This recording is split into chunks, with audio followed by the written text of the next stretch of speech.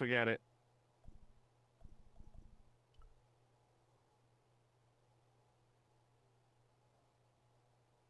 Hi, Andre. Hello, Georgie. Have you ever heard of the Hashashin?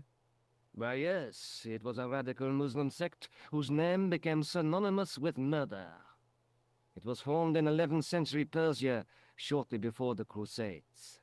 At roughly the same time as the Templars. Yes, they gave a new word to our language, Assassini, the assassins. How did the Assassins get their name? From the legends surrounding the secrets of their initiation rites. A young man who sought to join the sect was given hashish until he drifted into dreams. He awoke to find himself in a fabulous garden with everything he could wish for. The freshest water, the most delicious food, the choicest hash, and the most delectable women imaginable. Cool. Do you have the address? I haven't finished the story. There was a price to pay for this taste of paradise. Wouldn't you just know it? The young man would wake the next day to find himself back in the real world. He was told that he'd been given a glimpse of the heaven reserved for holy martyrs. A heaven he would enjoy for eternity if he was willing to join the Hashashin.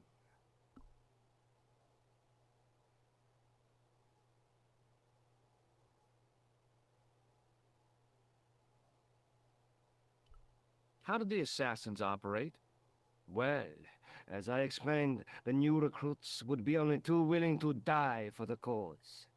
They'd be instructed in the use of the dagger, poisons, and disguise. Then, the Grand Master of the sect would name an enemy of Allah. And they'd stop at nothing to eliminate that enemy. You got it. They were fearless and deadly. Does the cult of the Assassins still exist? Take a look around at the world today. You tell me.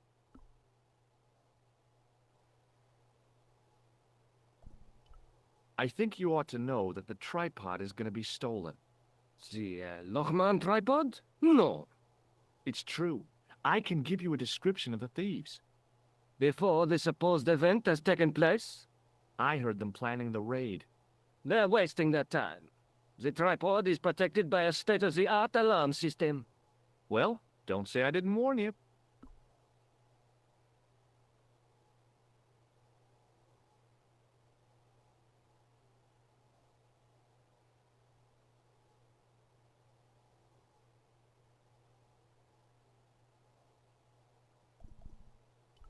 Why don't you loan the tripod to me for safekeeping? Because I'd never see it again. Well, don't you trust me? It's not a question of trust, George. That tripod is hundreds of years old and extremely fragile. I get your point. Thanks for your help, Andre. You're welcome.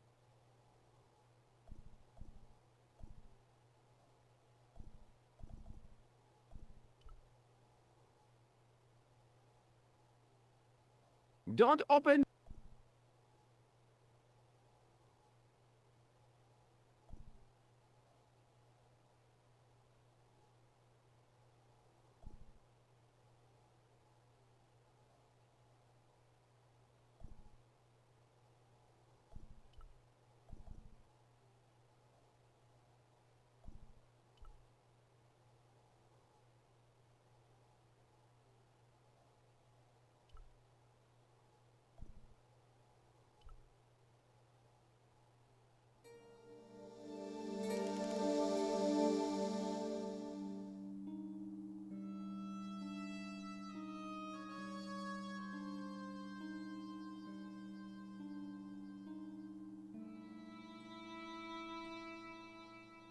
It is closing time, Monsieur Lobineau.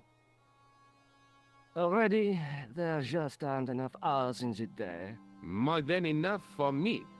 I can't wait to get home and put my feet up. Eh bien, see you tomorrow. Good night, Monsieur.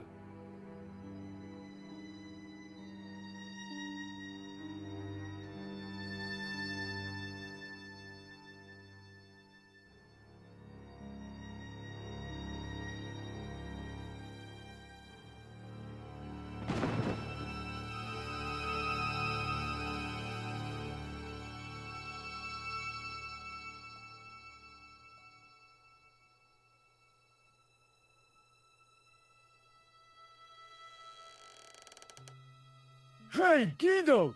Look at this! Quit fooling around, you moron!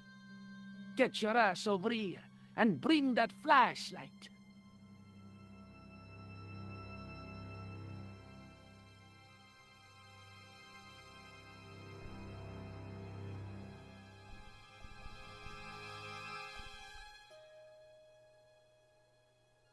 What the... Who's there? Let's get out of here!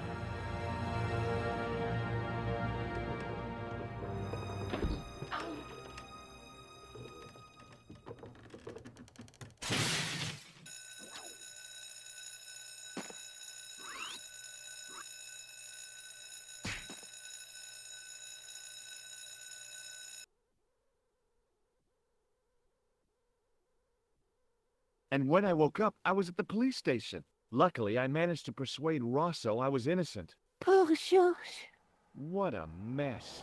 I bungled the whole thing. I don't think so. You made a pretty good job of distracting those two crooks. Yeah, but the killer got away with the tripod. No, he didn't. He's not the only one who can dress up in costume. You mean... it was you who stole the tripod? Oh, hell, Nico. I could have been shot. Those dogs are more likely to shoot their own feet.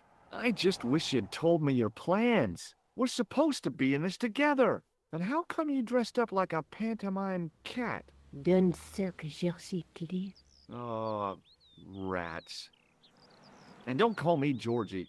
Oh, I really thought you'd be pleased. After all, we've got the tripod. Aren't you going to try putting the gem on the tripod? I guess so.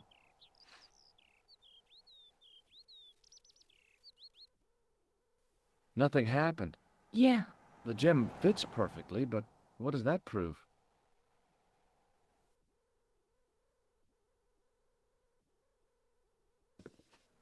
Maybe the tripod has to be in a certain location.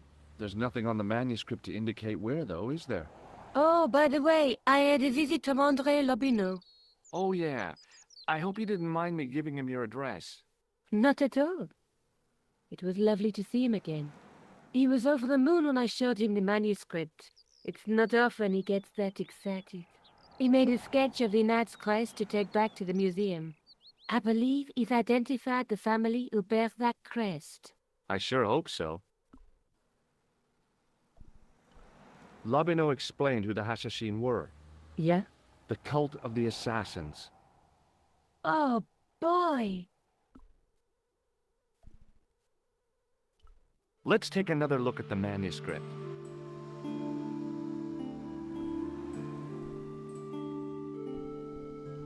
That's the tripod we borrowed from the museum.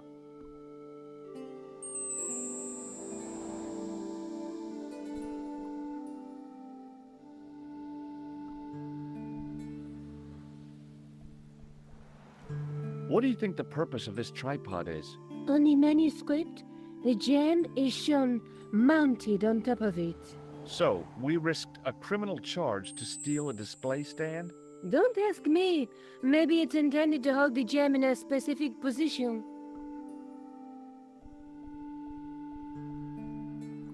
I have to go. Already? You only just arrived. Time and tide wait for no man. Okay, I'll see you later.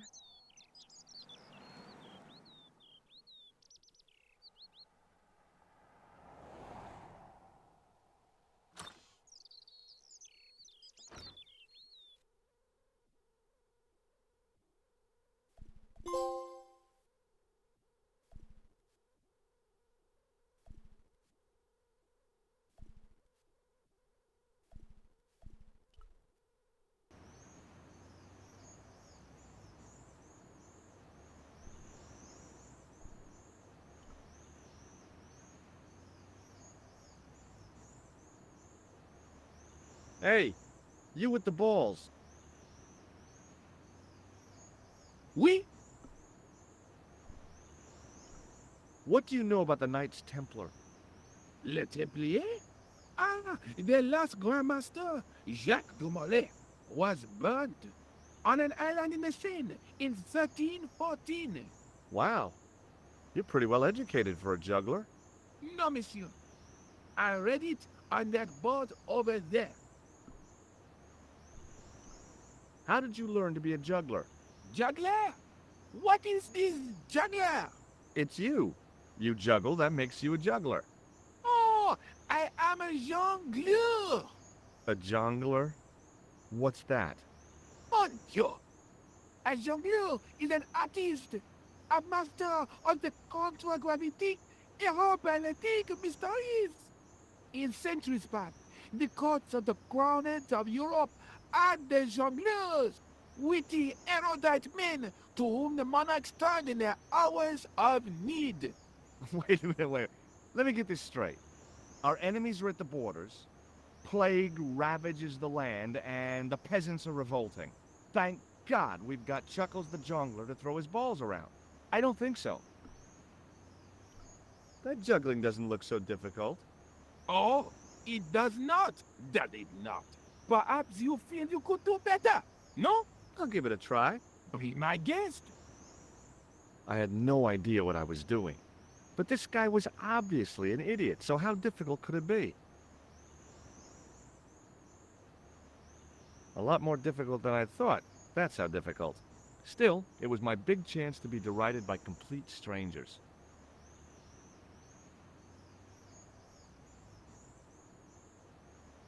Not so easy after all, is it? No, I guess not. It didn't seem right to fry somebody's palm when they make their living with their hands. I've got a medieval tripod. And my Uncle Claude has hemorrhoids. Say what?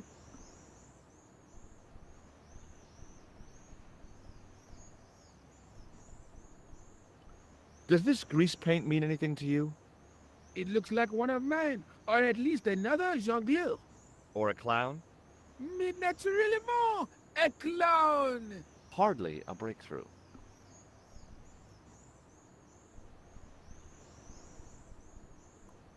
Catch you later. Au revoir, monsieur. I had no desire to talk to the crowd.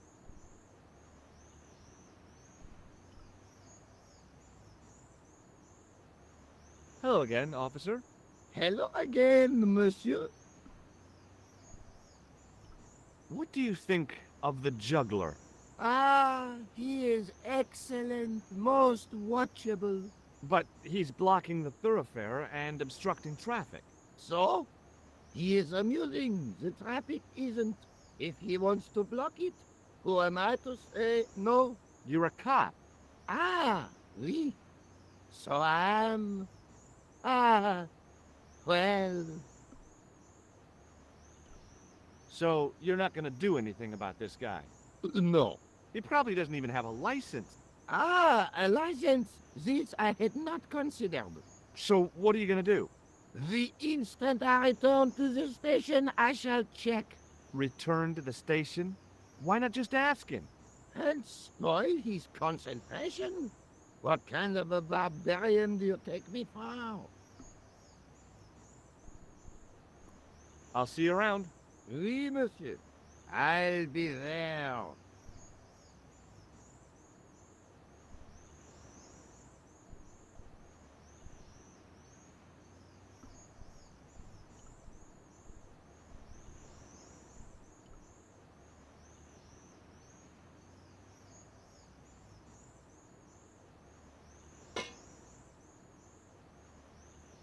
Hey, you.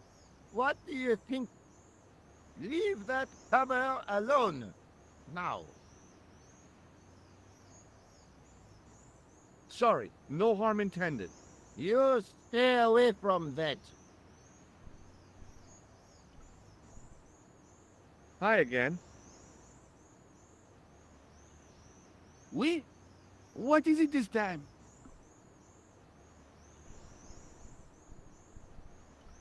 Look, a red nose. Ah, you are a clown. A clown? No, if so, you would be a much better jongleur. For a moment, an idea capered around near the spotlight of my attention. but fell down the pothole of abstraction before I could focus on it.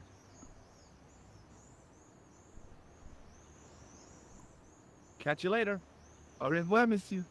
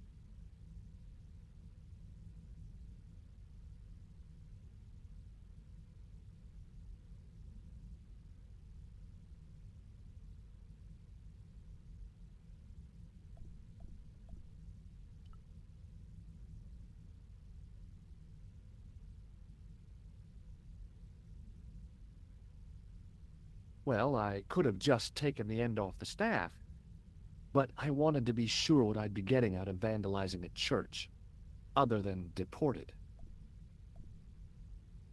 A statue of a knight holding a staff and a scroll.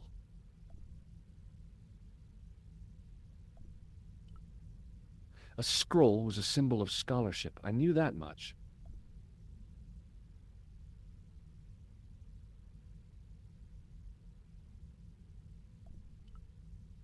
Per disciplinum meum lux videbis.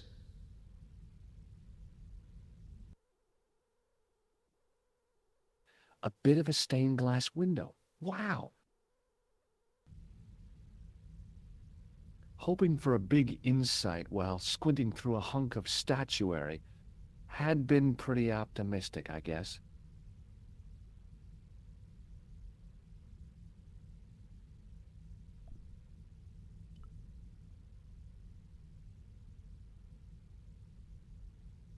A huge stained glass window formed a magnificent centerpiece for its neighbors. I didn't recognize the biblical story in it. I was a Sunday school dropout.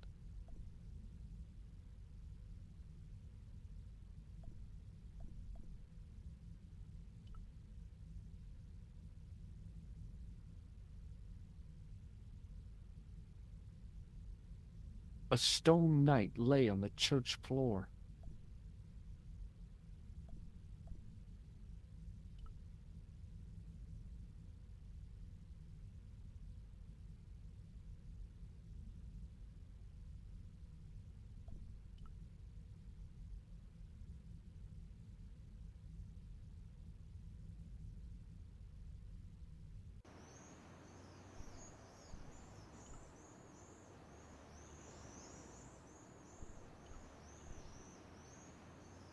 Hello again, officer. Hello again, monsieur.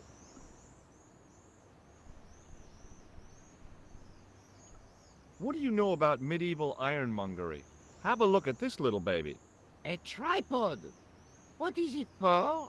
You mean you don't know? No, monsieur. Nor do you, I think.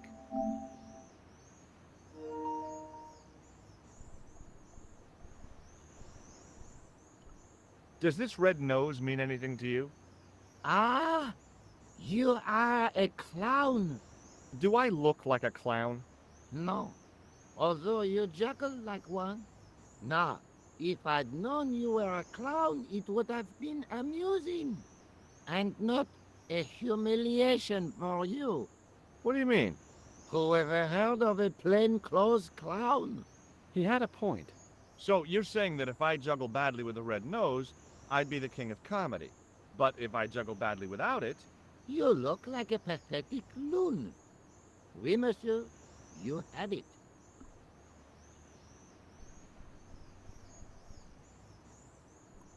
I'll see you around. Oui, monsieur. I'll be there.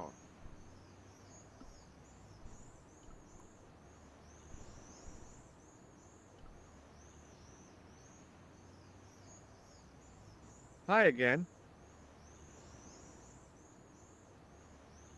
Oui? What is it this time? Look, a red nose. Oh, you say, whoop-de-doo. Hi again. Oui? I'd like to have another try at juggling, please. You have gone on a crash course, perhaps? No, I just had an insight into presentation. Huh? Allow me to demonstrate. The balls, please. If you insist on completing your humiliation, monsieur. Okay, now for my secret weapon.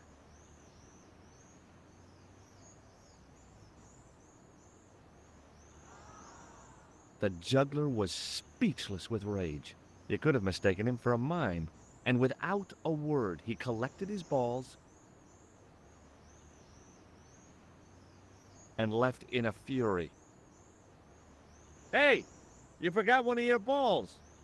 Hey! But he didn't hear. Better still, deprived of his entertainment, the gendarme decided maybe he ought to do some policing for a change.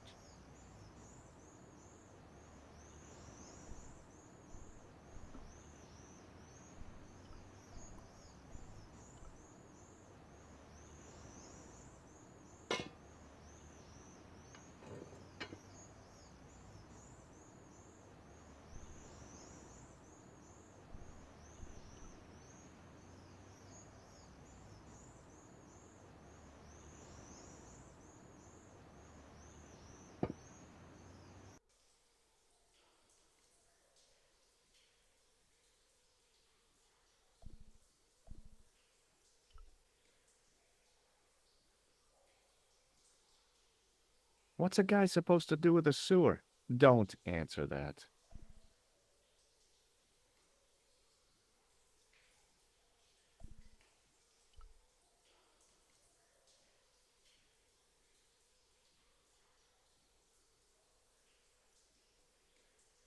There was a handle in the boat that fed out chain with a hook on the end. On the boat was a winching machine.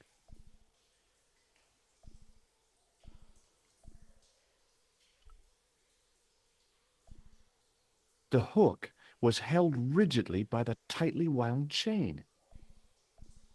There were 3 arches, each with an inscription.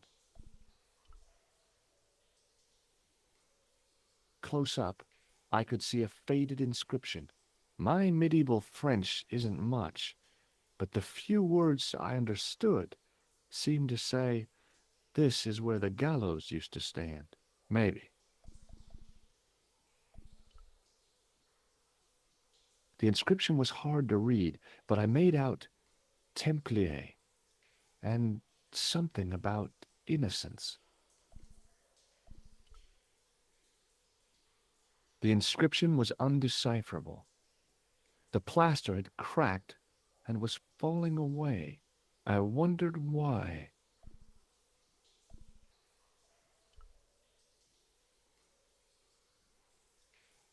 On the boat was a winching machine.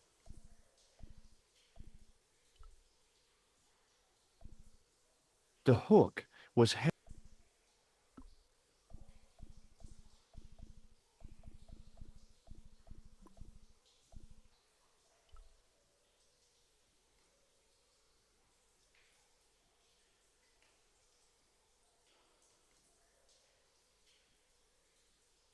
Okay, it's long jump time. Here goes. Do I look crazy or something?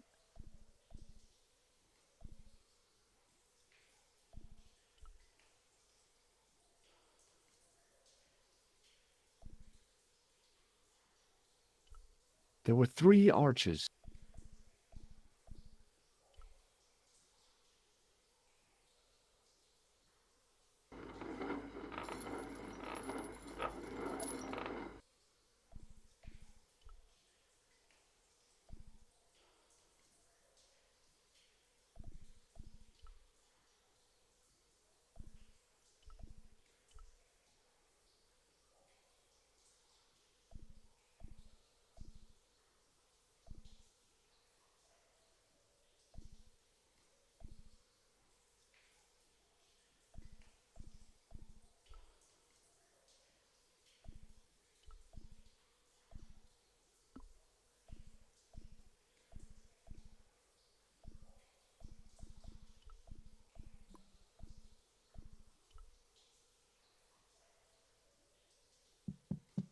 Hey, that's Hollow! It was time for some brutal destruction.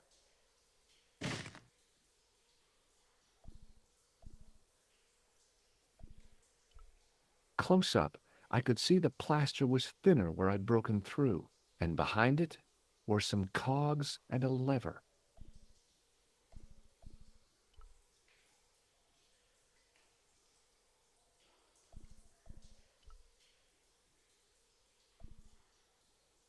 Here goes.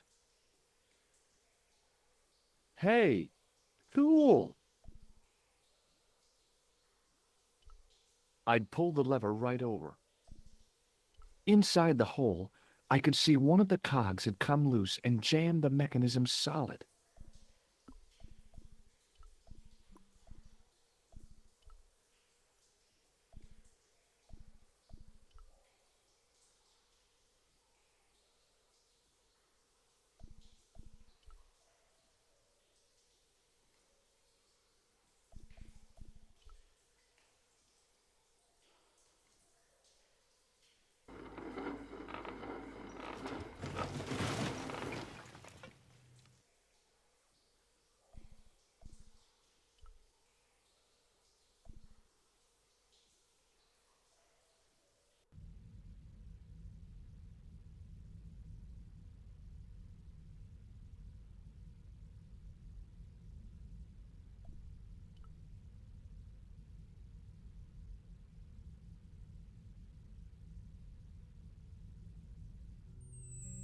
In the beginning was the end.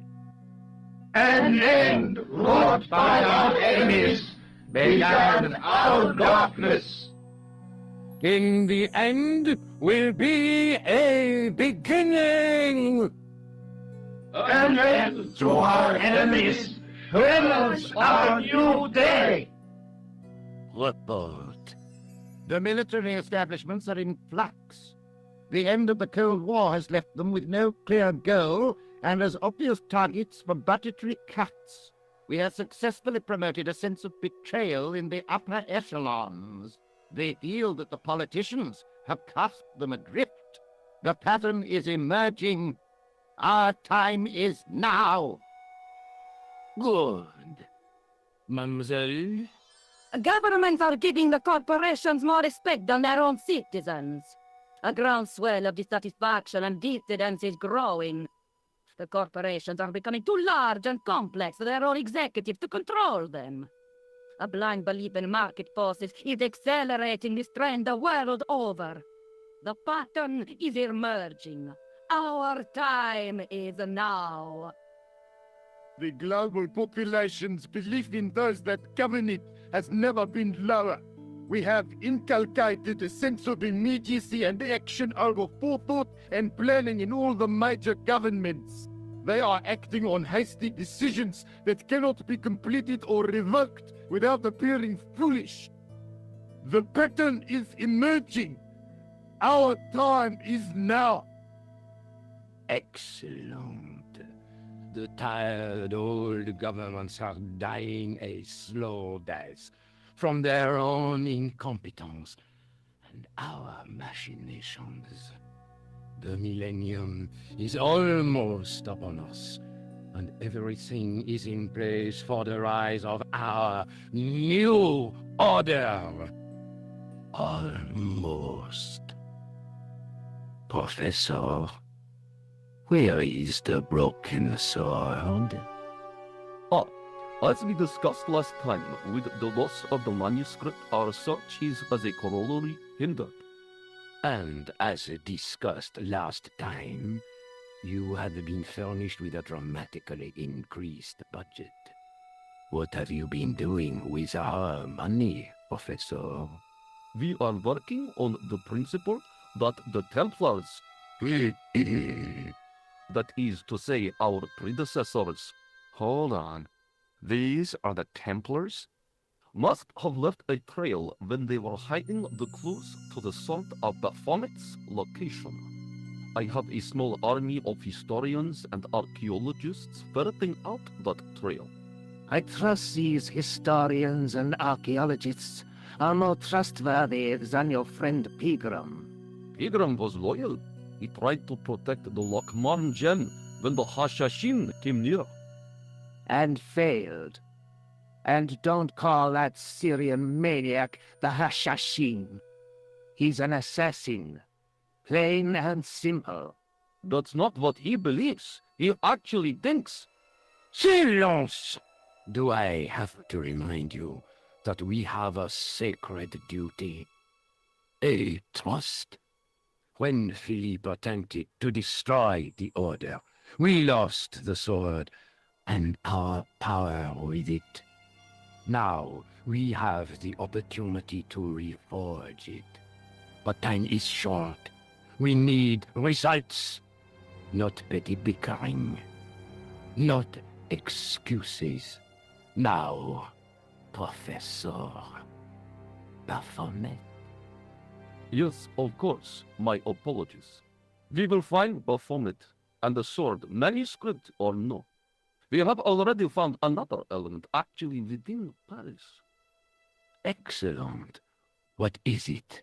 Well, we're not exactly sure at present. Ha! But I have my best people working on it. You would do well not to criticize others, Eklund. At least I have not murdered one of our own. Of course.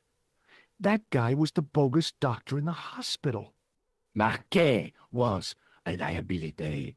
Eklund dealt with him on my orders. I beg your pardon, Grandmaster. I did not mean to. Have you any good news for us, Professor? We already know 3 of the elements. We know that Klausner had obtained the lens before he vanished. Where was he? Syria.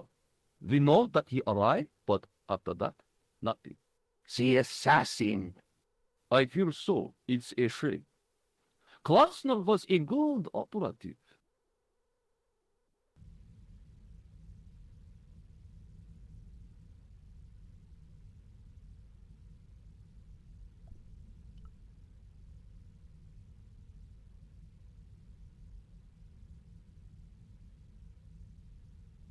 I could hear voices from the lit area.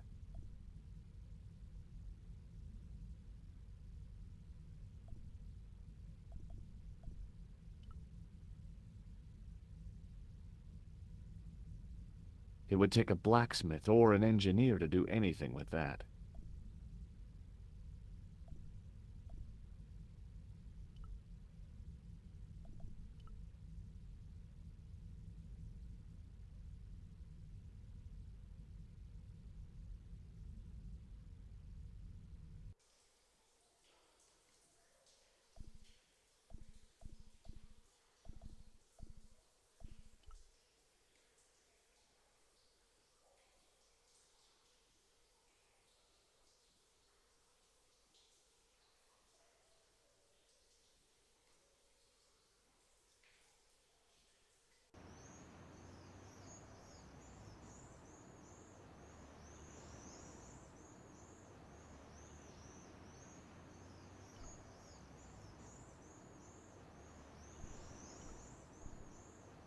There was no need to take the wine glass.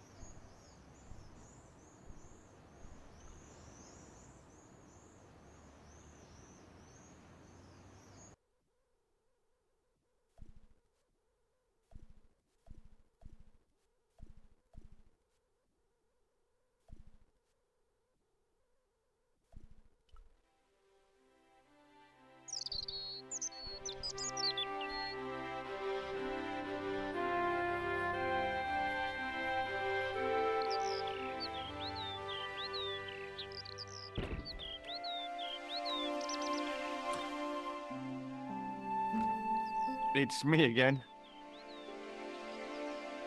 Hi, George. Look, about that tripod. I hope you're still not angry with me. Oh no, not really. That was some feat. Abseiling through the skylight, I mean. I haven't done anything like that since I was at school. You were great. But next time you plan a stunt like that, please warn me.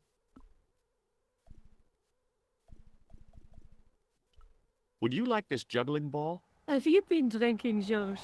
No, why? Because you're talking crap.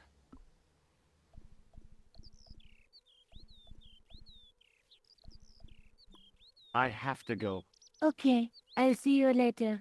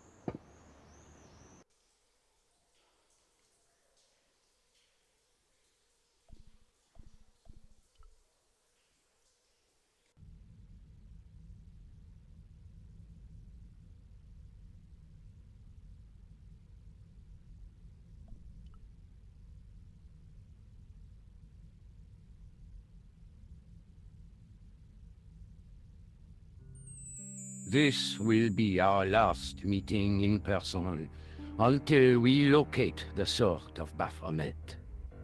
I hope that I don't need to emphasize the importance of finding it. Without it, our endeavors come to nothing. With the sword reforged, we will have the power to sweep the stage of all opposition. The new millennium will belong to us.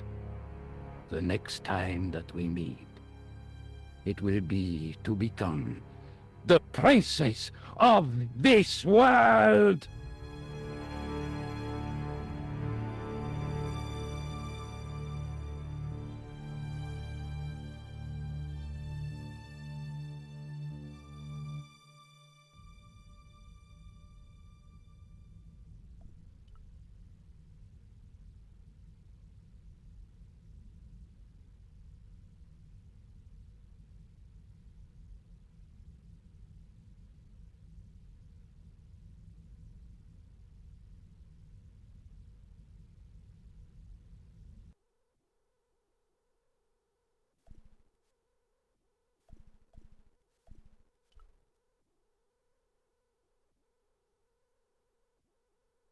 I noticed 3 small notches around the edge of the stump's top. In the middle of the circle was a stump of stone, a shaft of daylight from the world above lancing down to touch it.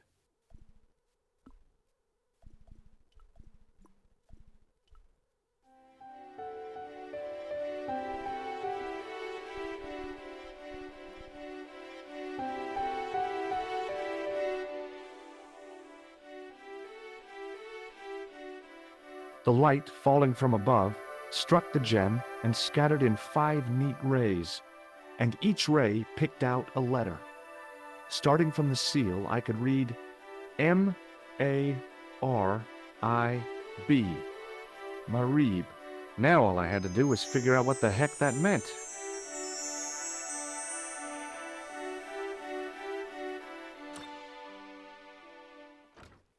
Nico, I've seen them. Who? The Templars. I spied on their meeting in the catacombs. And you saw the Knights Templar? I saw a bunch of guys masquerading as Templars.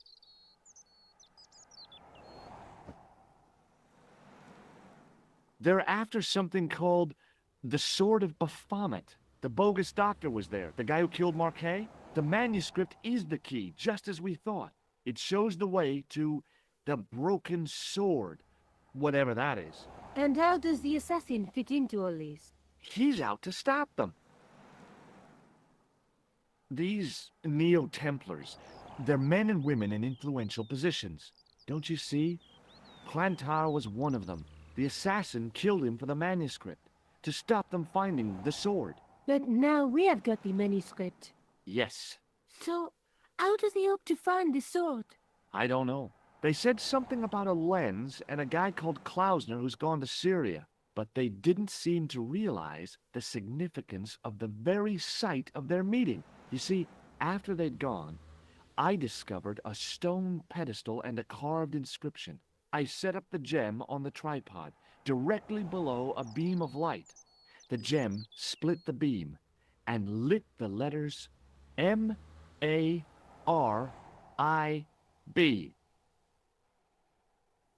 Marib is a village in Syria. Then the Neo-Templars are ahead of us. Klausner beat me to it. You're not thinking of going there yourself, are you? Why not? These guys are crazy and dangerous. That reminds me, you should leave the gem here. Okay. What about the tripod? I'll send it back to Andre, anonymously.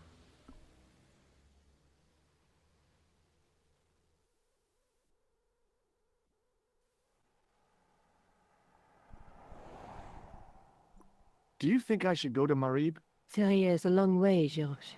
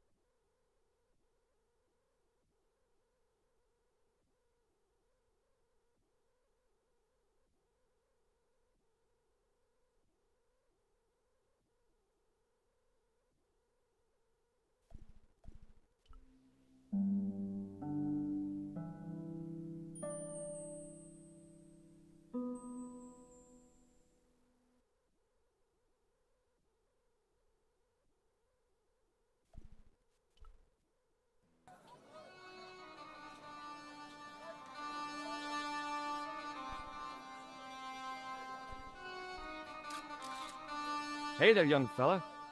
Speak ye you the English? Speak you the Anglais? Parlez-vous anglais? Yes, si, and indeed oui, and rather better than you by the sound of it. My name is Nijo. Welcome to my grand emporium of quality merchandise.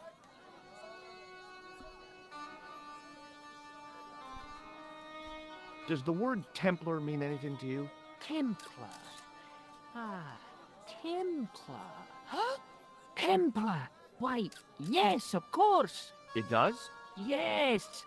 A splendid series of books by Mr. Leslie Charteris, featuring the roguish Mr. Simon Templar. Great. That's a real help, Nijo. Anything else? The Saint television program, featuring Mr. Roger Moore of the quizzical eyebrow, and a stick man with a halo. Bing. So all Templar means to you is Roger Moore. I only watched it for the stick man with the halo. Bing. He was better animated. So I'm correct in saying that the word Templar doesn't mean much to you. Well, there was the Order of Knights who were wiped out in an Inquisition in 1312, I suppose. That's them. What else do you know? Just how much information do you think there is on a Trivial Pursuit card? A what? From the medieval edition. We had it on the stand a couple of years ago. Ask me what a pewter is. Go on. I know all this stuff. Never mind. Okay, forget about the Templars for a minute. What do you know about knights? Like the Crusaders, they came to the East on an insane and pointless mission. They sacrificed thousands of lives, including their own, for insensate pride. How anyone can find them romantic confounds me. So, this is your stand? Oh, yes, sir. Though stand does not begin to do it justice. The finest in this bustling metropolis. This is a bustling metropolis? Well, not per se, no. You speak very good English. Thank you, sir. I learned from tapes that my uncle procured. Oh, a language course. No, sir. Jeeves and Wooster. Cassie, think noto. Aunt Agatha. What ho? How much are those books there on the shelf? Have you any Syrian pounds? I think I might have a couple of Irish pund. Then they're too expensive for you, sir.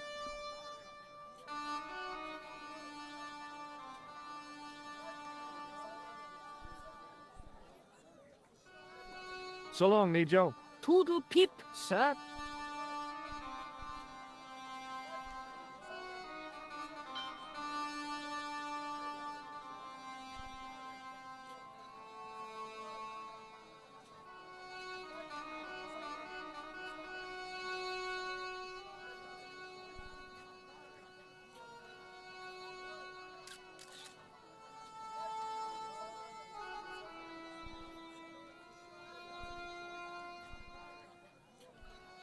He didn't have anything that I needed.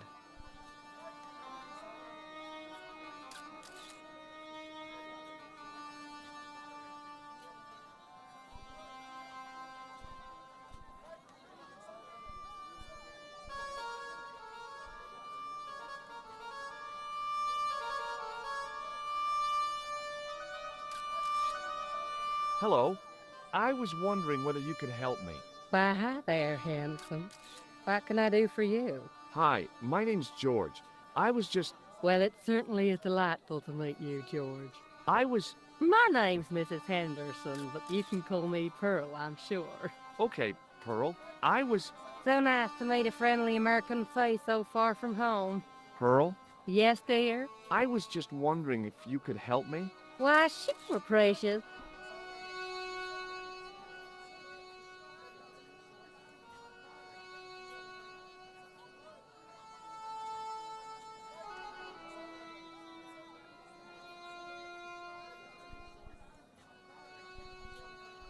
Have you talked to the boy on the bric-a-brac stand? Oh, you've met him? His name's Nejo, you know. Oh, he's just so cute, I could die.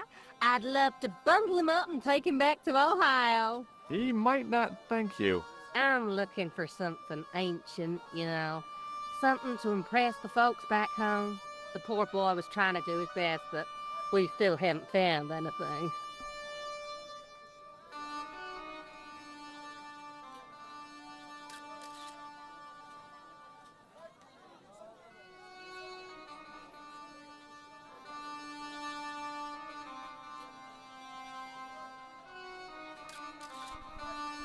Have you ever heard of a group of knights called the Templars? Sounds familiar. I remember.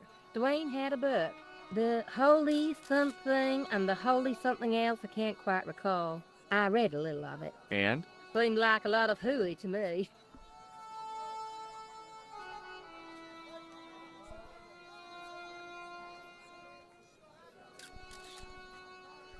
Do you know anything about medieval weaving? I do a little needlework, but gosh. It's okay. It was a long shot.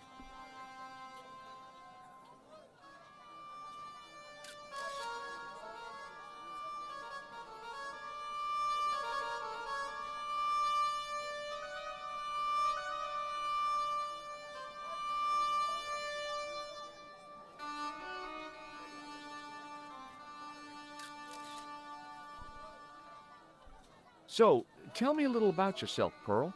Me? Oh, a gentleman's interest is always so flattering. Well, my husband and I run a greeting card company in a cute little place called Akron in Ohio. Akron? Cute? Little?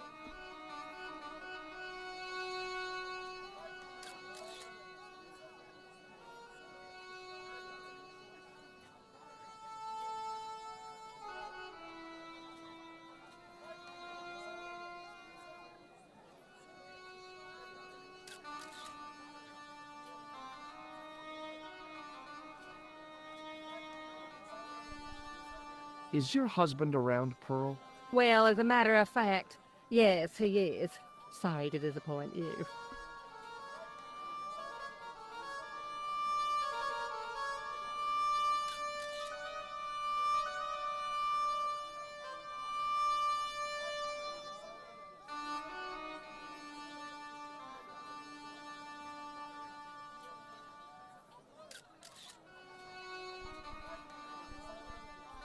Have you seen this man before?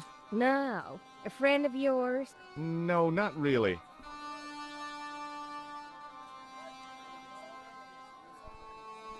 I've got to go now. It's been a pleasure, George. Don't be a stranger. He didn't have anything that I needed. I wasn't hungry and didn't want to buy fruit, so I didn't start a conversation. Hi, I was wondering whether you could help me.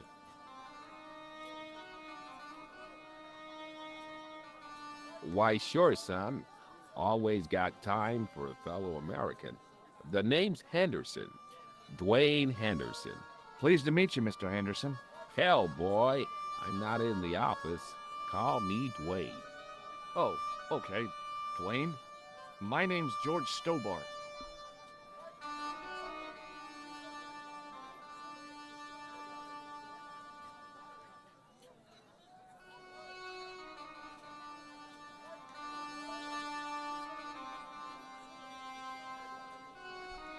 You're a long way from home, Dwayne. Could say the same about you, George. Me? Well, I'm just sightseeing, that's all. Without a camera, kinda lax to come all this way, not take pictures. Mind if I take a picture of you, George? What? Why? Ow! You could have warned me. You don't mind, do you, George? The folks back home will be real interested. What exactly do you do, Dwayne? Didn't I say? Oh, I run a greeting card company. Yep, we're based in Cleveland, Ohio. Cleveland? Pearl said you're in Akron. What was that? Nothing. Just thinking out loud. Pearl writes the poems for him. You ought to ask her to recite some. How long have you been married, Dwayne?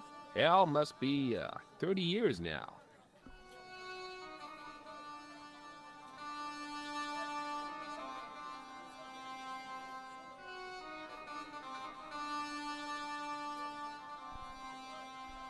Do you think bulls have any significance around here? Weird question, George. Nope, I don't think they have.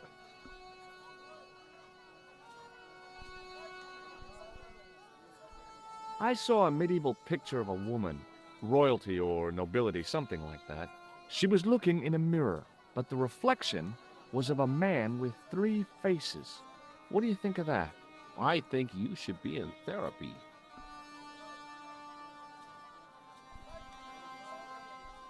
Do you mind if I ask you an odd question? Okay, but I might not answer it. Do you know anything about the Templars? The Knights Templar? Yep. Nope. Nothing at all. Well, you knew they were an order of knights. What I know and what I say are 2 different things, boy. I haven't lasted as long as I have in this business without knowing that. In this business? Sure. The greetings card business. Oh, please.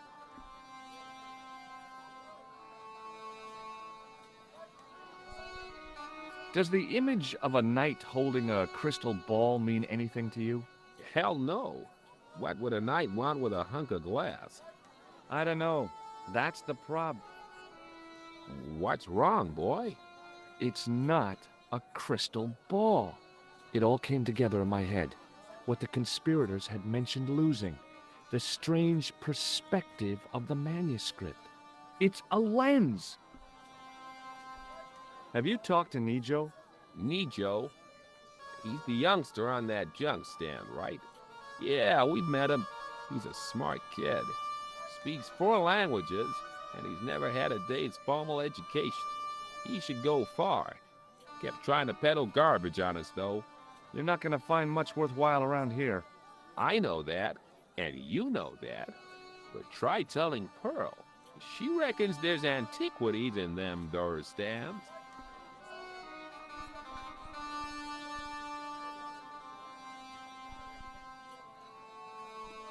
Okay, well, I'll see you around, Dwayne. Count on it, George.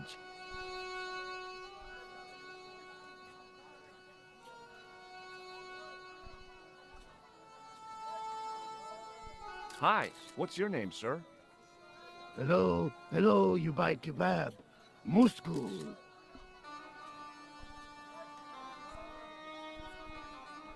What do you make of this? Buy kebab. Most good. Well, most good. The stallholder's face wasn't a great ad for running a kebab stand. It was a kebab stand. In the still air, the smell hung around like bad smells do.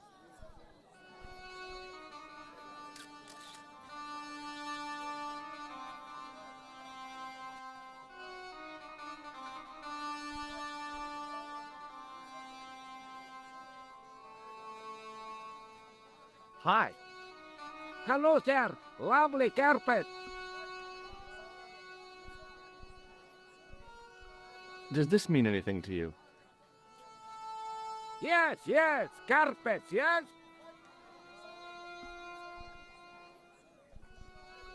What do you think of this? Lovely carpet. Ma'asa. It's me again. Murub. Does this matchbook mean anything to you? Ah, give to me, give to me. Alamut.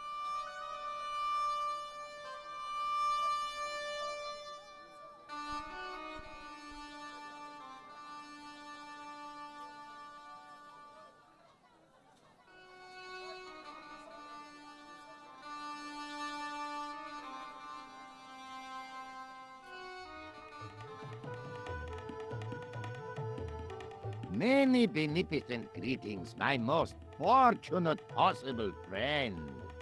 Huh? Do I know you, mister? No, no, and again I say, no. But, my friend, do you not see our mutual good fortune in this meeting? How frank do you want me to be? You are a traveler, yes? Boy, you must be the world's greatest detective. No, I am told that is Sherlock Holmes of the big forehead and slipper full of shag. I, as contrast, am world's greatest luxury taxi driver. I can see where this is going. I am Ultar, taxi driver and luxury guide per excellent. Yes. This I had to hear. Where does your heart desire to go? Simply mention the name to your obedient servant, and we shall fly there, swift as the eagle. Oh, well, I don't really want to leave Marib yet, but I'm sure that if I do, you'll be the first to know. Is good. You know where you want to go, you come to Ultar. Thanks. See you around, Ultar. Be having a pleasant day, full of shining experiences and happiness, my friend. I hadn't felt a need to spit since I was 12.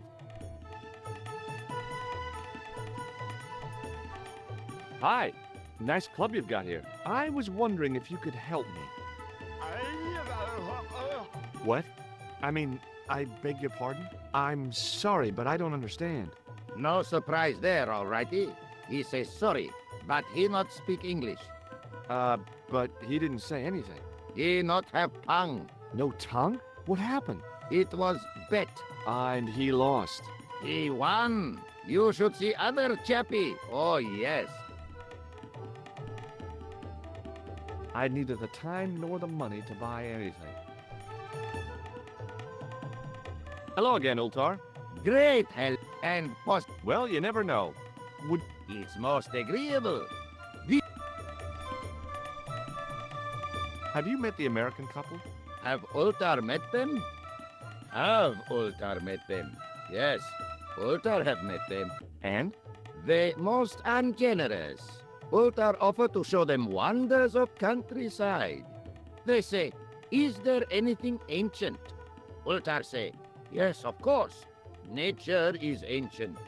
They say, no, anything ancient made by men. And Ultar say, have you seen Taxi? Van Belt older than Ozymandias. Ha ha ha ha. But they gone. What do you know about the kebab seller? A most miserable man. Ultar say, cheery up, matey mate, it might never happen. And he say, shut up, Ultar. Fancy that. Not at all. Arto has face like the drizzle that falls on the midweek afternoon. Whatever that is. Do you know anything about the Templars? Of course. Yes? What can you tell me? Great she-bop band of the 60s. No, that's not really... Who put the bop in the bop, bop, bop, bop, bop? Yeah, eternal questions. What do you make of that boy in the market, Nejo? Nejo? Ha! Ayub's boy. He's too big for sandals. I speak splendid English and he laugh. He say, Ultar, you big ox, you split infinity. I say, I split your head if you stay still long enough. Ha ha ha ha ha ha. Ho ho ho ho ho ho. Pretty funny, yes? Hilarious. You should be on cable. This place is certainly hard to find. Oh yes, it is most exclusive. The membership can be no more than... Kind sir, what would you guess the population of the village to be? Gee, I don't know, a couple of thousand? Then I would estimate the membership to be no more than a couple of thousand. See you around, Ultar. Fare you most splendid, good sir.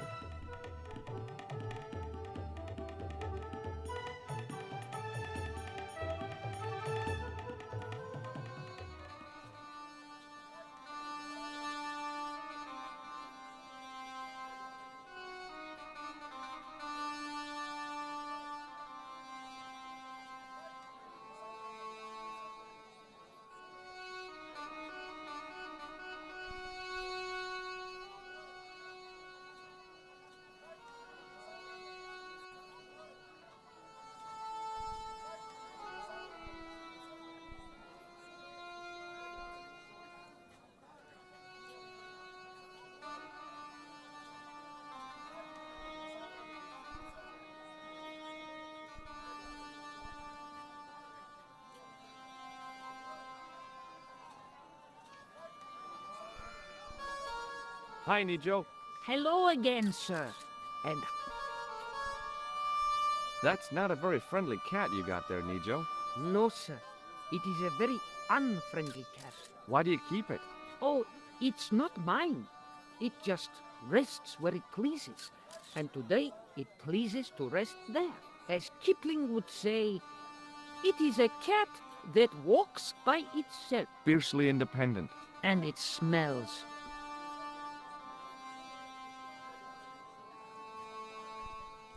Is that your father lurking in the back of the stand? He is indeed a roaring fellow. Ayub's his name. You don't sound like you respect him very much. Don't I? Not only do I respect him, I rather like him. For all his bluster, we get on very well. Who's the guy selling the kebabs? Oh, that's Arto. A miserable blighter to be sure, sir. He doesn't seem very happy. He never is. Day in, day out, a face like a wet Wednesday. Whatever one of those is. Does he speak any English? Not cogently, no. I met an interesting guy earlier, a cab driver. Ah, that would have to be Utar, a barbaric sort of chap. Oh, he's not that bad. You know how he speaks in Pidgin English? That's how he speaks in Arabic too. What do you know about that couple? Oh, they're American. Is that all? The chap's a little odd. As for the lady, it's a funny thing. But I get the impression she's a lot cleverer than she's letting on. See you around, Nijo. Ta-ta for now, sir.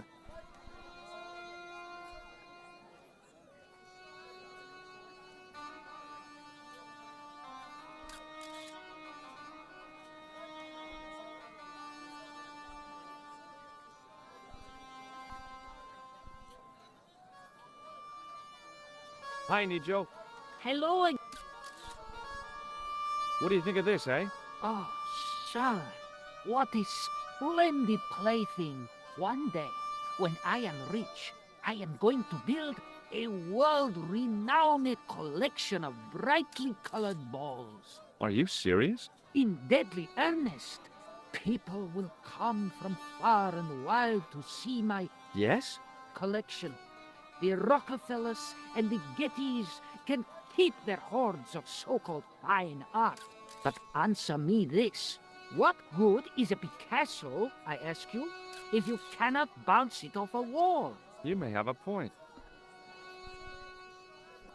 So long, Nijo. Toodle pee.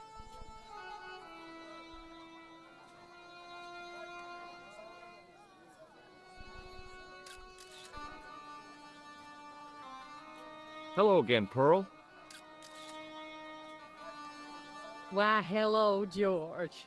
It's such a pleasure to see you again. Have you met the taxi man, Ultar? Heavens, yeah. What a big man. Very muscular. But you didn't go for a ride. Why, George, you're absolutely the most. Oh, you mean a taxi ride? No, Dwayne wasn't interested, so it didn't happen. You said that your company is based in Akron. And Dwayne said it's in Cleveland, no doubt. Well, yes, he did. Dwayne was in the Marines and Vietnam, you know. Anyway, he got a medical discharge. Thing is, he gets confused. We moved away from Cleveland 5 years ago. Oh, I'm sorry. I didn't mean... He also gets a little paranoid. Thinks he's a spy or something. I'm so sorry, Pearl. Don't worry yourself, George. We live with it.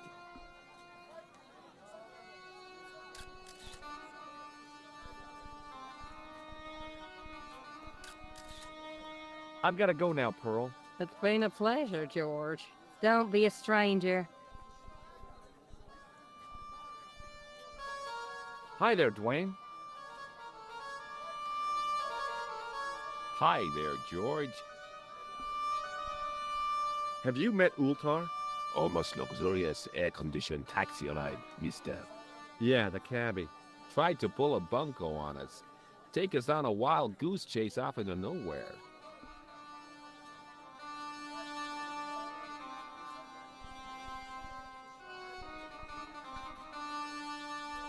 What do you think of this? A blood pressure gauge? I'm carrying it for a friend. Okay, well, Count on it, George.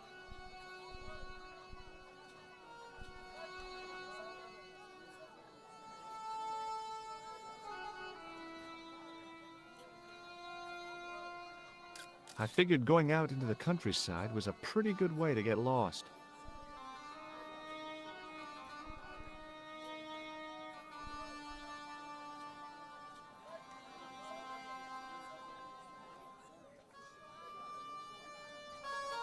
hello again, sir. Hello, kebab? Yeah?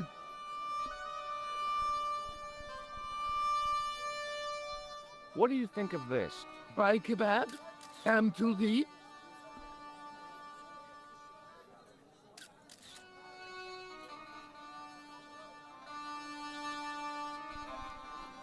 Well, Most good.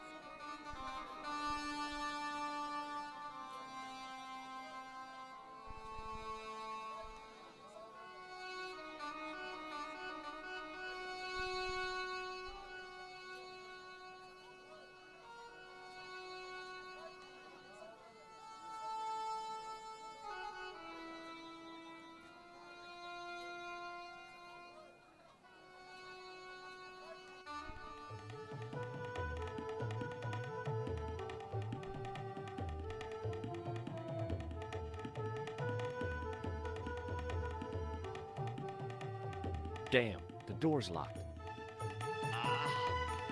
I'm sorry? Did you say something? He say you not to go in toilet. Read sign, matey. Matey? It lose something in translation. I knew the door was locked.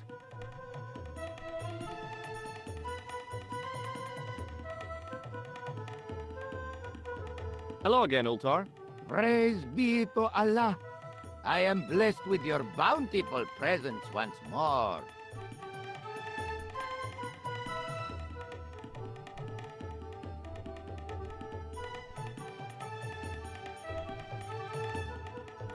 Nothing. Hello again, friend. There wasn't much point in when I couldn't speak Arabic and he couldn't speak. Period.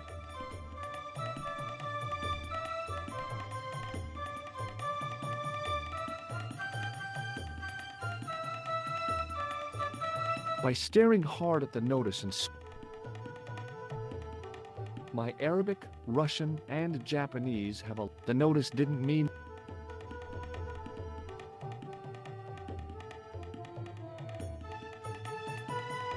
Hello again, Ultar. Praise be to Allah. Could you tell me what that sign means? It's a door stay shut until brush come back. Signed, the management. Oh, well, what does that mean? Manager buy lovely new toilet brush, leaves it by wash basin for 10 minutes. Come back, it been stolen. Not even out of wrapper. He damn cross. Lock up toilet and say, nobody use fine pristine toilet until brush given back. We say, what we do till then, eh? He say, cross legs and use superior willpower. And that's what you've been doing? No, Ultar use bucket. Bye for now, Ultar. May good.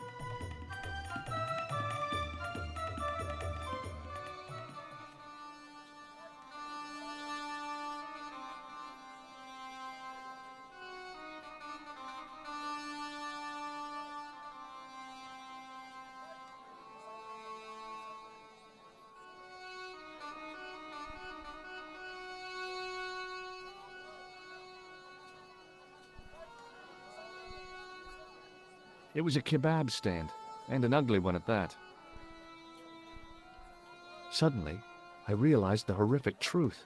The guy was basting the kebabs with a toilet brush.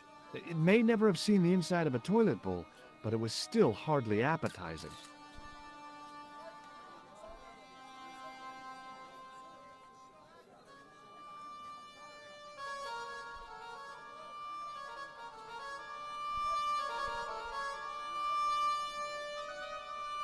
Hi, Nijo. Hello again, sir. And how may I help you this time? Look, this is going to sound a bit strange, but I need Arto's brush. What? The brush he bastes the kebabs with? Yes. Let me find some dirty postcards for you instead. Nijo, this is serious. Arto stole that brush he's using from a friend, and I want to get it back. Perhaps I could help you, old chap. Maybe what? I do not wish to seem mercenary, sir, but, Merchant? This isn't Sears and Roebuck here. well, if you're going to be disagreeable, No, you're right. What would you like? I seem to recall that you have something that might alleviate my boredom. A globe of delight, a Rubicon spheroid of heavenly pleasure, You mean the ball, don't you? a tiny spherule of form that barely spans my hand, yet promises hours of amusement. If you mean the ball, why don't you just say so? Can I have the ball back, mister? All right, here you go. People say bad things about Americans, but you're okay in my book. What people? What bad things? Never mind that now. Remember the brush? Right, yes, the brush. All you have to do with Arto is be polite. It lightens his day, makes it all worthwhile for him again. How can I be polite to the guy when I can't speak a word of Syrian? Arabic. That's what I meant. Simply memorize this phrase. Il ach il kalb. Il akal kalb. Close enough. Now, go over to Arto and deliver those honeyed words even unto his delicate ear. He won't be able to do enough for you. Really? Really. What exact? A polite but subtly complimentary greeting. He won't be able to do enough for you. See you around, Nijo. Ta-ta!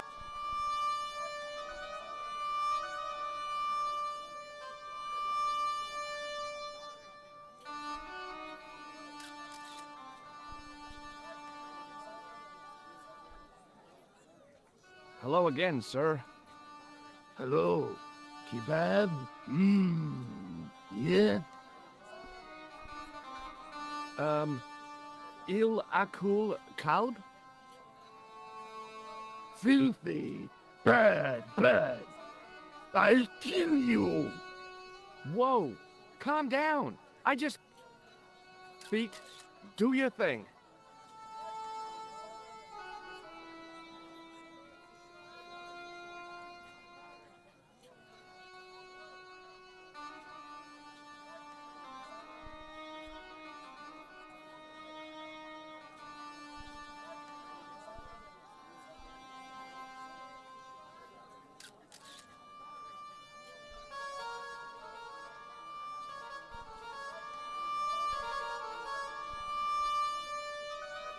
Hi, Nijo.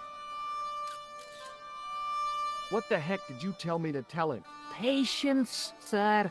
Patience? Patience? I've been chased by a homicidal kebab seller, and you expect me to be patient? But consider, sir, while you were running from the irate Arto wasn't using the brush. Hold on. Are you telling me that I've been used as a diversionary tactic? Your brush, sir. I can't believe that you put me on that kebab seller's death list for a toilet brush. The ends justify the means, sir. Yeah, but I noticed it wasn't your butt that was on the line, though. They also serve who only stand and wait, sir. Oh, spare me. Oh, it's okay.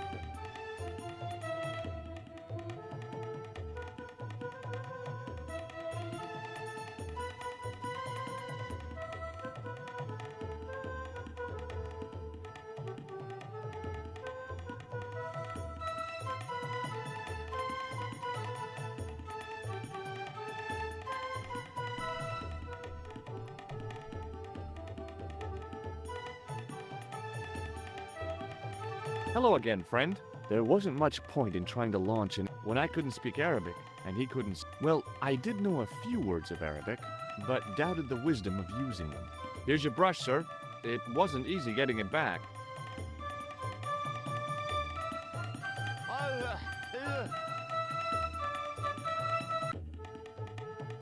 The manager took the brush from me, gave me the toilet keys as my reward, and stomped off. What was all that about? Manager, he say, bah, look at state of this. Need much cleaning and detergent before go around my, you bend. He said all that? Body language account for much, you know? Oh, yes, indeedy.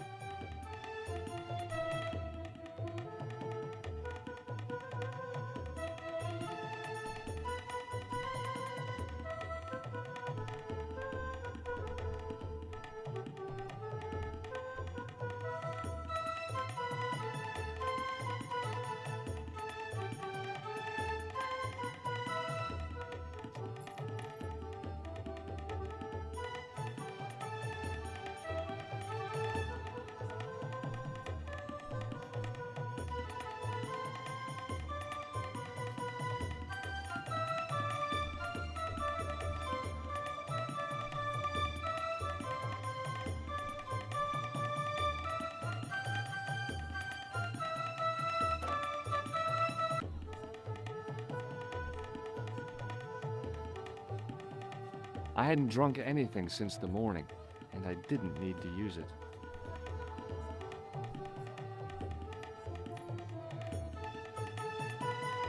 Oops.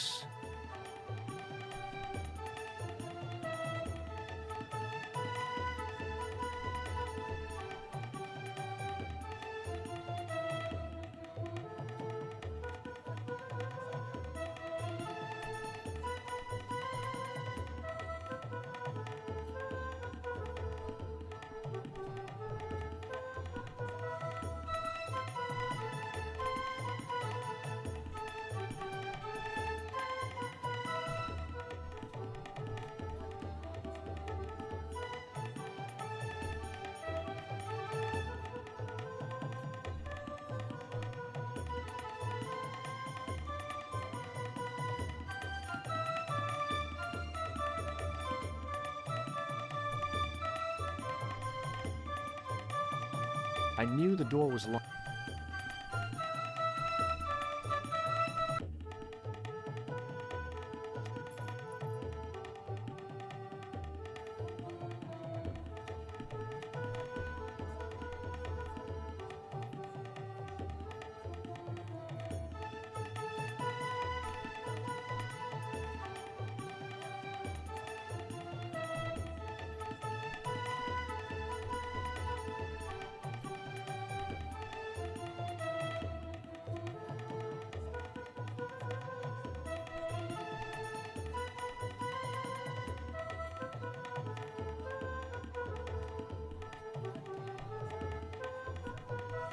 There didn't seem much. Even closed, it would be obviously empty.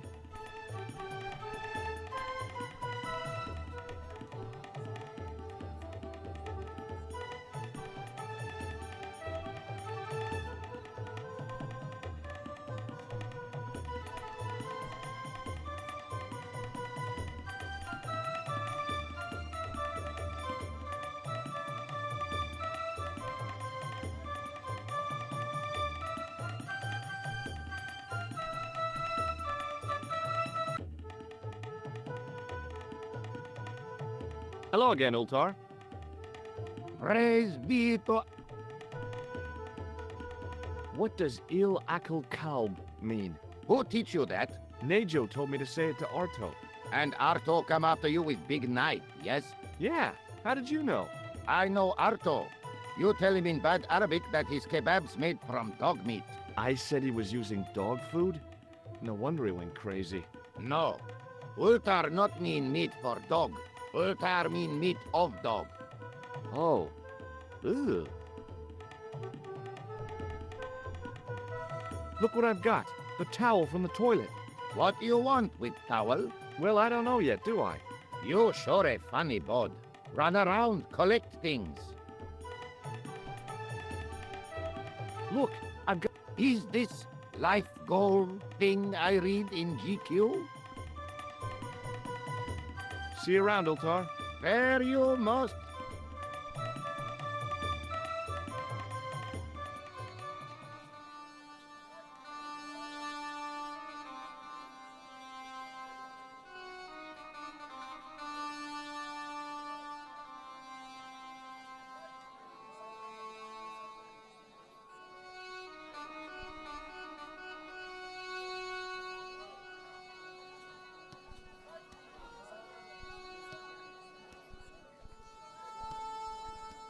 Hi there, Dwayne.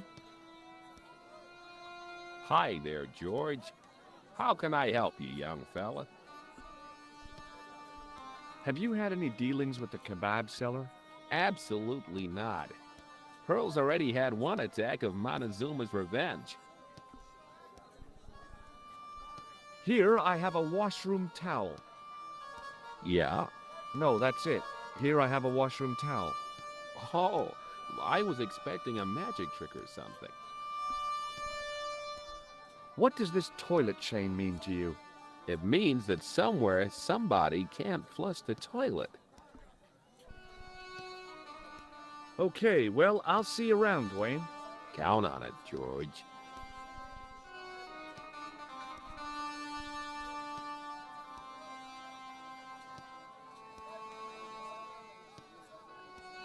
Hello again, Pearl. Why, hello, George.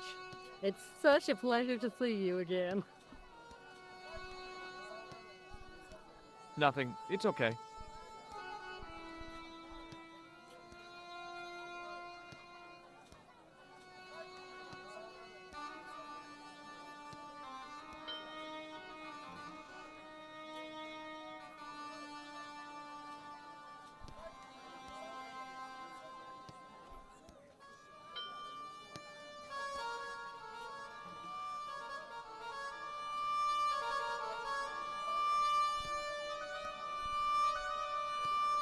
Hi, Nijo.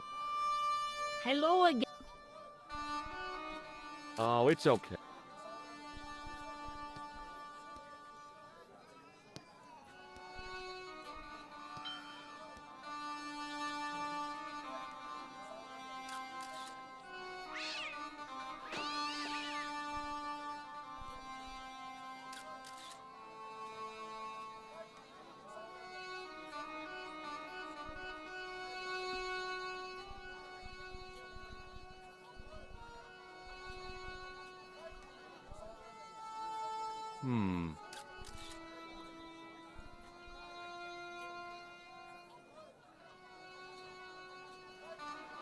Hello again, Pearl. Why, hello, George. Are you interested in antiquities? I know. What have you got there, George? How about this fine statuette? Oh, George, that'd be ideal, except, I don't know. It looks new, George. You wouldn't be trying to make a fool out of me, would you, George?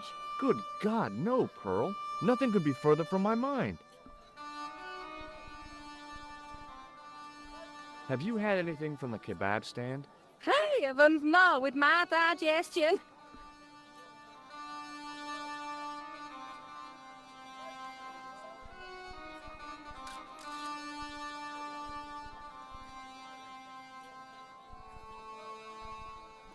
I've got to go now, Pearl. It's been a pleasure, George. Don't be a stranger.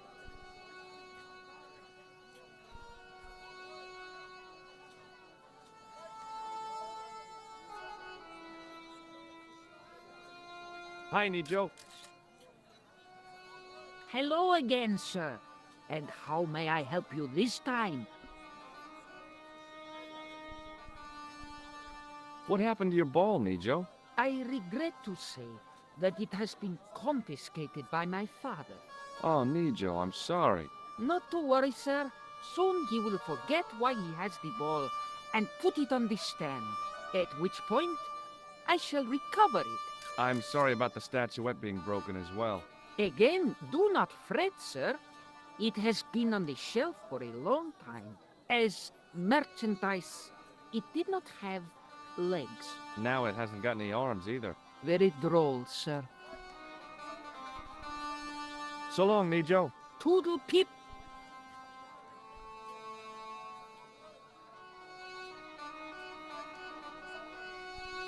Hi there, Dwayne.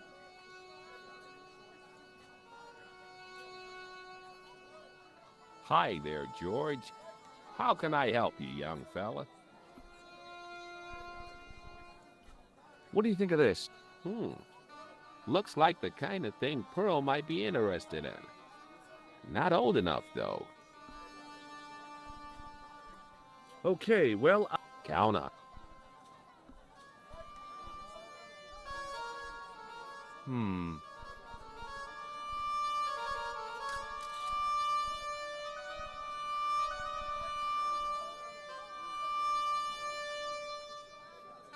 The plaster seemed to soak up the grease paint until it began to look like stone.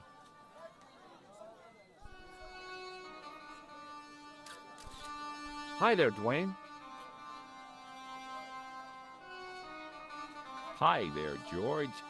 How can I help you, young fella? What do you think of this? Good gravy. Looks old. Yeah, I had to turn this town upside down. Boy, your luck's better than ours. Looks Roman. I wouldn't know. What do they say back home? How much do you want, George? Oh, I couldn't. It's the find of a lifetime. I mean, $50. Take it or leave it. I'll take it. Here you go. And here you go.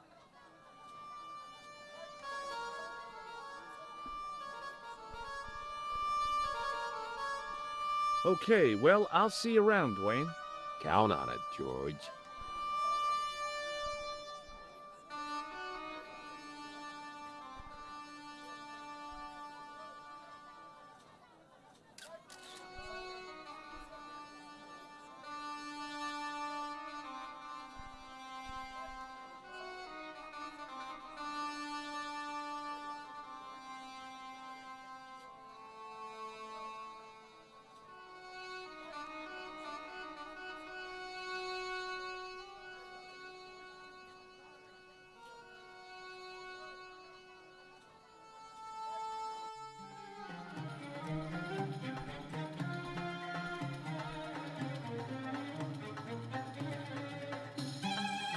Hello again, Ultar.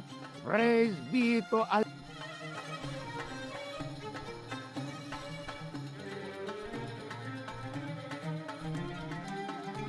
Look, Ultar, $50 US. A splendid sum. Bye for now, May good.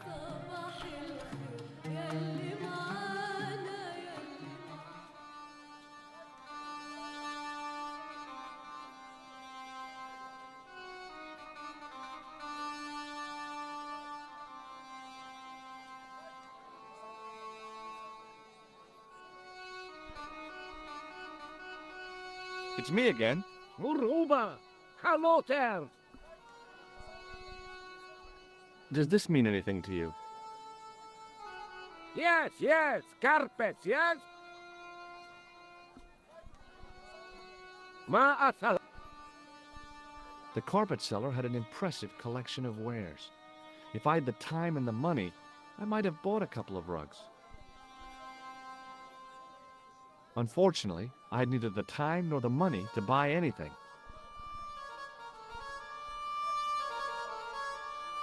I had nothing to buy a carpet with, and didn't want to lug one around anyway. It's me again. Uruba. Ma'as.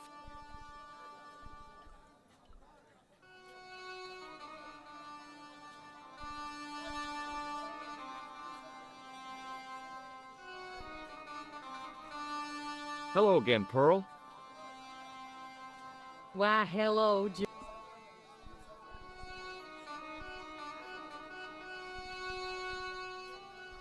Here's the money Dwayne gave me for the statuette. Only $50. Oh, I hope you don't feel cheated. No. I just hope you're happy with it.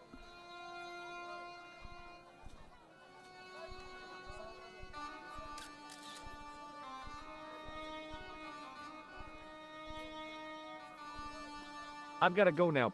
It's been a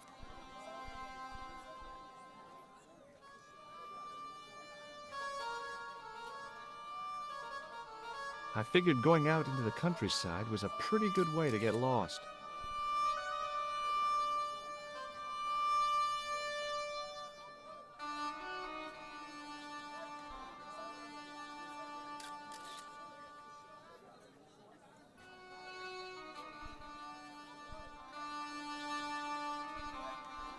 He didn't have anything that...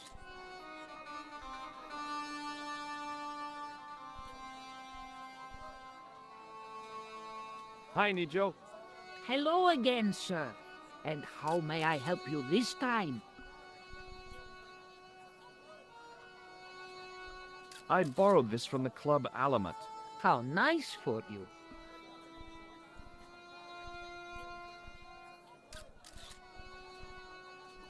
See you around, Nijo. Ta-ta!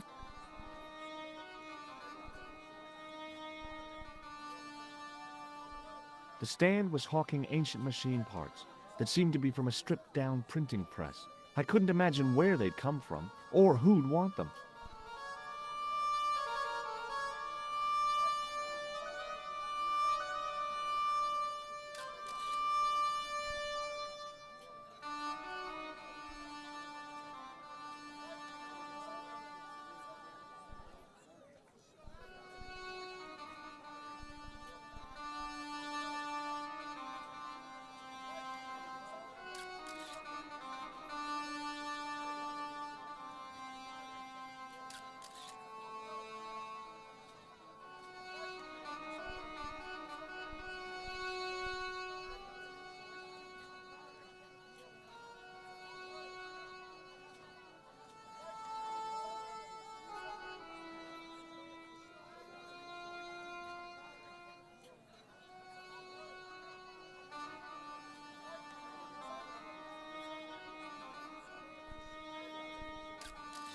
Marib looked pretty defendable. I figured going out into the countryside was a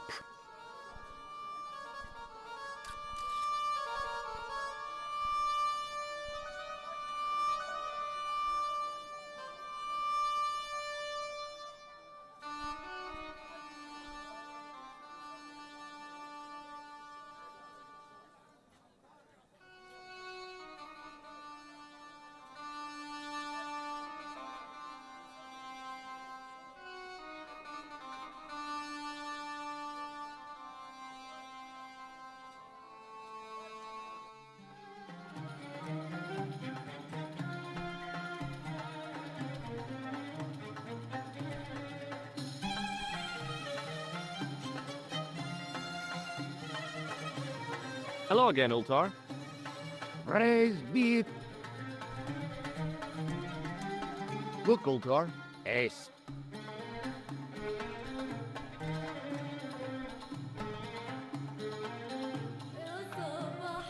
Have you seen Almost. Here? Yesterday? My God, he's close. Yes, he was asking a lot of questions, just like you. What did he ask about? He asked about American called Stoby. Stobart? Yes, Stobart. You know him. the killer knew my name? What else did he ask about? He asked about German man called Klobner. I tried to remember the name of the man the conspiracy had lost in Syria. Was his name Klausner? Sure, that is what Ultar said. Klausner. I told this man in the picture. Klausner wanted to go up to Bull's Head. Hold on. He wanted to go where? Bull's Head. Big hill, 10 miles out of town. Maybe 60. When was that? Oh, maybe a week ago. What can you tell me about this Bull's Head Hill? It's most magnificent. Lovely views. Worth visiting. Yes, fine indeed. How do I get there? No. Let me guess. You need fine luxury guide to take you there in air-conditioned taxi. Woe is me. Where can I find such a guide? And Ultar is most luxurious guide for most literally some way, in any direction. Gee willikers, lucky old me. Are you desirous of my pleasant and luxuriant service? All right, let's go. First, I regret the formalities. A trip to the Bull's Head. 50 Yankee dollars, please. $50? It's a lot of money. Oh, what the hell. Here you go. Most excellent. Oh, dude. Mister, we make with haste. Ah, okay. I'll be along in a minute.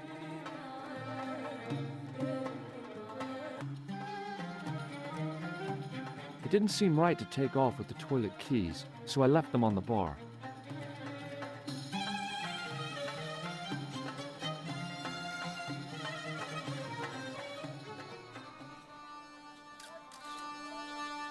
Hello again, Ultar.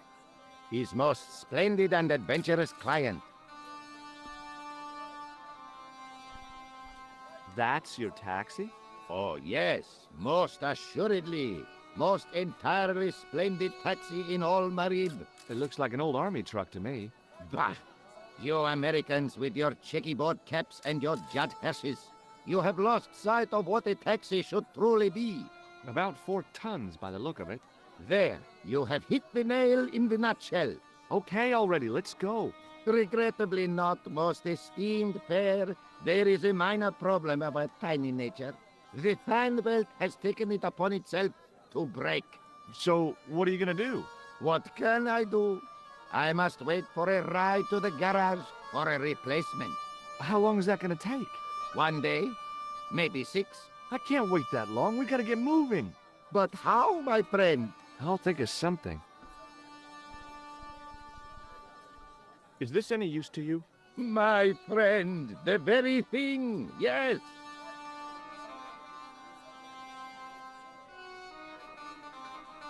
Ultar took the towel from me, cut it in 2 lengthways, and gave me half back.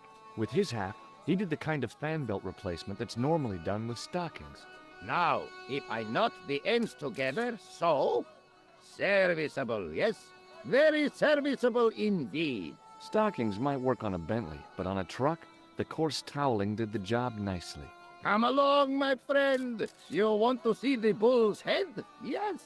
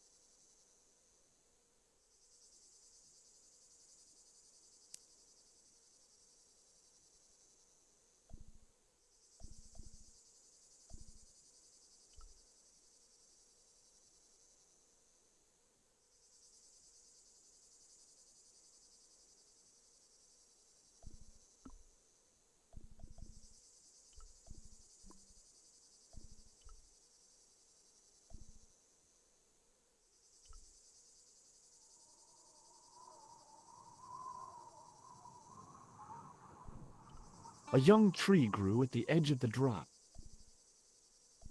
Centuries of hot days and cold nights had opened a crack in the cliff edge, deep into the living rock.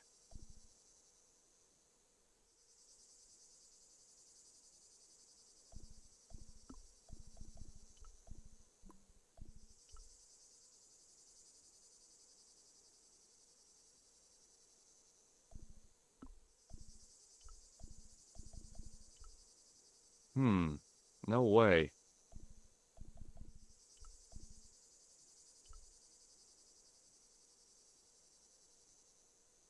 With a flourish, I tied the end of the towel to the stick with a textbook reef knot.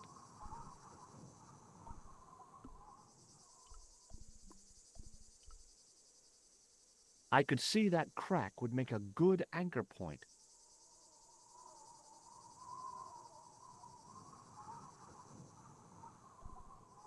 Well, that looked really safe. But I had no choice. I hadn't anticipated going mountaineering when I'd come to Syria.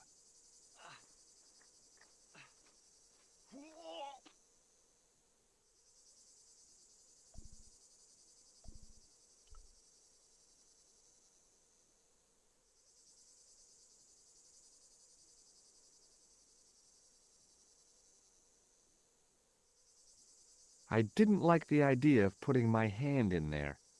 But there was something in there. A metal ring, as wide as my hand. I took a firm hold of the ring and pulled. Whoa there!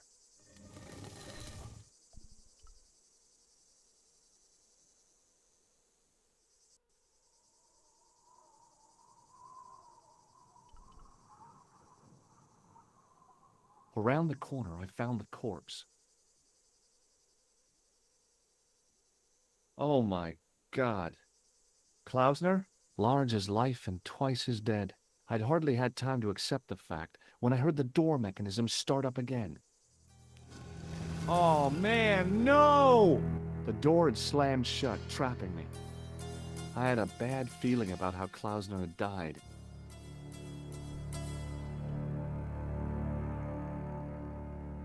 I couldn't think of anything to do with the statue, apart from scaring small children with it. A stone head bearing 3 bearded faces. It was a strange image, but a powerful one, redolent with antiquity and ancient mysteries. Sure was an ugly one, though.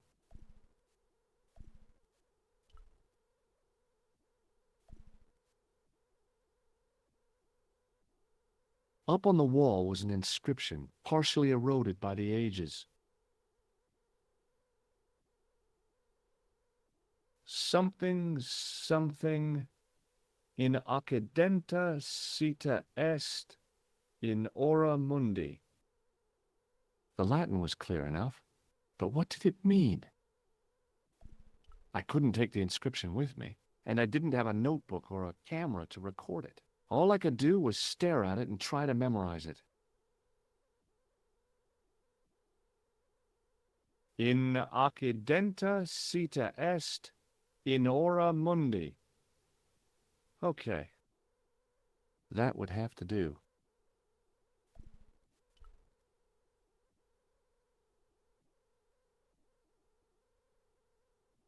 Okay. All right. Hey, what's this? I'd found some kind of lens, a very old lens made from a very hard glass. That settled it.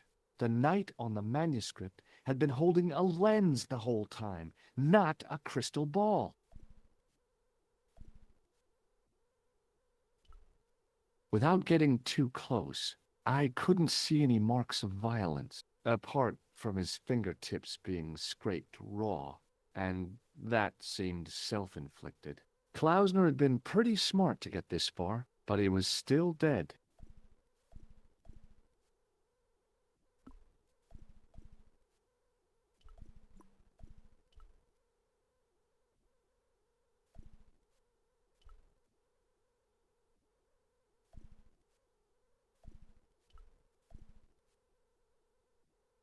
I examined the door carefully, high and low. I looked for levers and rings to pull, panels and buttons to push like in the movies, and found nothing.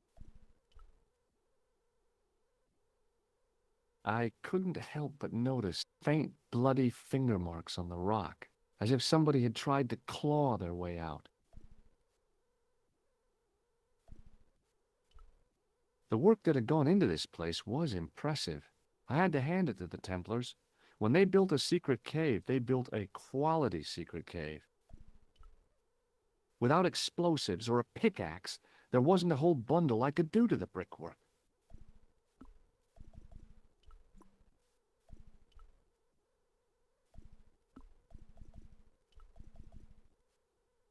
Uh,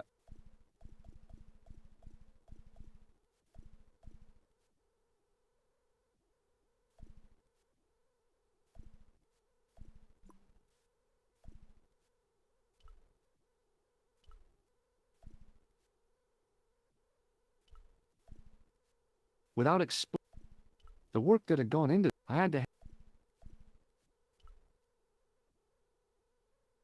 A stone. It was a strange, redolent with that.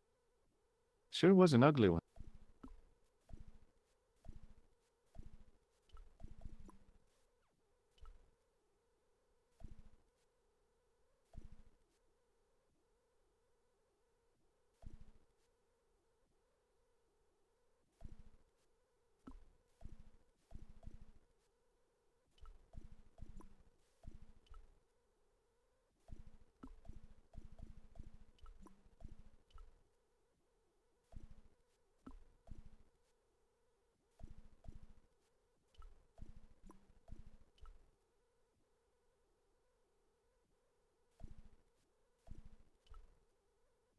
I couldn't think of anything to do with the statue.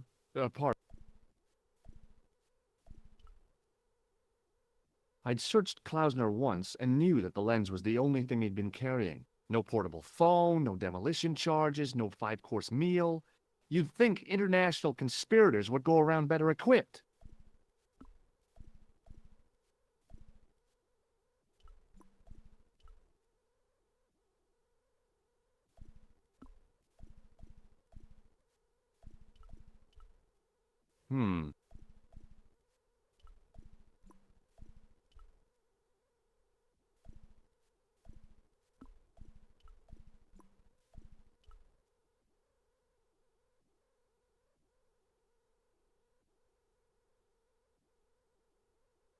The mouth's opening. It must be Ultar. My God.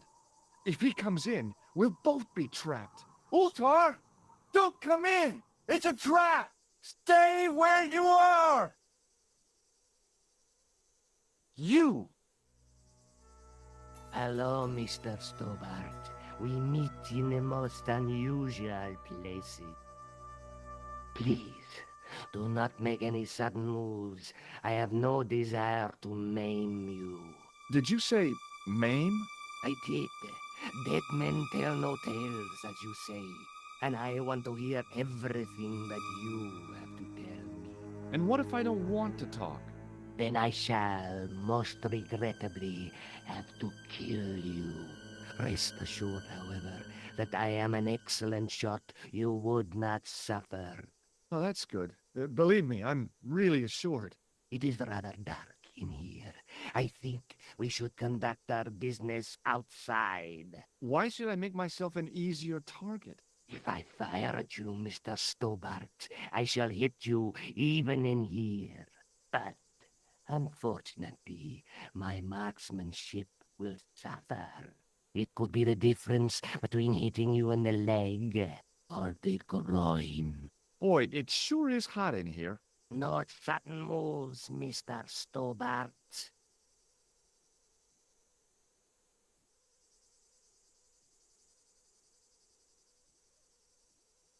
Now then, where shall we start?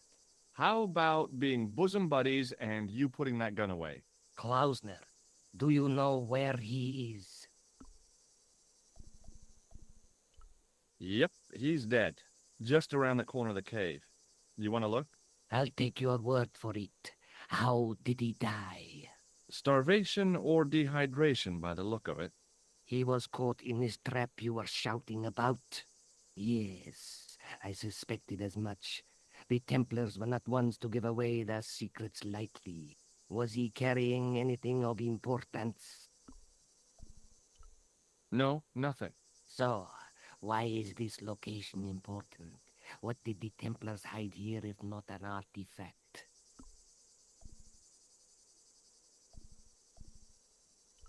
Well, there was something in Latin up on the wall. Latin?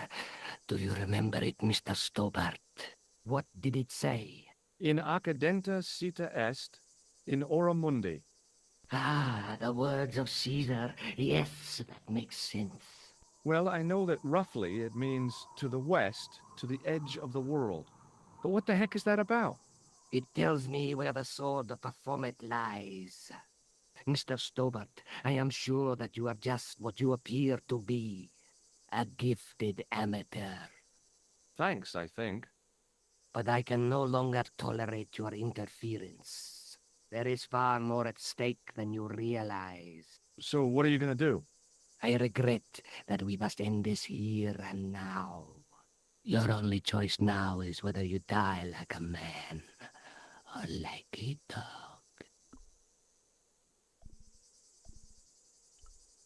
Okay, you're the boss. I'll take my medicine. You are an honorable man, Mr. Stobart. A rare breed. I should like to shake your hand.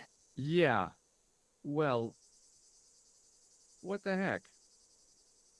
It was a long way down. Below, I could see Ultar's truck.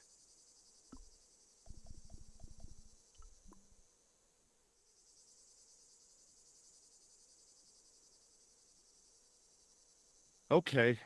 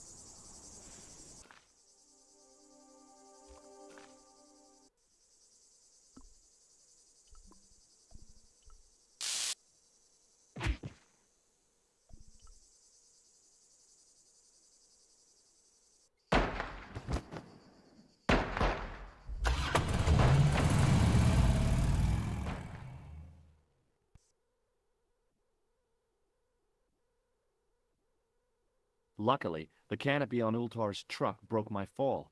Thank goodness for that. The worst part of the experience was Ultar's driving. What about the lens? Is it still in one piece? Oh, yeah. Well, it's good to see you again, George. Really? Well, I have to say, I'd have enjoyed Syria a lot more if you'd been there. I wouldn't have been much help. Anyway, you did just fine on your own.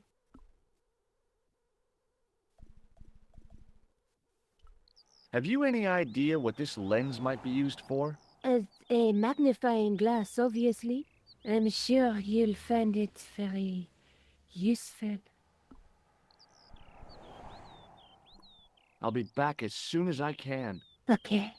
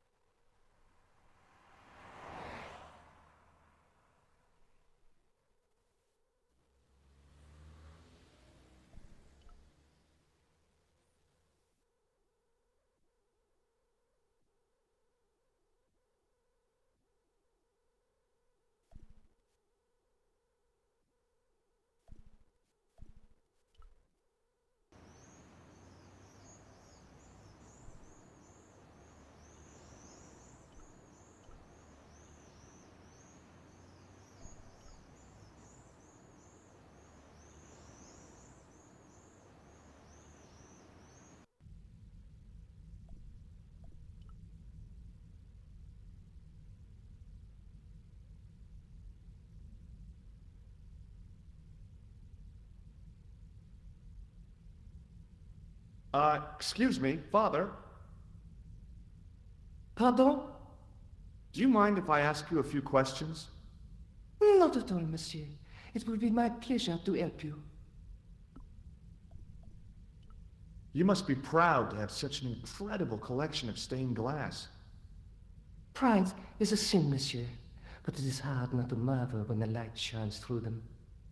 It is a fine example of the artisan's genius. What do you know about the Knights Templar? You have come to the right place if that is your interest. Many of them were executed in the square outside. It was a disgrace to France. Well, the Pope was right behind it, though. Clement V was a man of mammon, not of God. That's kind of forthright for a priest, isn't it? You think so? It is hard to be sure what happened. It is so long ago. How long have you worked here? Hardly work, monsieur. This is a calling. I have been helping Father Flambert for nearly 6 months now.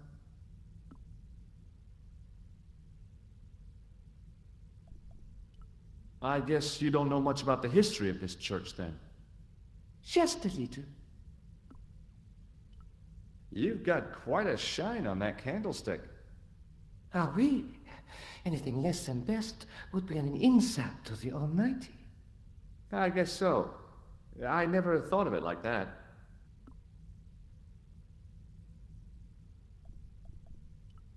Have you ever seen anything like this lens? No, never. The glass seems subtly colored in some way. Yeah, I've never noticed that before. Catch you later. Au revoir, monsieur.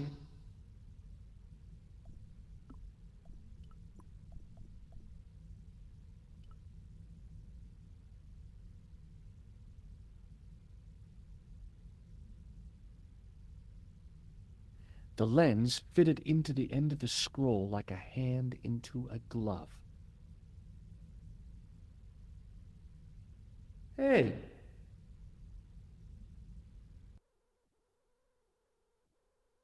A Knight Templar burning at the stake, and a date. Let me see. MCCC XIV. That's 1314.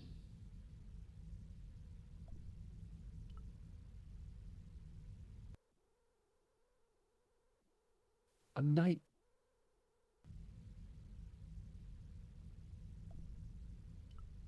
Well, I could have, but I wanted other than.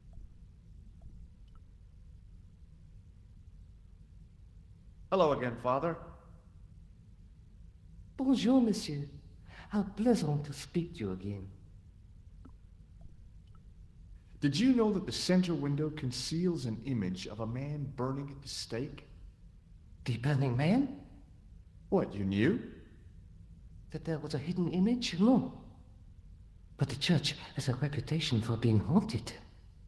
Many times, people have claimed to have seen a burning man in the window. But when others they look, there is nothing. Perhaps the light has to be just so for the figure to appear. Yeah, or maybe you need a special lens.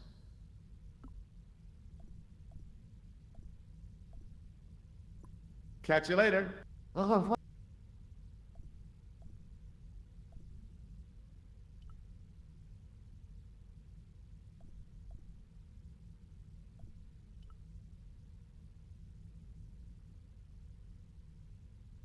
To think of the long centuries that it kept its secret.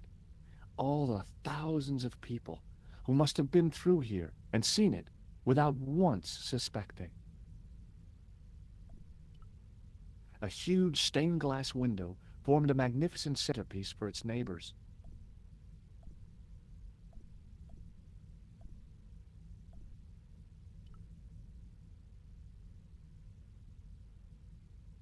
The Templars were demonstrating a pretty good grasp of physics. If the dissolution hadn't happened, we'd have had cold fusion power last century.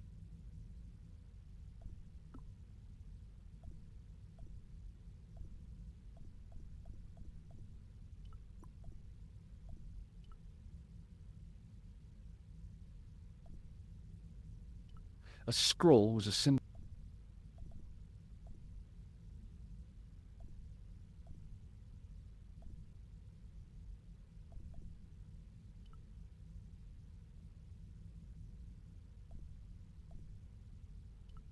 I didn't have time.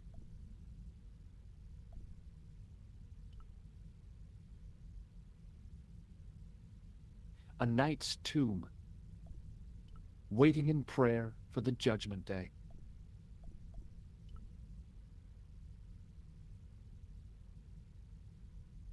Biblical references engraved into the tomb edge to guide his way to the next world. I guess. A knight there in the company of his fellows. A stone knight lay on the... Just think.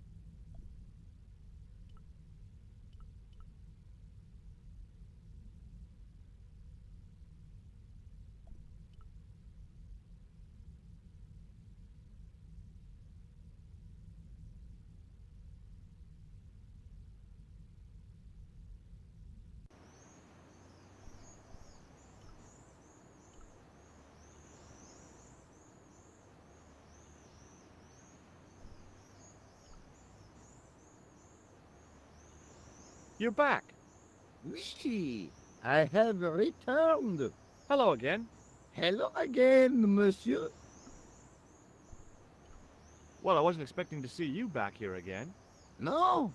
Well, it is a strange thing, but I am here on duty. On duty? But you're just sitting there drinking wine. No, I am not just drinking wine.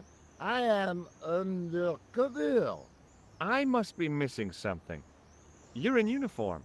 Precisely, monsieur. My cover is that of an indolent, wine-guzzling police officer. You've got me convinced. Merci. But in reality, my every muscle is poised, every nerve honed. I am drawn tight, ready to pounce. Bang! Who or what were you planning to pizzang on? You must have heard, monsieur, of the terror that is gripping Paris. You mean the killings? Oh, at last, someone's taken action. People die every day. No, I am on the trail of Sieur Jacques. Who? Sieur Jacques, the terror of the subterranean city. He pops up here, he pops up there. The cops, they seek him everywhere. Is he so hush or beneath the neck, that damned elusive Sieur? Bravo, that's very good. Merci. I was up half the night writing that. Who is this Sieur Jacques character anyway?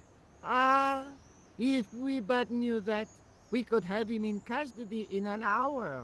But he is cunning. To despoil the sewers of our fair city, he has committed many deceptions. He has pretended to be a police officer and deluded a poor war veteran. Uh-oh. He has pretended to be a jongleur. Wow, is that the time? And an American tourist. What nationality are you, monsieur? Canadian.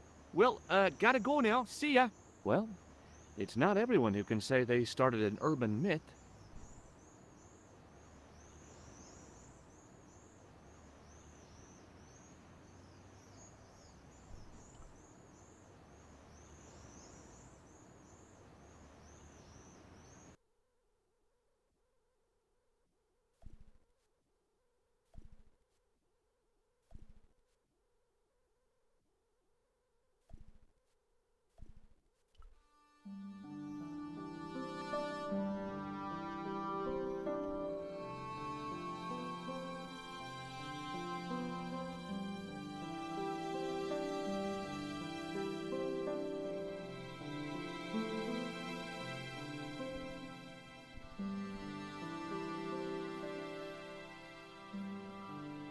Hi, Andre.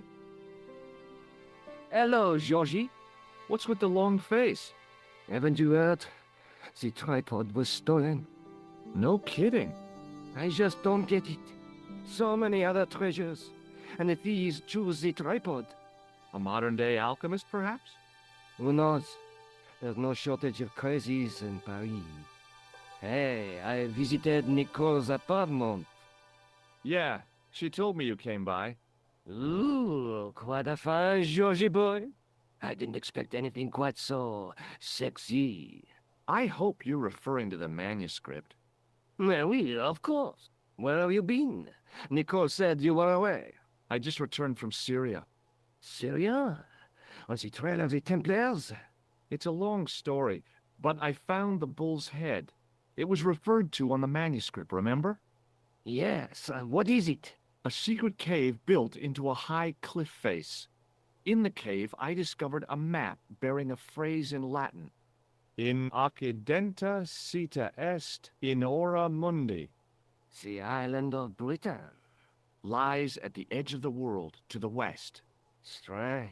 That map seems to contain a series of pointers. Like I said, it's a treasure map.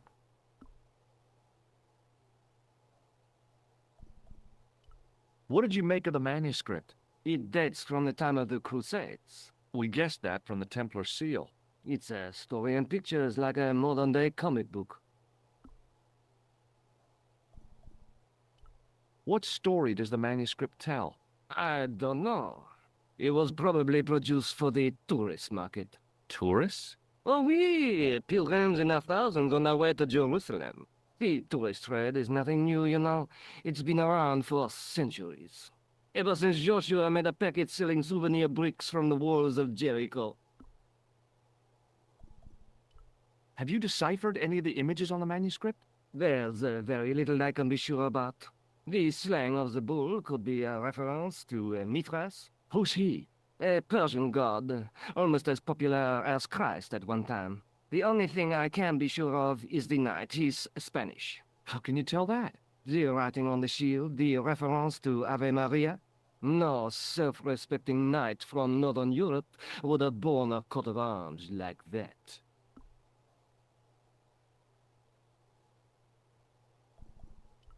Can you identify the knight's coat of arms? I already did, Georgie. He's a member of the De Vasconcelos family from the Costa Calida. Were they famous? No, they're not mentioned after the 15th century. Oh. The spotlight of history moved on. They're probably long dead. Do you think the manuscript could be the map to the Templar treasure? Frankly, no. That's too far-fetched. The manuscript is interesting enough and a rare find, but that's all. Wouldn't it be terrific if it was a map, though? The treasure of the Knights Templar. A romantic notion, Georgie, but extremely improbable.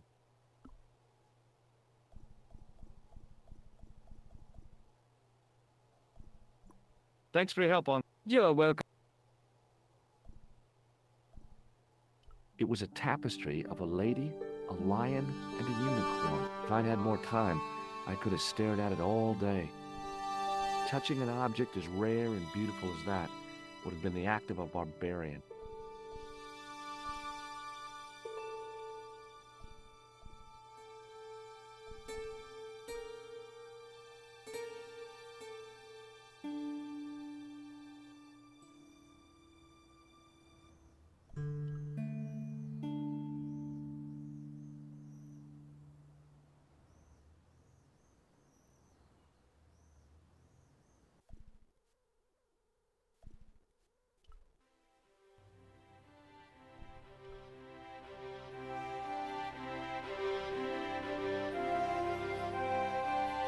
Hi, it's me again.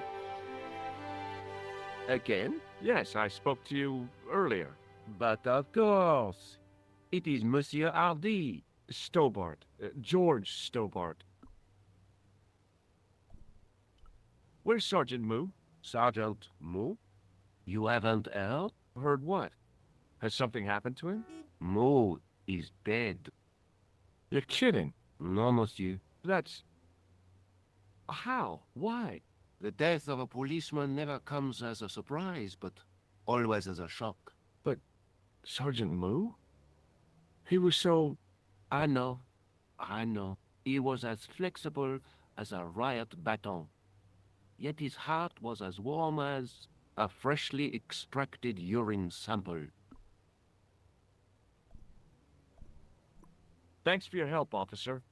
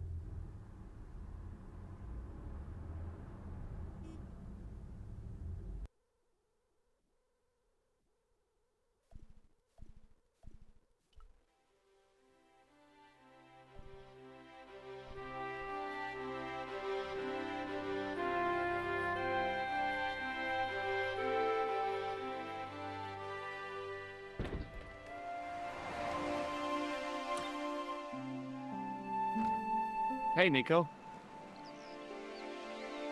Oh, hi. Come in.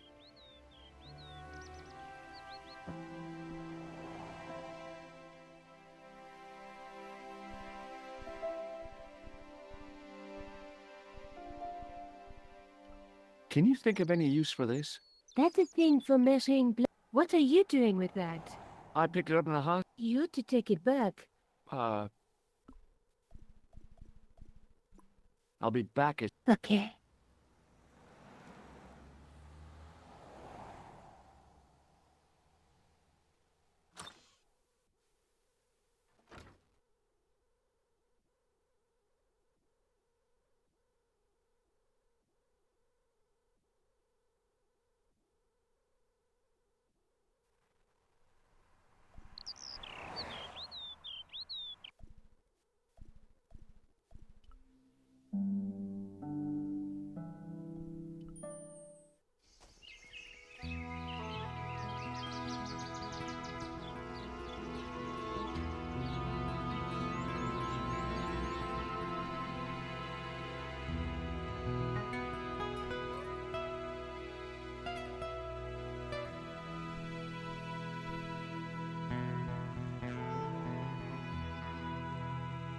Hi. Is this the De Vasconcelos house? Who wants to know? I could tell the old coot was going to be trouble. My name's George Stobart. I was wondering whether... The house is not open to the public. This is the De Vasconcelos house. And what business is that of yours, senor? Look, all I want is to speak to the head of the household. There is no household. Only the Countess and myself. What do you know about the Templars? Who wants to know? Are you angling for a bribe or something? You have nothing that I want, senor, except the pleasure of your absence. The guy was obviously protecting the Countess against the whole world. But why? Tell me about the Countess de Vasconcelos. She doesn't receive guests. That's all you need to know. You don't even know what I have to talk to her about. She hasn't won the lottery, has she? No, she hasn't won the lottery. A more cunning man might have claimed that she had. Oh yeah? They might have, might they? And that more cunning man would have been kicked off the premises. The Countess doesn't do the lottery.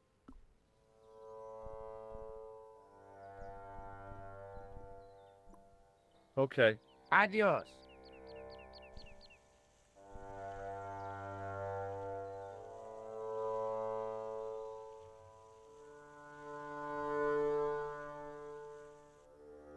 Hey, you. Yeah? What is it? You would not like it if people just wandered into your home, would you? Well, no, I guess not. Then show a little consideration. Okay. Sorry.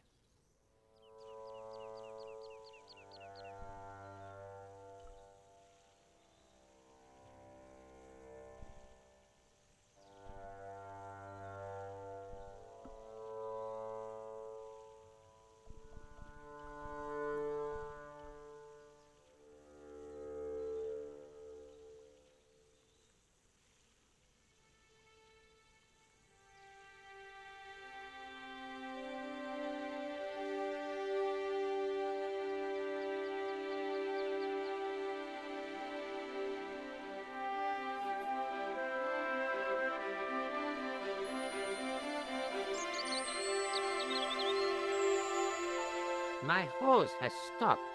Yeah? See, my hose never stops. Well, I'm sorry to hear it.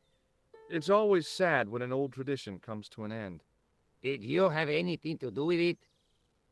See, you. Well, I'm shocked. I'm mortified. How could you think such a thing? Very easily, senor. Very easily. I'm going to find out why my horse has stopped. And that means going into the house. You are not, absolutely not, to go in the house. If you do go in the house, I will set the dogs on you.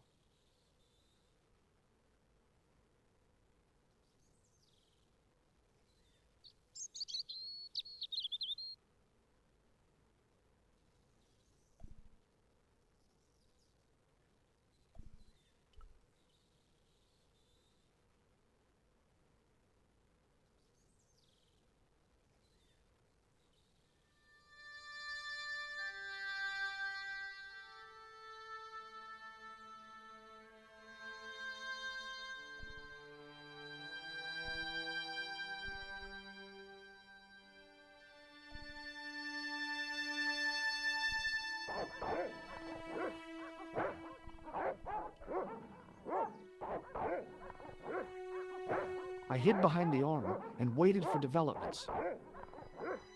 Hey, you. I know you are there, American. All right, you dogs. I'm coming.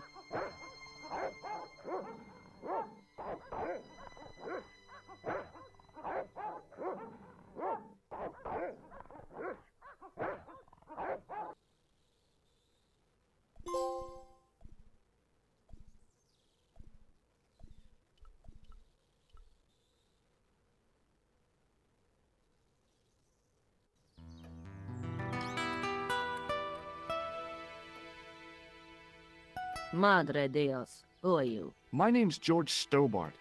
I'm sorry to burst in like this. You must leave at once. You're not wanted here. Please, if you'd just listen a minute. Very well. State your business, Senor Stobart. There's been a series of murders, part of some conspiracy. Anyway, the trail led me here. Here? There is nothing for the outside world here. Over 600 years ago there was. What do you mean? This whole thing ties in somehow with the Knights Templar. The Knights Templar are dust. They had a secret that was so important, they went to a lot of trouble to hide it. I do not see what this has to do with my family. Your family had a strong connection with the Templars, right? I believe that they have planted some clues here. Why should I believe a complete stranger who barges into my home? Just let me have a look around. If I find nothing... You'll be spending the night at the police station. Very well. Please, sit down. Thank you.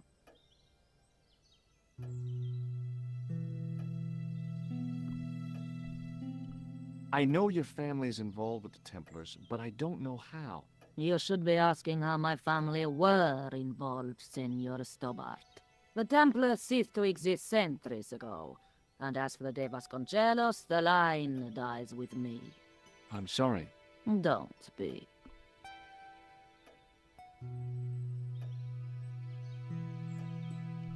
Okay, whatever happened, happened almost 700 years ago. So, if the Templars left any clues, they're going to be in stuff that dates back to the early 14th century. Obviously. So, what do you have around here that's early medieval? Early medieval. Let me think. Well, the house is relatively modern, a scant 3 centuries old. Or, of course, the chess set. That chess set is over 600 years old? It must be worth a fortune. Indeed it is. Not that I would part with it, of course. No, I wouldn't either. That's the sort of thing that gets handed down to your children. Sorry. Its value is less than you might think. The set is not complete. One of the pieces is a modern replacement. As to the original, it was lost a long time ago. Nobody has any idea where it is? No. The children had it when they were taken. Children? What children? All in good time, Senor Stobart. May I examine the chess set? Certainly. But do not move any of the pieces. Okay, thanks. Close up, the modern piece stood out like a sore thumb. There was something else odd about the set. All of the original pieces had irregular bases. My lady, I have to warn you, there's a... You! Why, I feed you to the dogs. Lopez, what have I told you about feeding intruders to the dogs? But, my lady... Never without my permission. Senor Stobart, if I find that you're wasting my time, you will be fed to the dogs. Now, I want to show you something interesting. Follow me.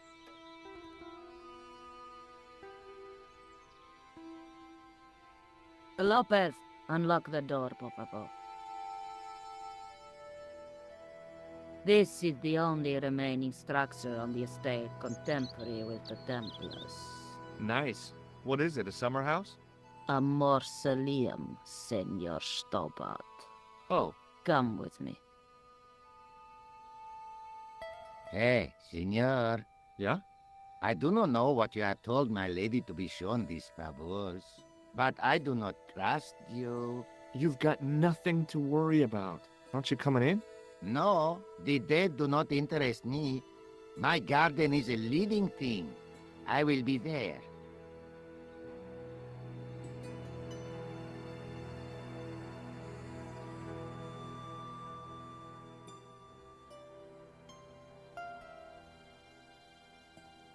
Wow, this is old.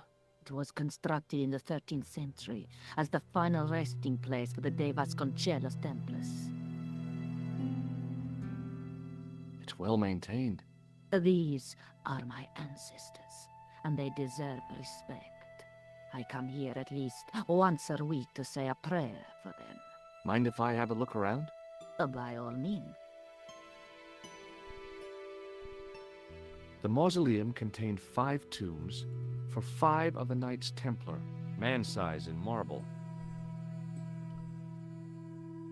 I wasn't about to start heaving at sarcophagus lids.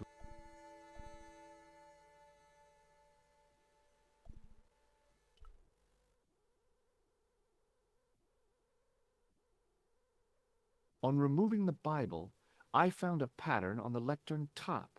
Hey! It's a checkerboard! Close up, I could see that the pattern was made up of glass squares over a checkerboard pattern. Some of the squares had little jagged holes in the middle. It was too delicate.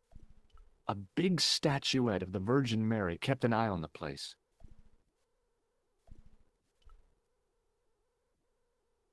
Now what? There was nothing to snuff. Feeling like an idiot, High up in the dome were windows. I guessed they might open them to make it less stuffy in there. I couldn't climb up there without... Now what? Feeling like an idiot. It was a rod with a cone and a hook on the end. I guessed it was for snuffing out the big candle in the chandelier. Hanging from the ceiling was a huge yellowed candle. It looked really old and had never been lit.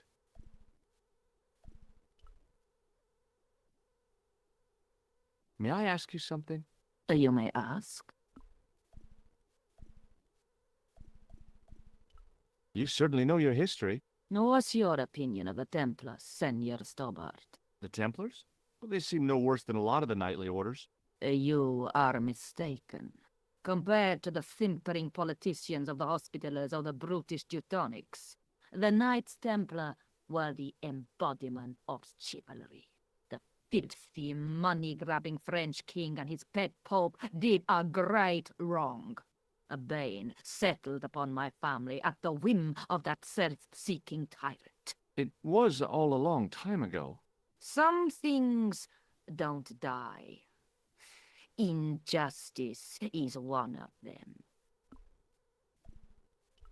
Who exactly are these people? My ancestors. These 5 men were all members of the Templars. 5 ancestors in the order. You must be very proud. Not 5. 6. Where's the 6th knight? He was lost to us. You lost an ancestor? It is a family matter. It can have no relevance. Well, it's connected with the curse of the de Vasconcelos, isn't it?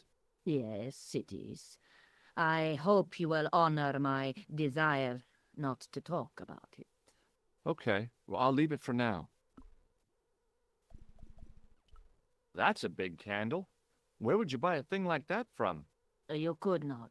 It is an antique, unique to my knowledge. Just how old is it? It dates from the Middle Ages, when the Moors controlled Spain.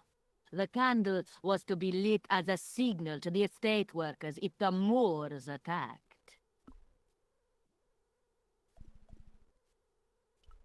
Is the Virgin Mary really the right person to be sharing a mausoleum with 5 knights? You are showing your ignorance, Senor Stobart. The Templars were dedicated to the Virgin Mary. What's the story with the glass chessboard? Glass chessboard.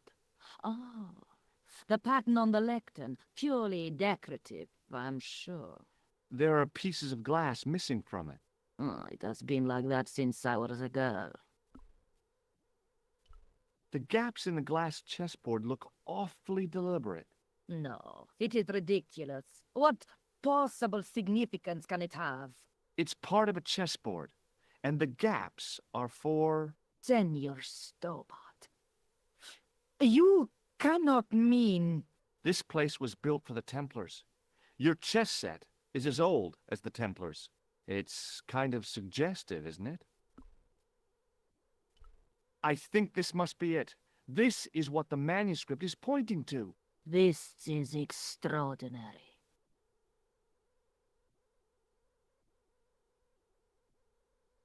Am I to understand that the Templars left a puzzle here? And in all of this time we failed to realize that there was a puzzle? It was wonderful to watch the Countess change before my eyes. Right. Well, no time for wallowing in self-pity, eh, Senor Stobart? This mystery has had a good long run, but it ends here and now. All those years of fatalism were falling away from her. Lopez! Lopez! Put that hold down and listen! Go to the house and get my chess set. Yes! The old chess set! Oh, damn the game! Now hurry!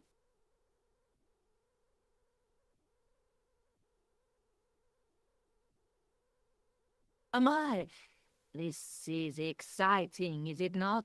Don't get too excited. This could be a blind alley. Oh, I do not believe that for a moment. It's good to see you happy. Happy? You know, I think I am. While we're waiting, I'd really like to know what happened here. I mean, the curse and everything? It all began at the time of the dissolution of the Templars. Don Carlos had already left their ranks to become a scholar. Don Carlos, is he the guy who went missing? Si, but he had reckoned without the local bishop. The bishop envied of our lands and determined to use the papal edict as an excuse to destroy us. Don Carlos was on one of his scholarly journeys when the Inquisition arrived. When Don Carlos returned, it was to find his loyal manservant slain and his children gone. They took the kids? But why? Oh, we will never know. The bishop denied all knowledge of the children's disappearance. But witnesses had seen his men kill the servant who had been charged to protect them. What happened to Don Carlos? He swore he'd find his children if he had to go to the edge of the world. He put on his armor and took up his sword and shield and rode out alone. He was never seen again. Ah, Lopez, you have the pieces. Si, my lady, as you asked. Por favor, Senor Stobart, would you be so kind? My lady, Calm yourself, Lopez. I believe Senor Stobot's motives are pure. Very well, my lady. My lady seems to trust you. But you don't.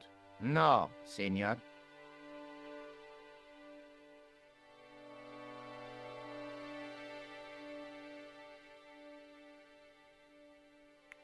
It fits, Senor Stobot.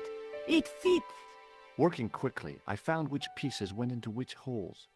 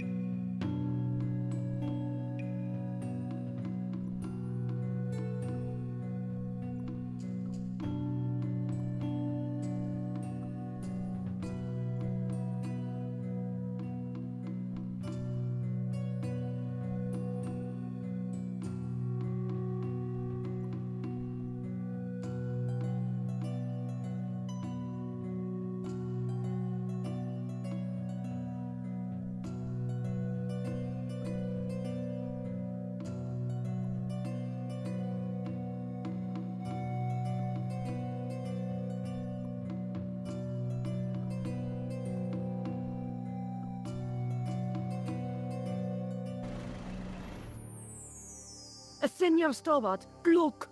What is that? It's not the Holy Grail, is it? No, Senor Stobot. It is the communion chalice of the De Vasconcelos, missing for almost 700 years. Wow! Well, go on. I cannot. I can hardly believe it is real. Go ahead. Live a little. Are you sure? This is your moment of triumph, Senor Stobot. Sure, I'm sure. The possibility of death traps only occurred to me a few days later.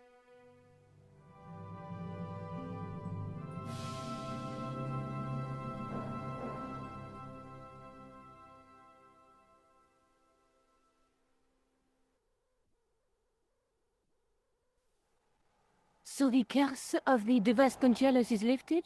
Oh no, the Countess was thrilled to find the lost chalice, but there's still the riddle of the missing knight. Well, you can forget about that now and get back to finding the Templar's secret. Actually, I promised the Countess I'd find Don Carlos. You what? I can explain everything. You have got the odds for a withered old Spanish aristocrat?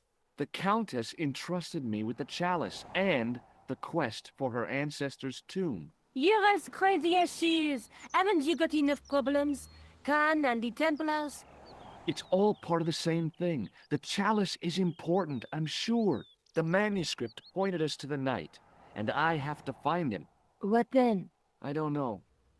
But when the knight and the chalice are reunited, maybe I will. I'll be back as soon as I can. Okay.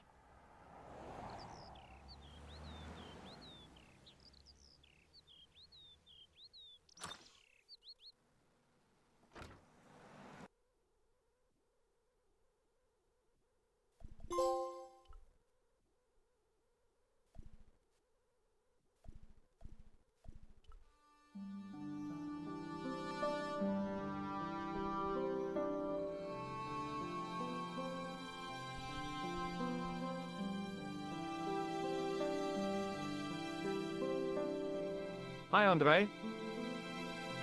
Hello, Georgie. What do you make of this cup, Andre? It's a 14th century communion vessel. Spanish, probably. You sure know your onions. Thanks for your help, Andre.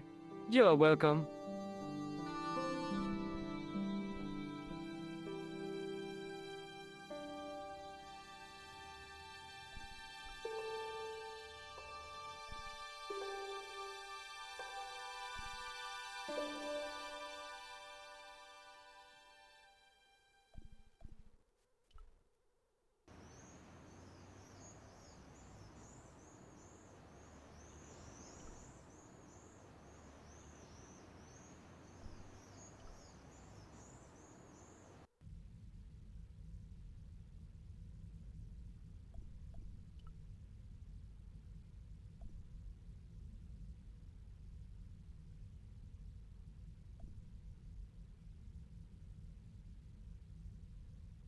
Hello again, Father.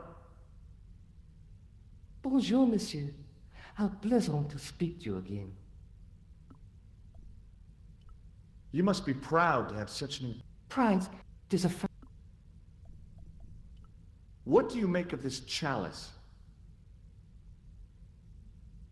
It certainly looks very old. About as old as this church, I think. There seems to be an engraving on it. Yeah? What does it say? I do not know, it is very tarnished. With your permission, I could try polishing it. I promise I will be very careful. That'd be very good of you. This shouldn't take very long. Feel free to look around. Okay, thanks.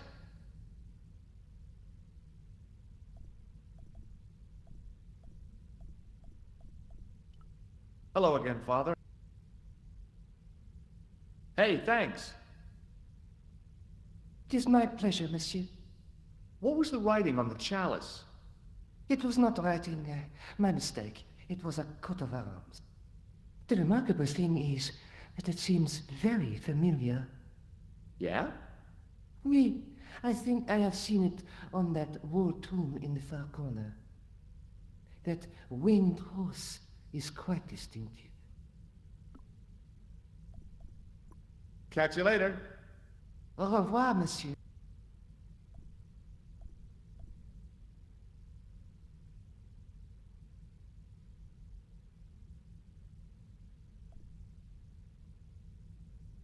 Now that my attention had been drawn to it, there was no mistake.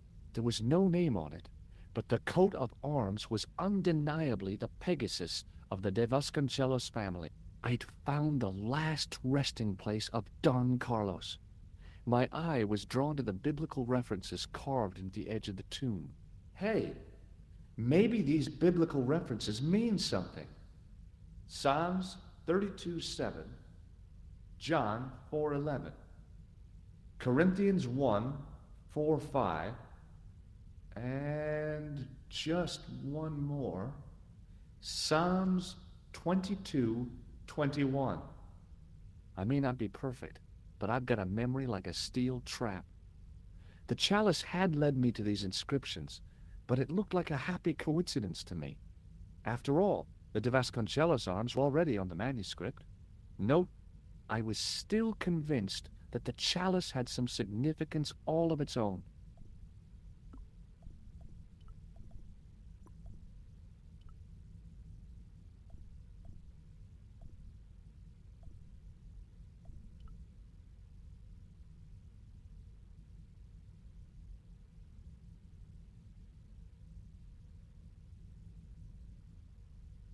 Hello again, Father. Bonjour, monsieur. Boy, what a... Merci. Catch you later. Au revoir.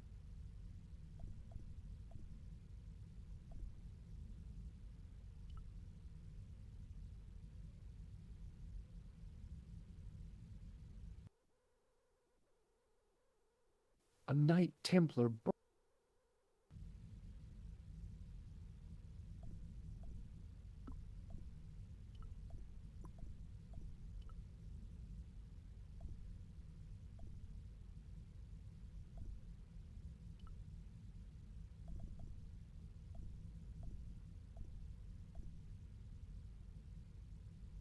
Okay, let's have a...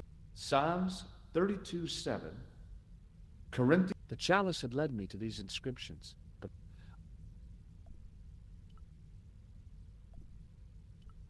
I didn't have to...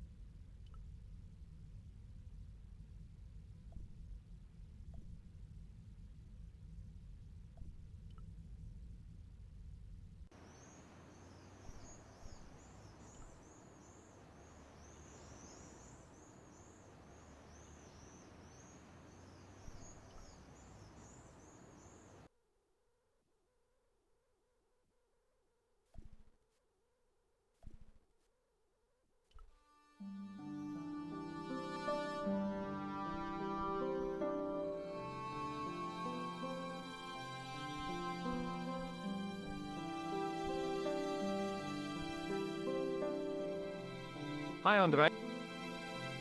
Hello. While I was in Syria, I discovered a strange pagan statue. It was like a head with 3 bearded faces. Horrible. That sounds as if it could be Baphomet, the idol described by the Templars. The poor Knights of Christ had an idol that looked like that? Allegedly. The description of the idol came from the evidence extracted by the Inquisition. Mind you, not one statue or idol was ever found on Templar property. Until now, that is. Just last month, a statue of Baphomet was unearthed right here in Paris. Where? At the Institut Hermétique de Nerval.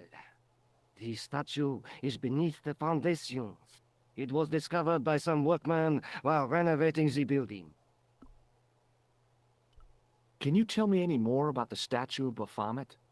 It's a fearful image, even now. A bearded head. The base of the statue is carved with Templar symbols. One of the workmen noticed a curious stain at the base. He claimed it looked like blood. Blood? That's right.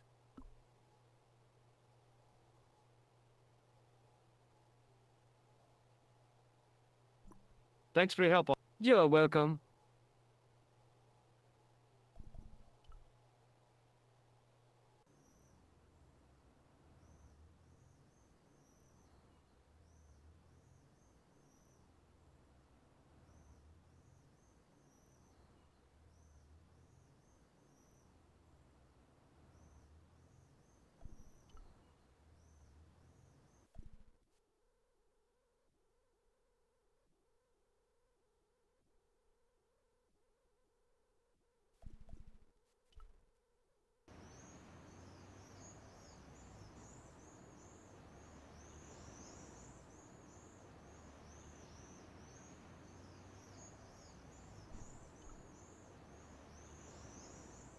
Excuse me, could you help me?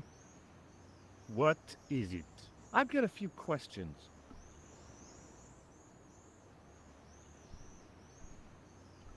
What does the word Templar suggest to you? Templar? Nothing. Nothing.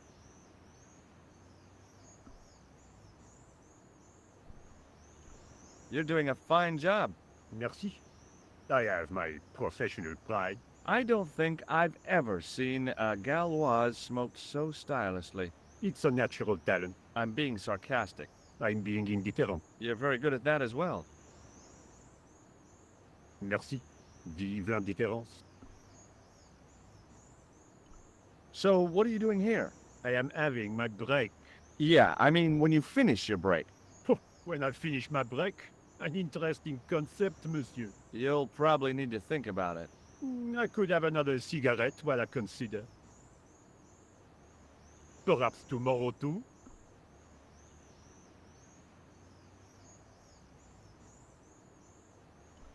Okay, let me put things differently. What were you hired to do here? I was hired to keep the archaeological dig in the basement of this building clear of debris, and to touch up damage to the door frames with my little pot of paint. It's a very responsible job. Unfortunately, I'm not a very responsible person.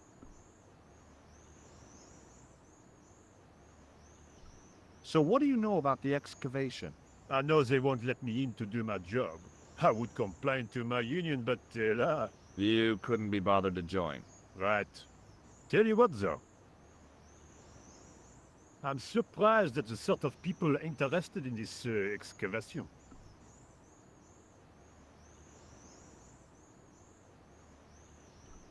What's unusual about the visitors to the excavation? None of them look like archaeologists to me. Do you know what an archaeologist looks like? Three-piece suits, crocodile-eyed attaché cases, Rolex oyster. But no archaeologist dresses like that. Quite right, monsieur, quite right. So, who are they? Who cares as long as they pay me?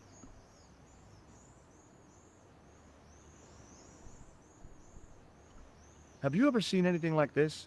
Yes, it's a communion chalice. I know, you know, I used to be an altar boy. You? Yes, me. What's so funny about that? Nothing.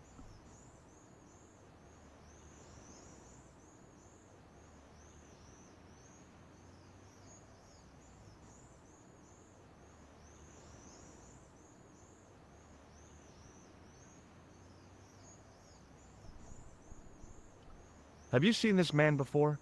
Yes, he asked me a lot of questions, just like you. Be seeing you. Au revoir, monsieur.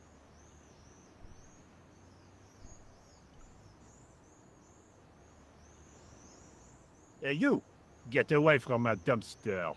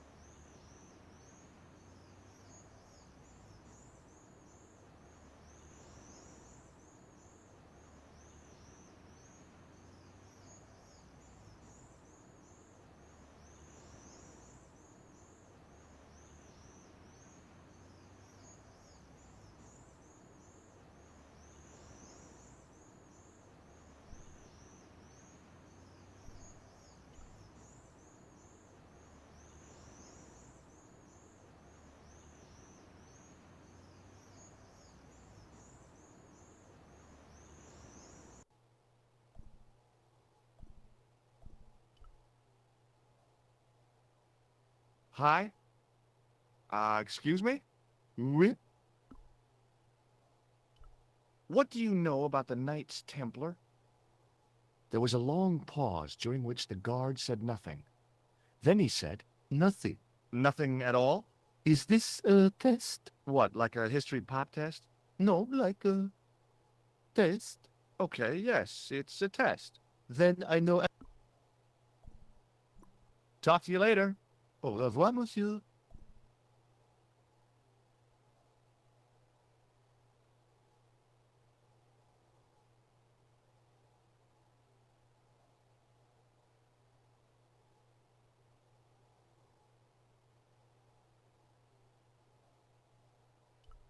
Hi again.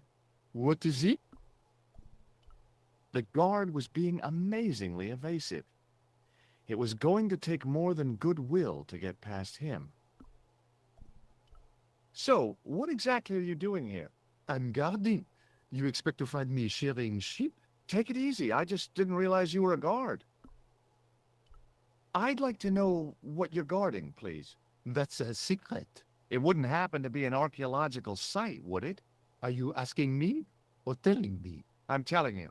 Then why ask? I had a feeling this was no normal hole in the ground. Talk to you later. Au revoir, monsieur. I couldn't imagine what I'd achieved by turning the dial.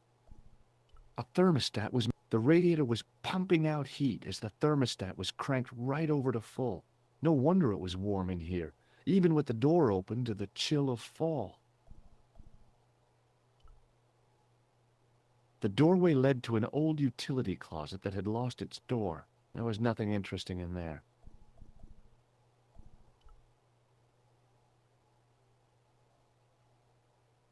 There was a closed door with toilet scratched into the cheap veneer. That door's locked, monsieur. There was a closed door with...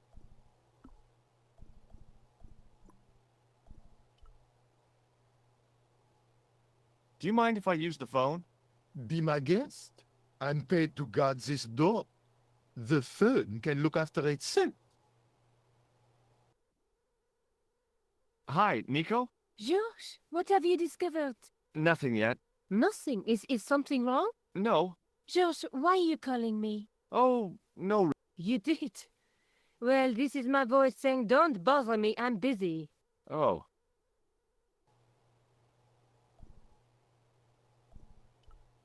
I had a hunch that door was locked.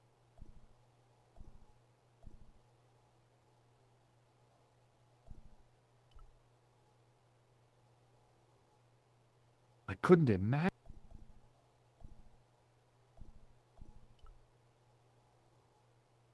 Hi again. What is... Trying to get into a locked washroom. I had the strongest feeling of déjà vu. I'd like to use the washroom, but the door's locked.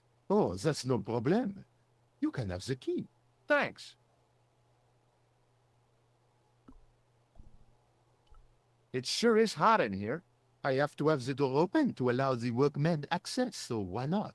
I turn the heat up. You could wrap up warm. I have my gloves if it gets cold, but why bother when it's warm anyway? Talk to you later. Au revoir, monsieur.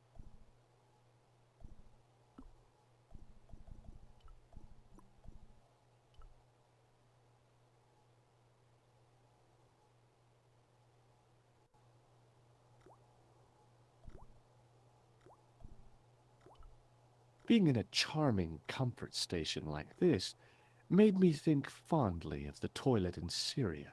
That place was kept in pretty good order. At least, it had been until I vandalized it. Still, it was all for a good cause.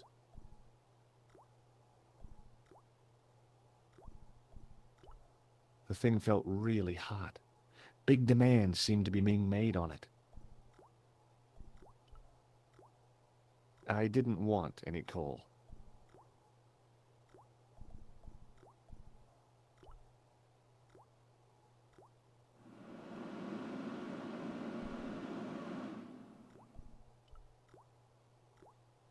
I didn't want to use that unless I really had to.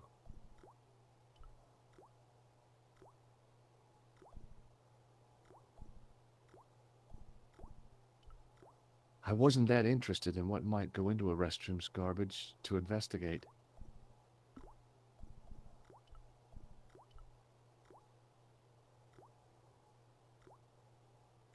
I made an impression of the big key in the cake of soap.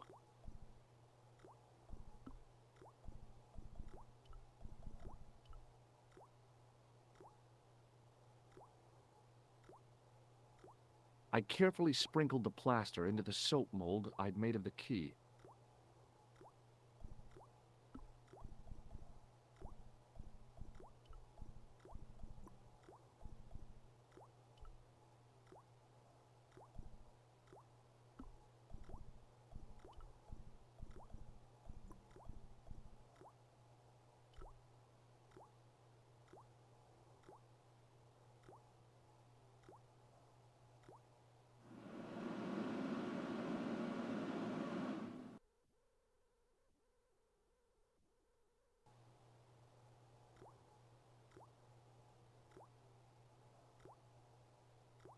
Well, it had taken a while, but I had made myself a completely unconvincing plaster key, way too fragile to use in a lock. I'd have to substitute it for the real one. Trouble was, it looked like plaster and not metal.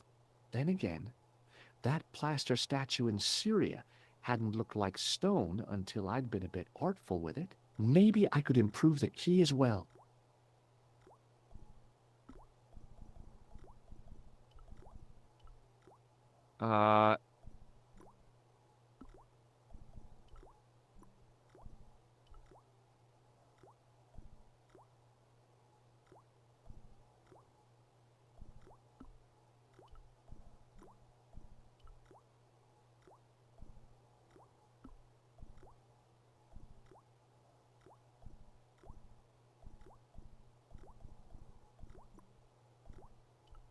being in a charming... That place, at least...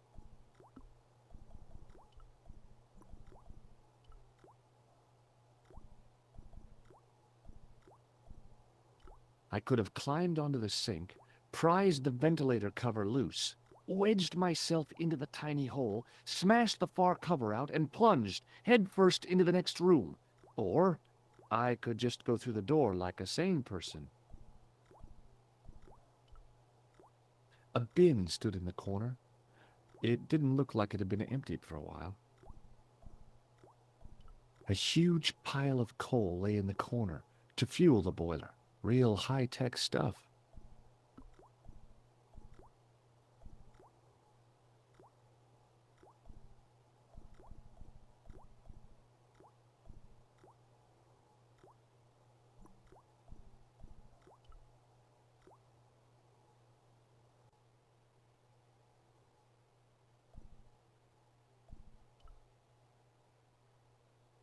Hi again.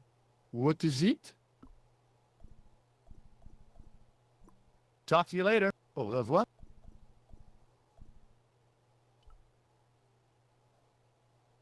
The doorway was full of assorted old tea chests, cardboard boxes, and so on.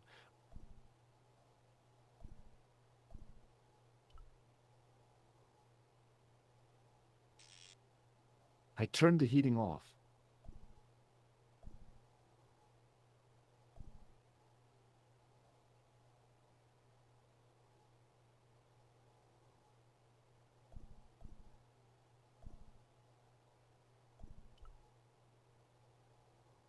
Hi again. What is it?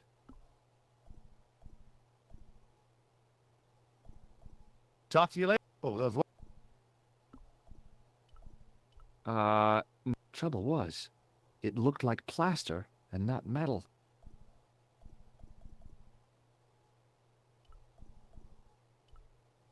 No way.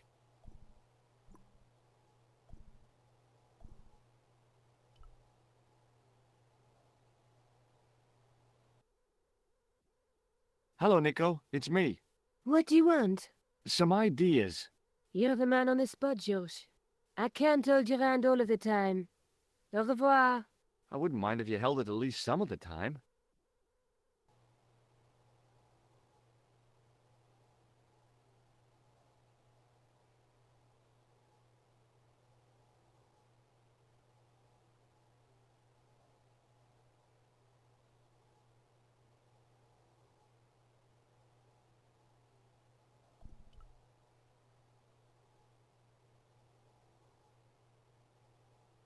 Hey!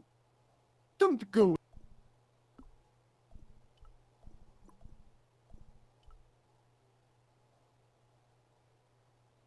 What is it? Here's the keys. Thanks. Merci, monsieur.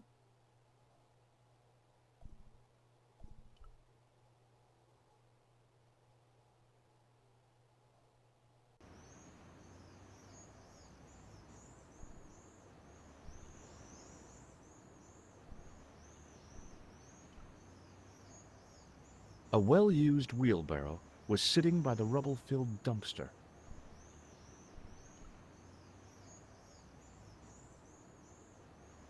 Hi, it's me again. What now? I made this key out of plaster. A thrilling. How clever. How pointless. I was pretty sure the shaken shock had shot its bolt in Syria. Be seeing you. What is...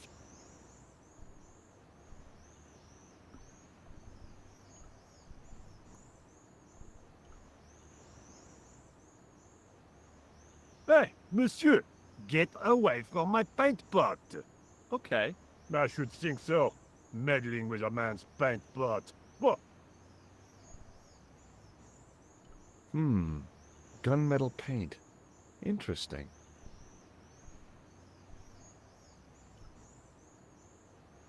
Hi, it's me. What now?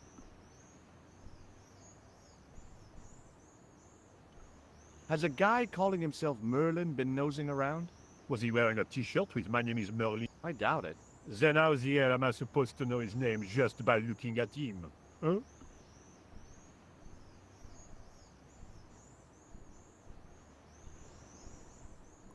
I've got a sewer. I used to work in the sewer. Oh? What happened? I had a cigarette break in a pocket of methane. A manhole cover landed on the other side of the Seine and I was sacked. I have a red nose. Imagine.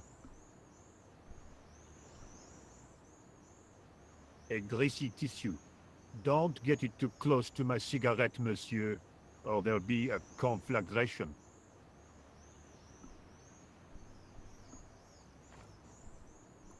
Be seeing you. Au revoir, monsieur.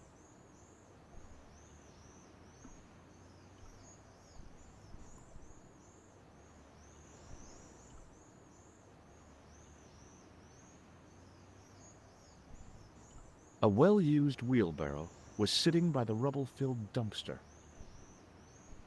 There was a dumpster full of debris, from the excavation, I guessed.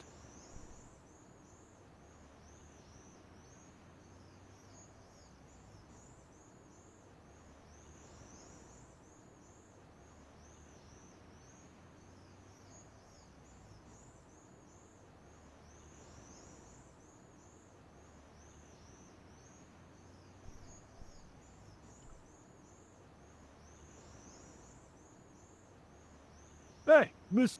Okay. I should think so.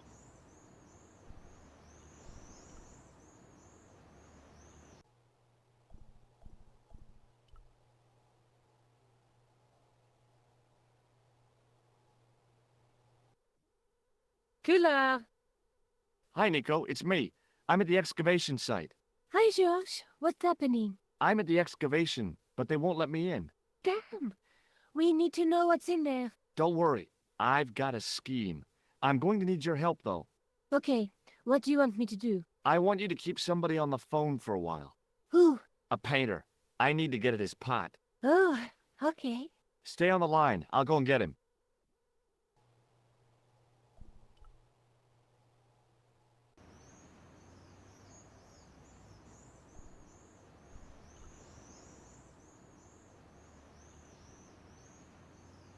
Hi, it's me again. What now? You've got a phone call. For me? Are you certain? It's a woman. She sounded hot. What woman? She must be mistaken, monsieur. Well, she asked for that hunk of a man with the nicotine fingers and his ass hanging out of his pants. Certainly sounds like me. Stand back. It wouldn't do to keep the lady from her hunk.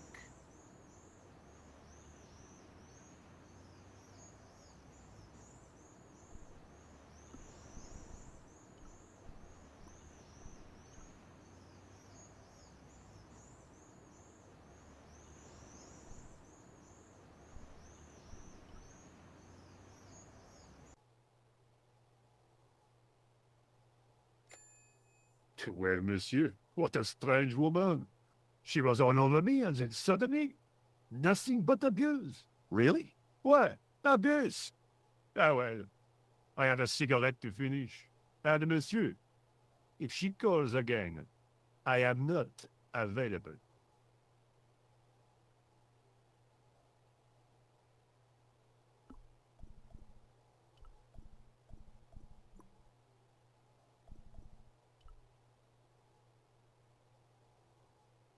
Hi again.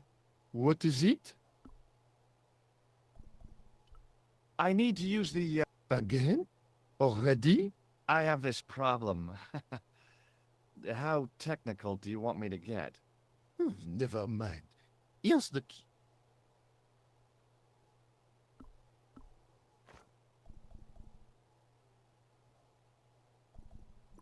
Talk to you later. Au revoir. The plaster key had soaked up the paint nicely, and now looked pretty convincing. I figured this was better done out of the guard's sight.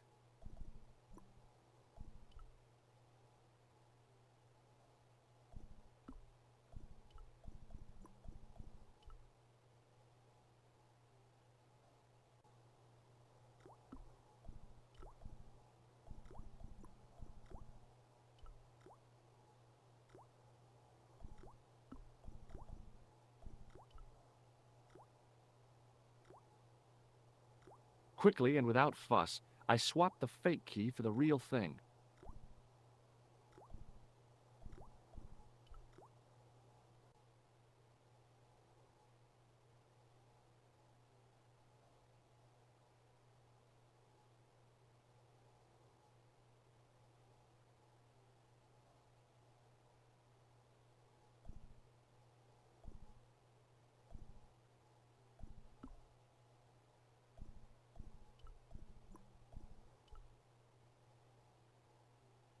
What is it? I held my breath and hoped that he wouldn't notice the substitution. Here's the keys. Thanks. Merci, monsieur.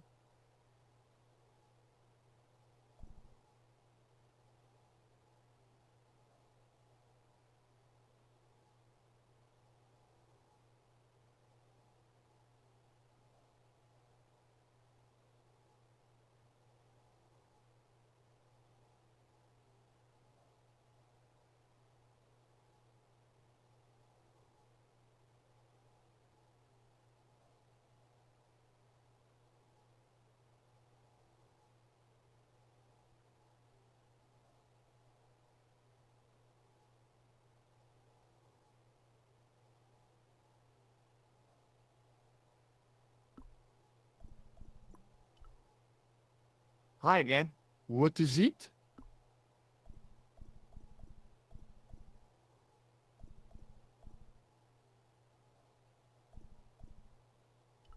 I need to use... Again? I have...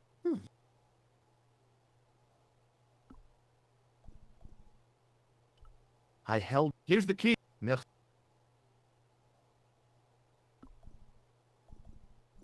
Talk to you later. Au revoir. The doorway led to an old utility closet that had lost its door. There was nothing interesting in there.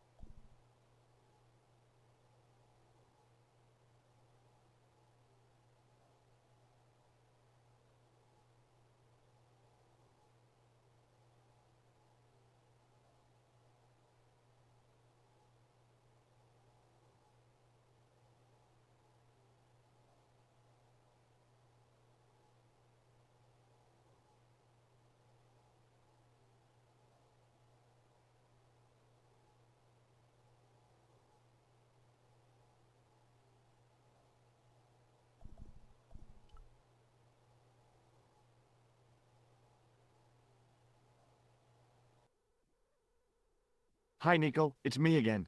I'd guessed. What do you want this time? What did you say to the painter? I shan't repeat it, Josh.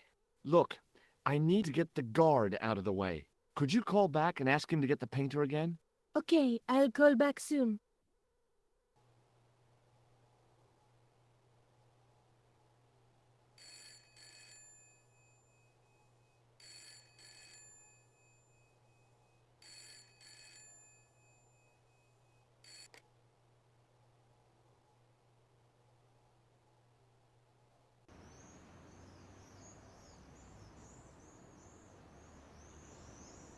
This looked like a good place to watch things develop.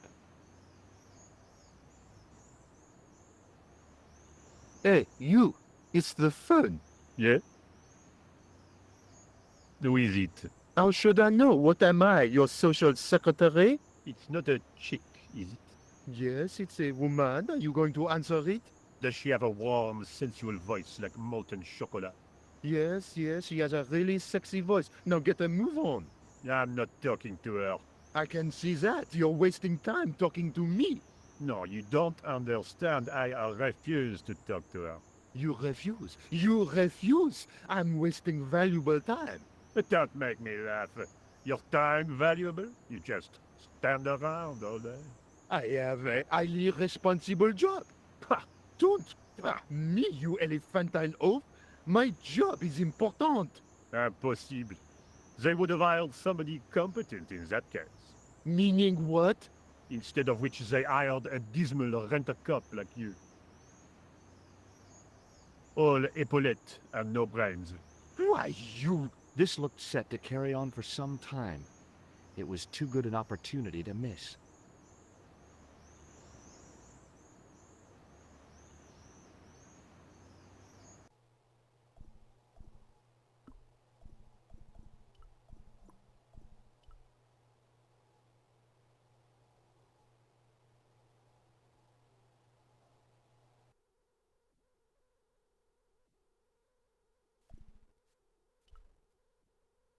I couldn't see anything.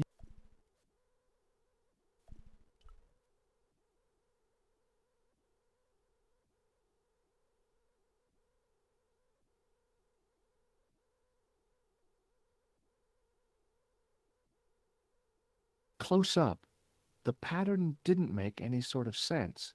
It fanned out around an axis point, a kind of focus to one side.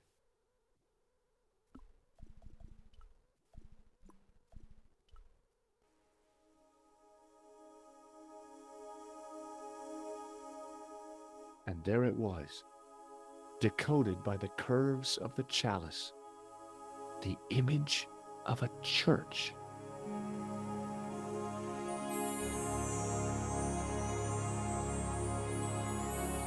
I found out what the chalice was for. You've solved the puzzle? Yeah, there was a distorted picture at the Baphomet site. When I viewed it in the polished surface of the chalice, it changed. What did it show? A picture of a church with a square tower.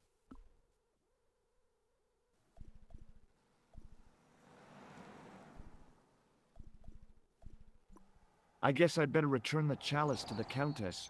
Hurry back, Georges.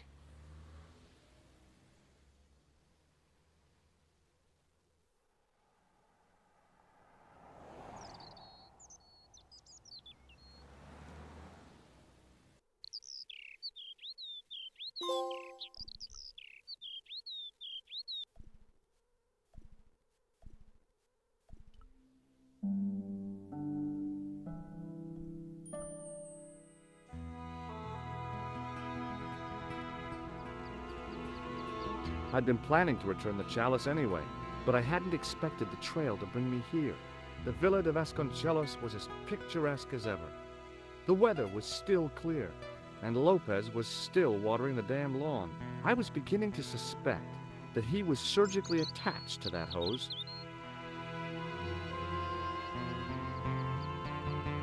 Hi there, Lopez. How's tricks?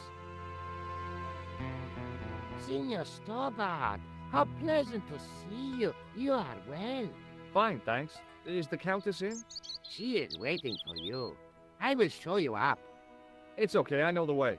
Senor Stobart, I feel I owe you an apology. No, you don't. I was impolite on our first meeting. Look, Lopez, just forget about it. I came on like a snake oil merchant. I wouldn't have trusted me in your shoes. You do not understand. Finding the chalice has given my lady a new lease of life. It's a marvel. She smiles, she laughs. The tradesmen are saying that she is on Prozac.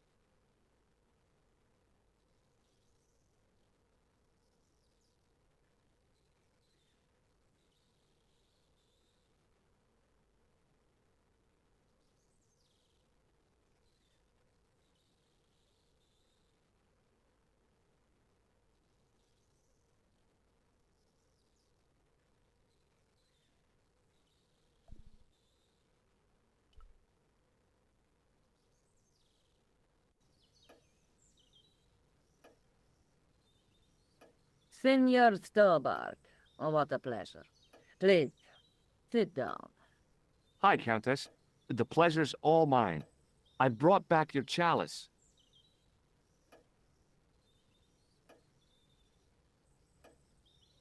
Why? You've had it cleaned.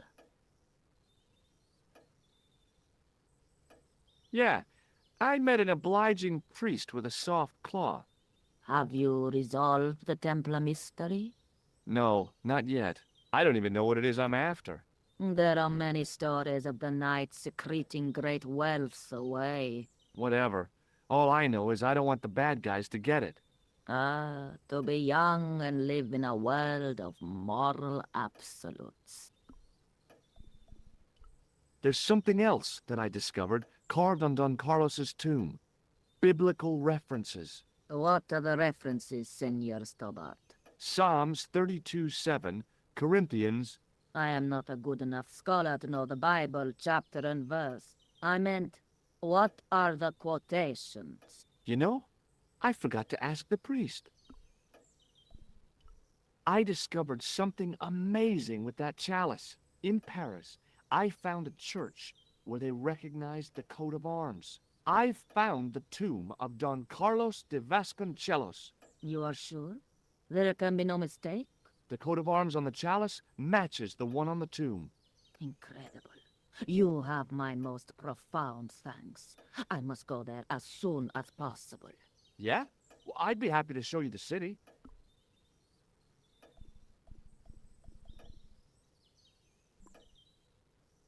I'll have a look around if that's okay. My home is your home. I shall remain here.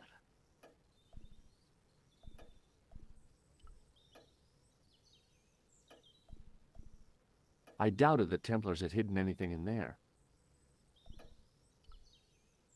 I didn't recognize any of the titles, apart from an ancient edition of Don Quixote.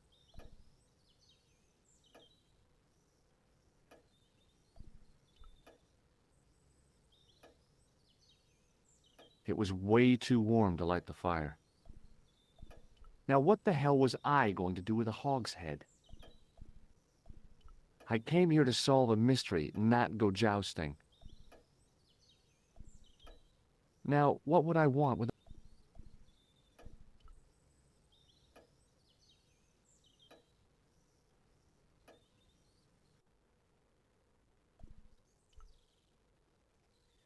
It was just a little unless you counted the window, and I didn't.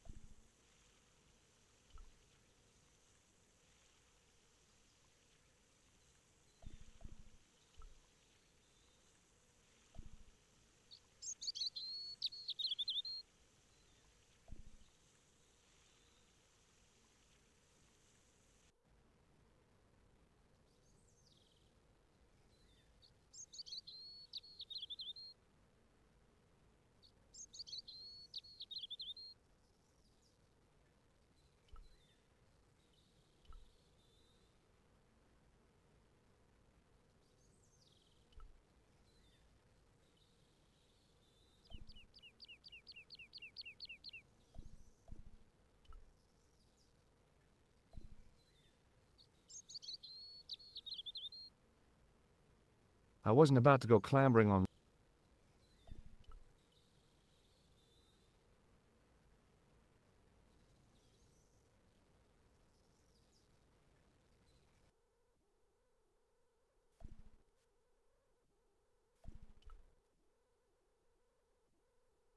George Stobart, grave robber. No, I don't think so.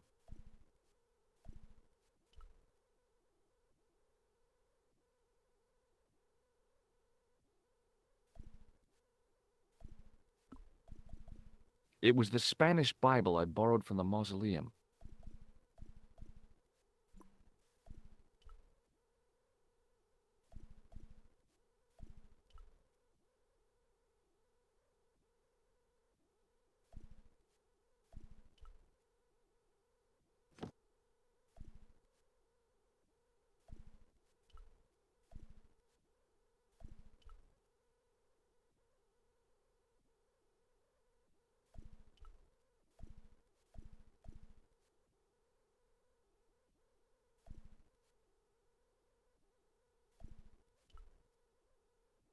I couldn't.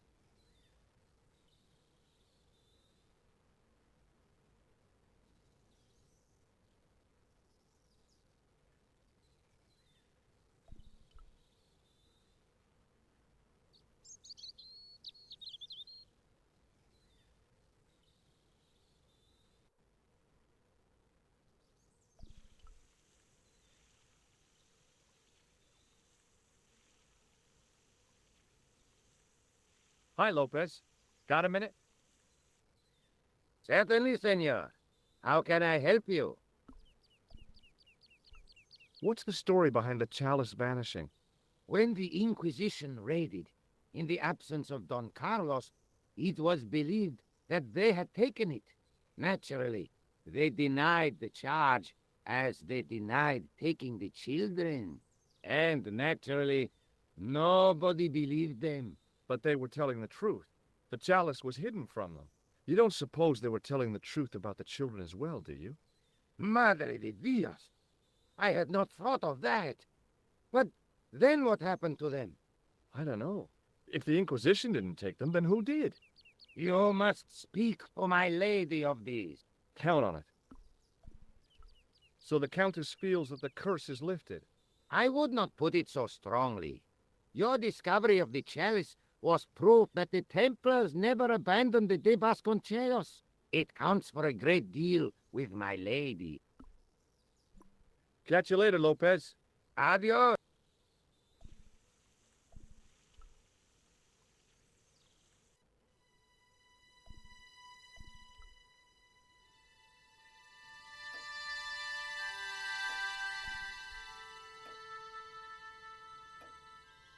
Hello again. Mind if I sit? Please, be my guest.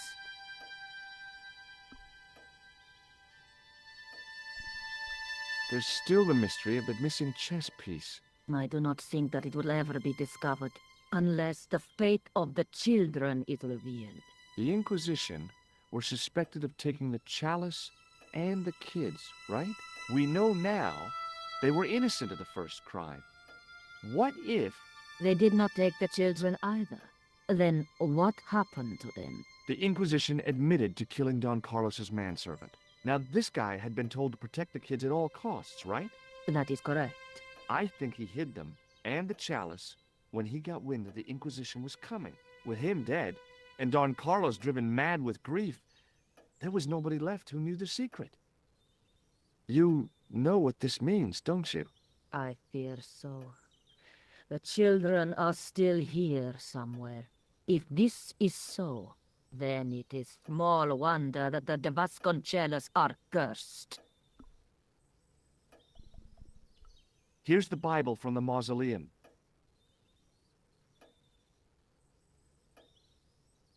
Very well. Let us begin. The first reference. Psalms 32:7. Thou art my hiding place. Thou shalt preserve me from trouble. Thou shalt compass me about with songs of deliverance. My hiding place. Don't get your hopes up too high. This might just be leading us to where we found the chalice. You are right, of course. The next. Okay, John 4:11. John 4:11. Here. The well is deep. The next. Quickly. Okay.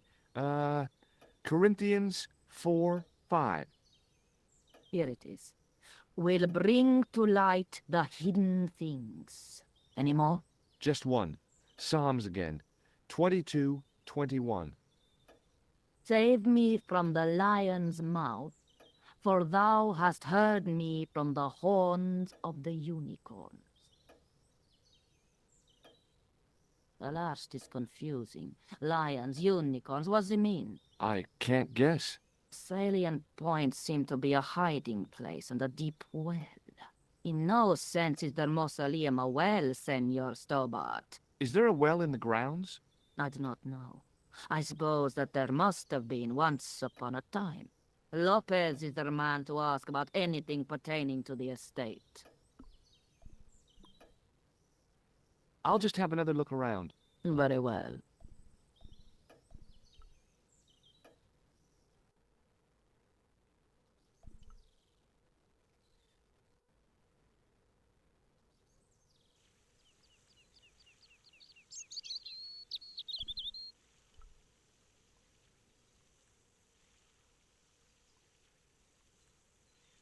Hi, Lopez. Got a minute? Certainly, senor. How can I help you? You must know just about everything that there is to know about this place. See, I have lived my whole life here in the service of the Vasconcelos. Do you know of a well anywhere around here? A well? Si, senor. This used to be a fortified villa. How can you last a siege without water? Great. So where is it? How should I know? The well was covered over in the last century. It was dangerous, you see. And you have no idea where it was? None. It was hidden even before my grandfather's time.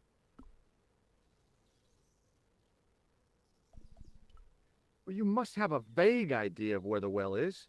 It must have been in the old house's courtyard, so that would put it around here. Here? Okay. Now, how do we find it? There might be a way. Let me think about it. Any ideas yet? Not as yet, senor. Any idea? Not. Catch you later, Lopez. Adios.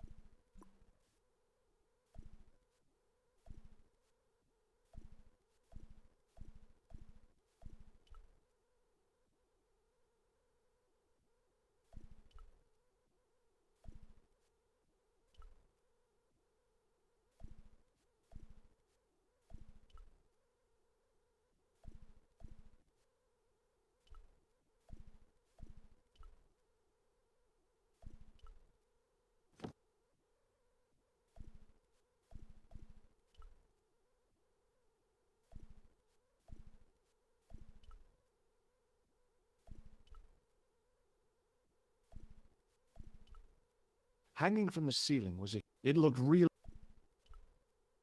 I couldn't reach...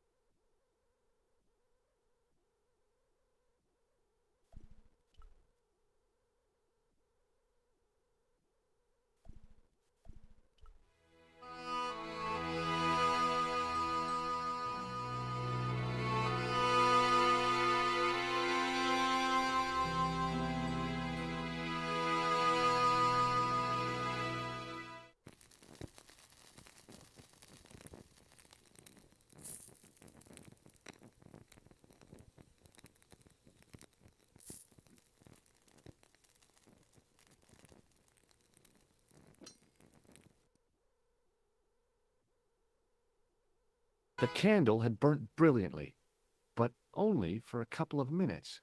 Some kind of special formulation, I guess. And had yielded up this, a complex shape expertly cut in stone. I figured it was some kind of key.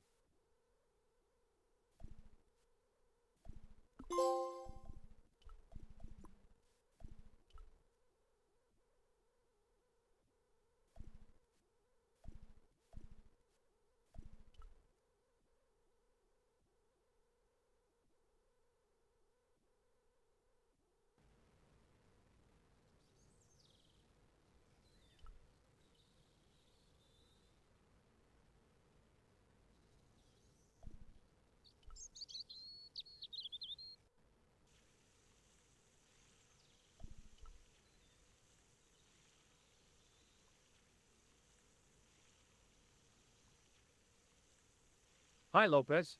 Got a minute? Certainly, senor. How can I help you? Any ideas yet? We are looking for a source of water, see? Yes. For generations, the Spanish country folk have had a secret way of locating water, even if it is meters beneath the ground. Ah, you're not talking about water dousing, are you? Eh? You know, you get a stick and walk around until the stick twitches and dig there. Oh, you've heard of it. Yeah, I think most of the planet has. Okay, let's get a stick. Uno momento. It must be a special stick. A Y of hazel. Right. Do you have any hazel trees? See, here. That is hazel. Catch you later, Lopez. Adios, Senor Tobar.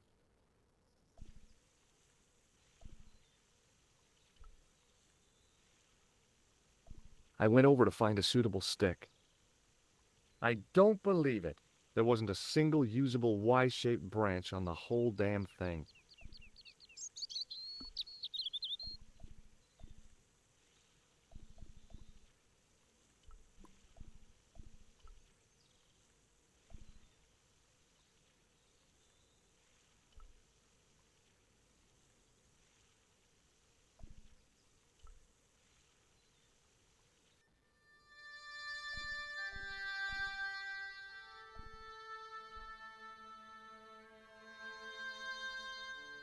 I didn't want a pot plant.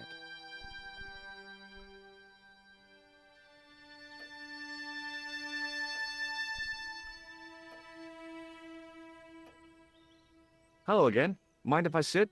Please. What do you make of this? It looks like some sort of key. Where did you get it from? It was buried inside the great candle in the mausoleum. Inside it. What have you done to it? I, lit it. But it is irreplaceable. Listen, the candle was to be lit in case of Moorish attack, right? Well, it burnt down in no time and revealed this key thing. Maybe that was the real purpose of lighting the candle. What are you suggesting? That lighting the candle was the equivalent of break glass in case of emergency. A sentiment must not stand in the way of solving this mystery. You did the right thing. I'll have a look around. My hope.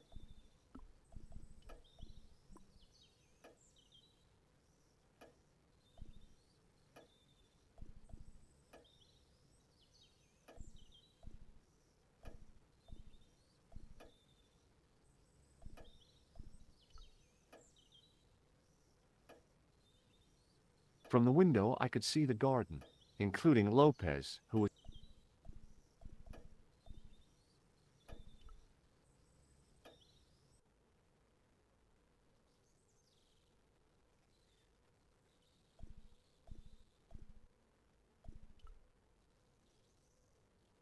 It was just a... unless you...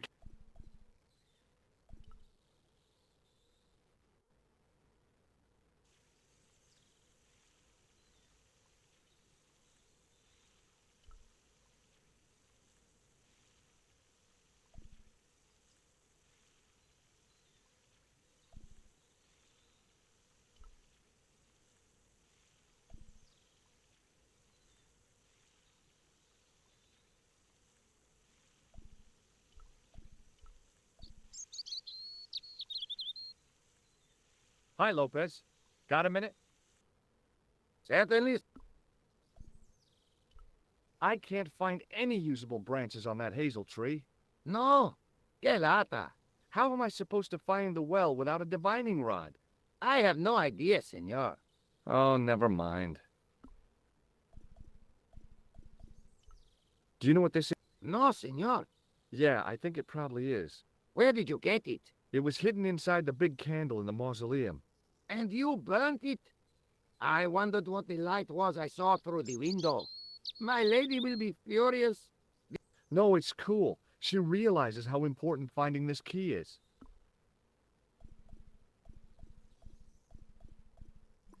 Catch you later, Lopez. Adios.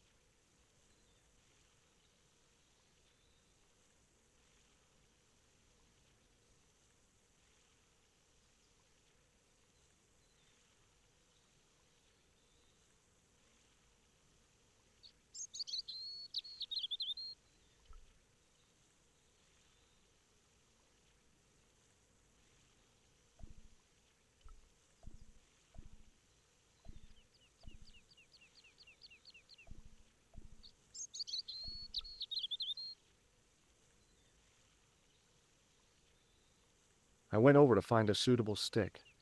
Aha!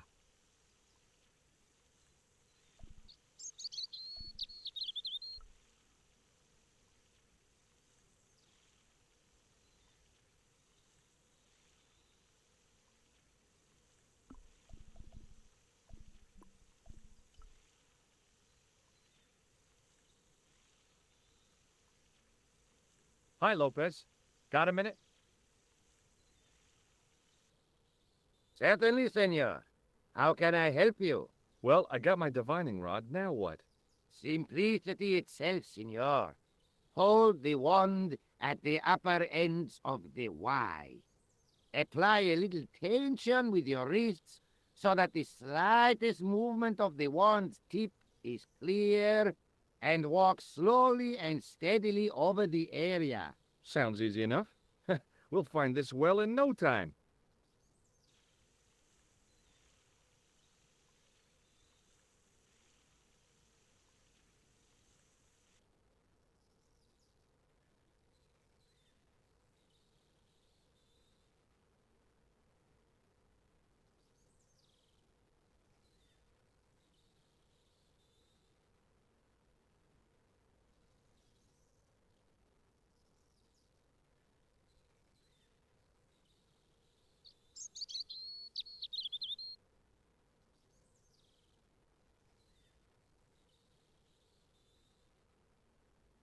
Senor Stobart, you've found something.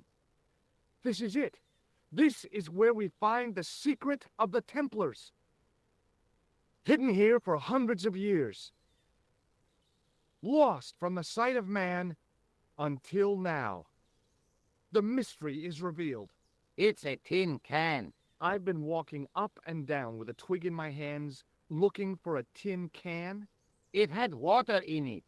That's what the dowsing stick must have detected. I'd have to check with an archaeologist, but I don't think the Templars left that. In truth, Senor Stobart, the loan was laid many, many years ago. This can could date back to the Napoleonic Wars. Get rid of it and I'll try it again. Lopez threw the can away. It seemed to fall an awfully long way.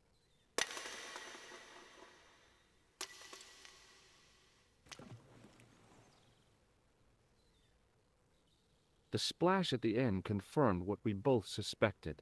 Well, I'll be a monkey's uncle. It has been here all the time. All those years and nobody found it. Stood in awe for a moment, marveling at the secrets all around us. I could have fallen down that.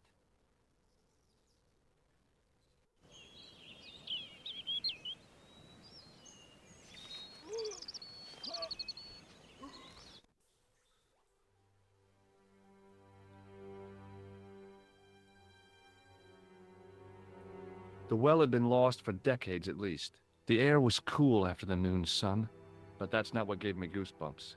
I have a really, really bad feeling about this.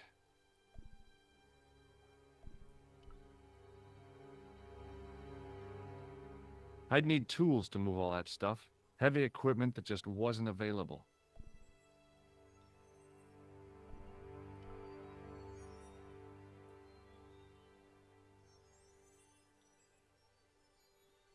From a distance, the lion's head had been impressive. Close up, it was frightening. Hey, one of the fangs is a separate piece.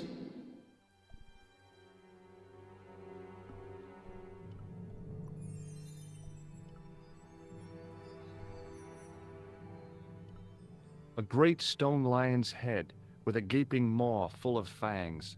As far as I knew, nobody had cast eyes upon it for centuries as it stood, waiting in the cool shadows.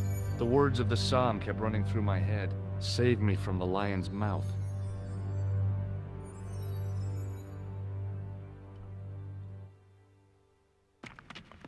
I could hear the sound of a lot of stone moving, and I knew I was in danger.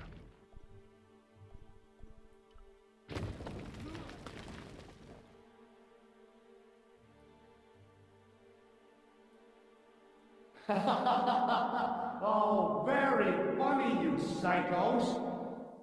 Signor Toba! Are you all right? It's okay, Lopez, I'm fine! Hey, don't be a you gave me a scare! Nice try, Templars.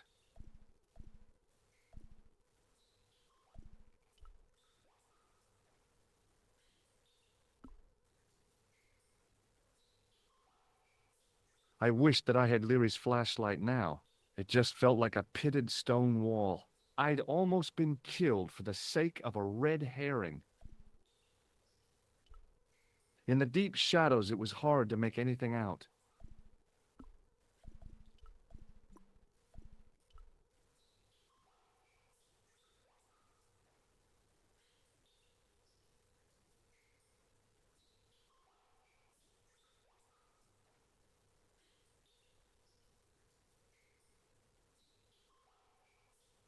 There, in the middle of the door, I could see some kind of socket. It looked like this wasn't quite the dead end it had seemed.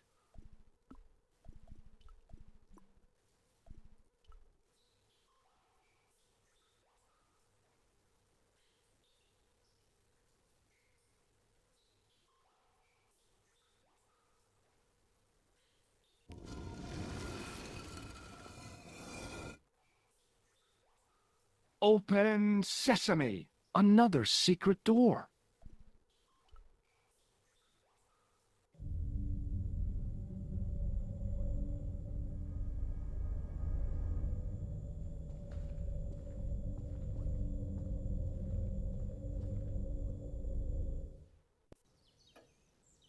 Before I left, though, there was one last thing to do.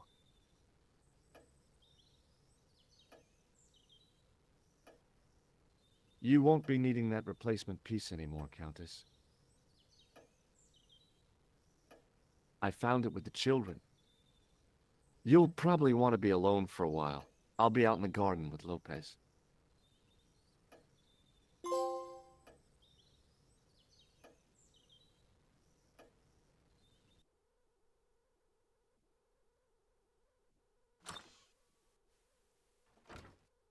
George, welcome back. Come in, George. It's good to see you again. Is it? Sure. What did you find in Spain? Without Andre, we wouldn't have got this far, George. Yeah, I know.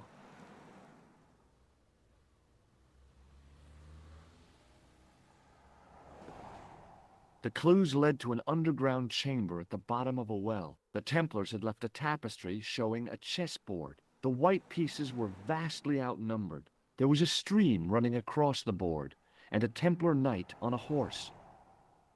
Does it mean anything to you, Andre? No, nothing. Maybe we should tell Andre what else you found, George. There's a map and a Latin inscription to the west at the edge of the world. Georges found that in a cave in Syria. Yeah, where the assassin almost killed me. Then we've got the burning of Jacques de Molay and the date, 1314. From the window of the church in Montfaucon Square, one of the few places where nobody tried to kill me. Then we have the image of a church that Georges found at the excavation. I don't recall anyone trying to kill you there either, Georges.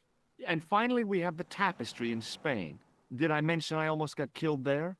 Not yet, but I'm sure you're about to.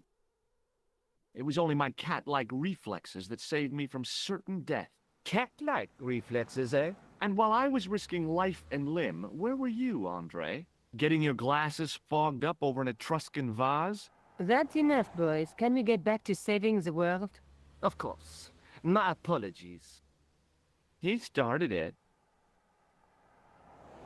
Well, the Latin phrase are the words of Julius Caesar.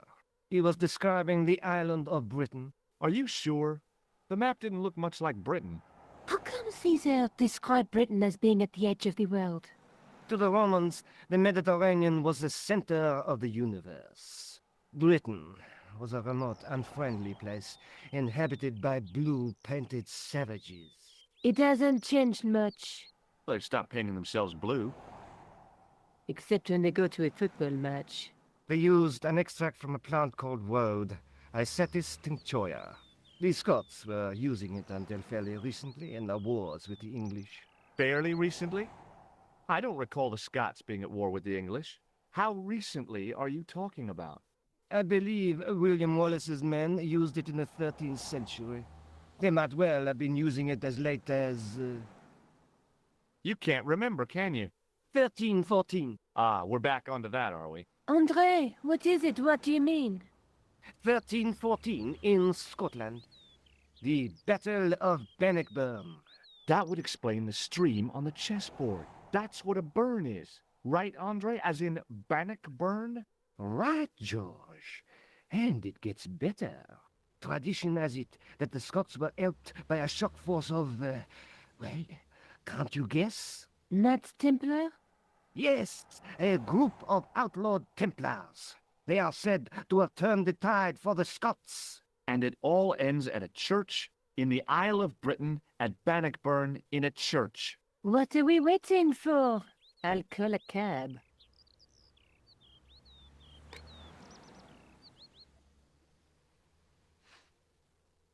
I can't go.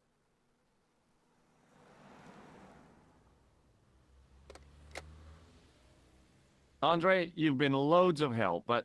What George is trying to say is that you shouldn't feel guilty. I was? We understand you've got commitments. Oh, listen, we have to hurry. Let's go, George. We'll see it through. Oh, and, don't worry about us.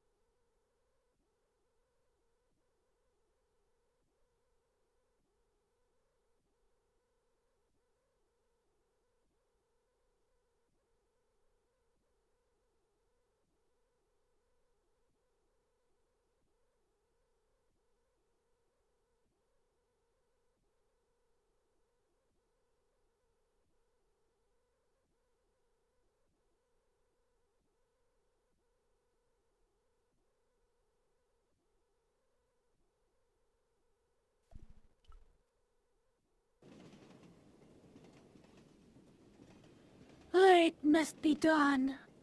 Oh, I guess so. And we must be nearly there. Somewhere. Out there in the dark. Is Scotland. We've come a long way together to get here. Yeah. Let's hope it was worth it. There's something I've been meaning to say to you, Nico. Is this the right time and place, Josh? There might not be another time. I don't want to waste this chance. You don't need to say anything. I wouldn't want to be anywhere else. But here, with you. Now. I wonder where Khan is now. Forget about him. He must be miles away.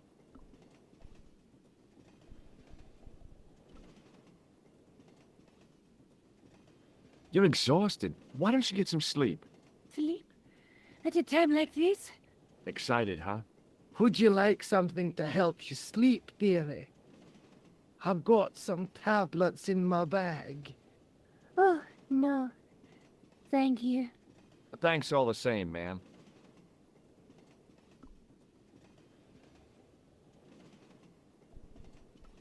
I wonder if there ever was a Thomas Merlin. Didn't I tell you?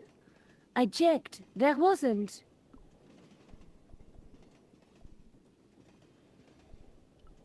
I've still got the clown's nose. So I see.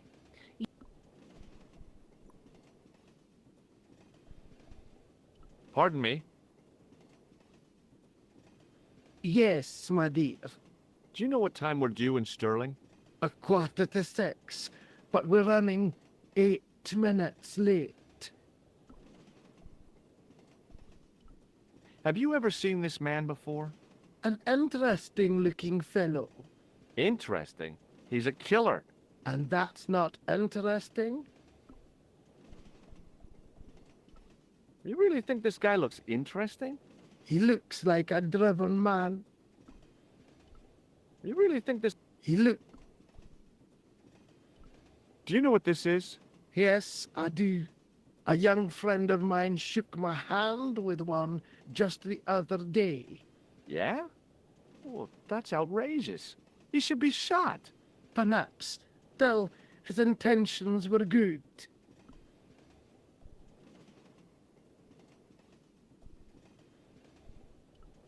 Does the name Merlin mean anything to you? Merlin, a master of illusions. Oh, you said Merlin?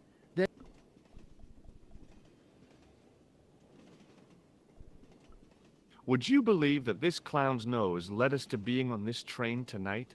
I would indeed. No, honestly. Certainly. Have you ever seen anything like this before? A manhole lifting key. You knew that? Of course. I never leave home without one. You're joking. What use would an old lady have? What's the book you're reading? Oh, it's something I picked up at the station. A medieval detective story. Quite well written for that kind of thing. It's been out of print for years. Do you know Stirling well? Yes, I do. Is that where you two lovebirds abound? Yeah, It's one of the places we thought we'd stay on our holiday. Be sure to visit the castle, won't you? Oh, I'm sure it's a neat place. But we are not really interested in history, are we, George? No. I suppose espresso bars and boogie-woogie are more your cup of tea. That's right. There's nothing George enjoys more than a good boogie.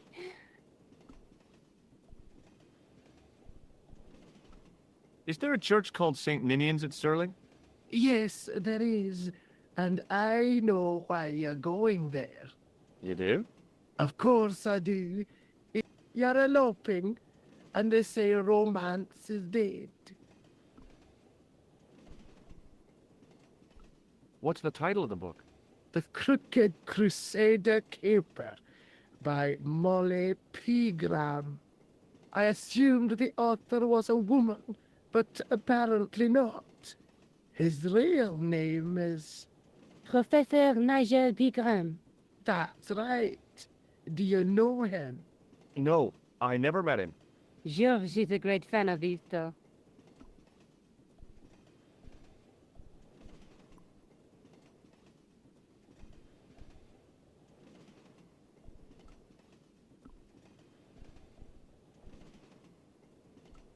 Do you want to look after the... Not me.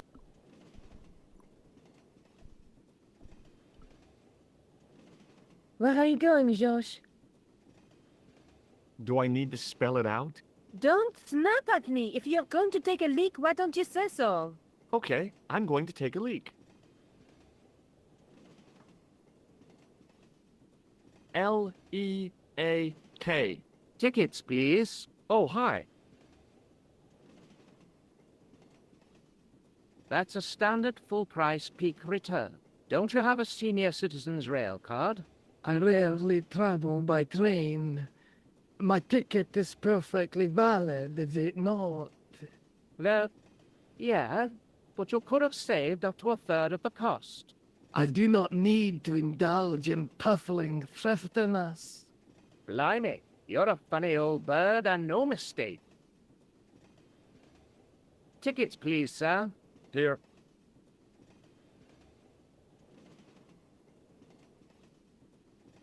Off to Stirling, eh?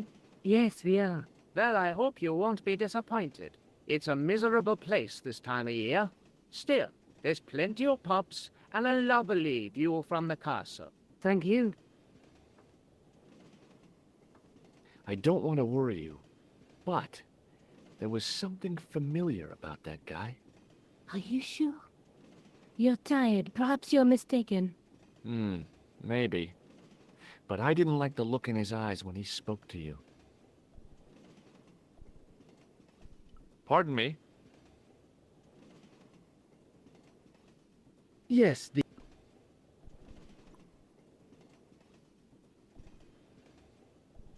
The old lady reminded me of my grandmother, except, of course, that this old lady was still alive. Can't you sit still, Georges? I need to go... While you're there. Unthinkable though it is, I am hungry enough to eat English food. Okay.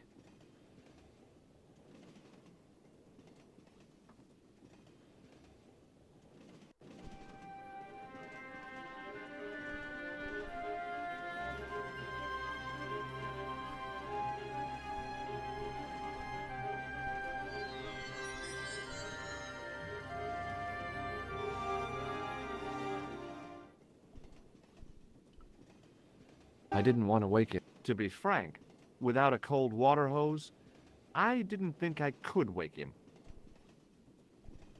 Hi, having a party? No, this is breakfast. Come on, join us, man. We're Basha, wake up, man. With company. His breath was like the outlet from a chemical factory. Excuse my mate, he's taking a nap. Sleeping like a bobby. I'll wake him up when we get to Newcastle. We passed through Newcastle half an hour ago. And I never noticed. What is that stuff you're drinking? It smells like gasoline. Right, I'll put hairs in your chest, like. And your eyeballs, too, by the looks of you. Have you ever seen this man before? Hi, man. He's chalky white and I claim my 10 quid, like. No, he's an international assassin, and he goes by the name Khan. Well, man, but I was close, you know. See you later.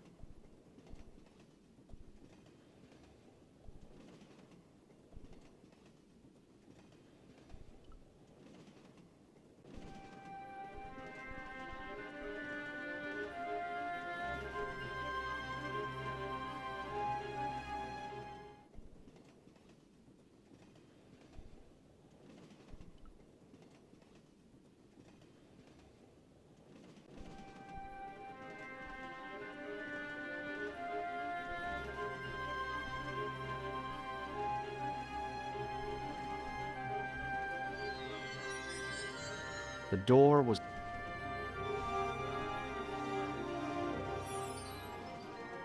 Oh, no.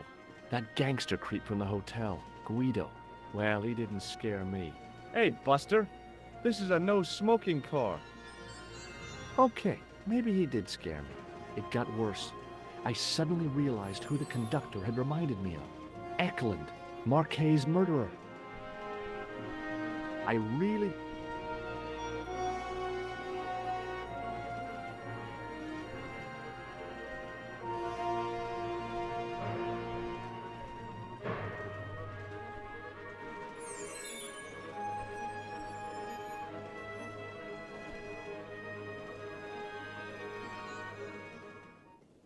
I should have known better than to leave Nico and the old lady alone. Suddenly, the Sword of Baphomet took second place to finding the girl I loved.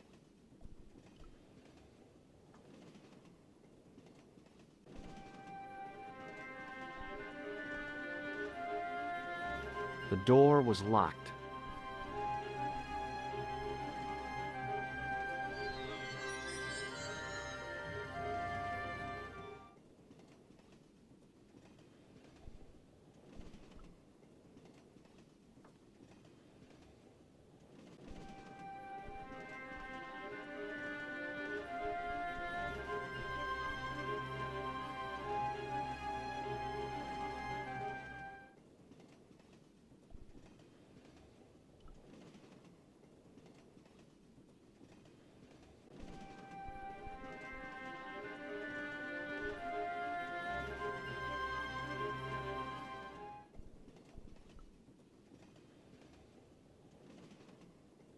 Didn't open that window, pal.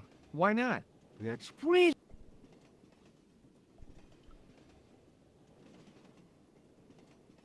Hey, buddy.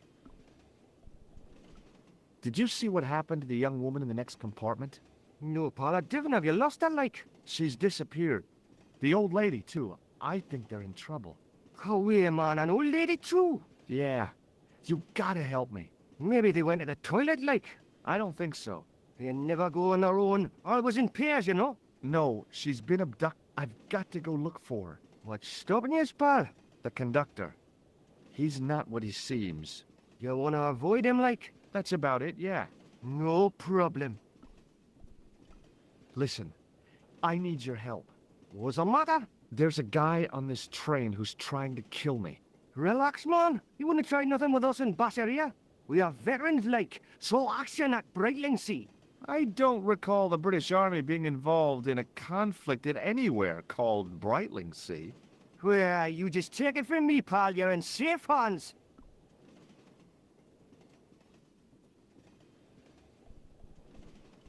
Have you ever seen... Hi, man. Will I? See you later.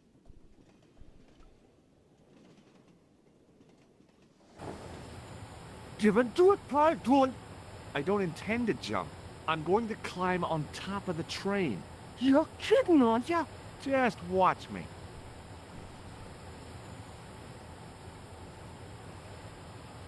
Hold on now, pal. I'll give you a hand, like.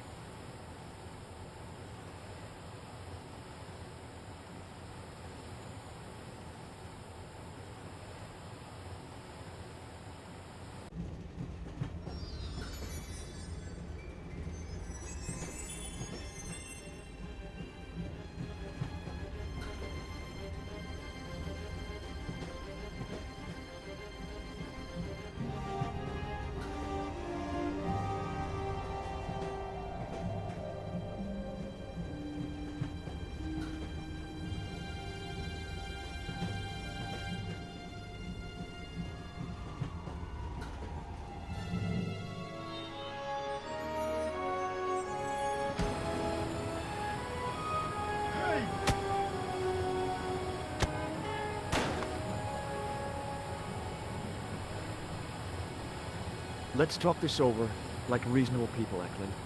I can explain everything.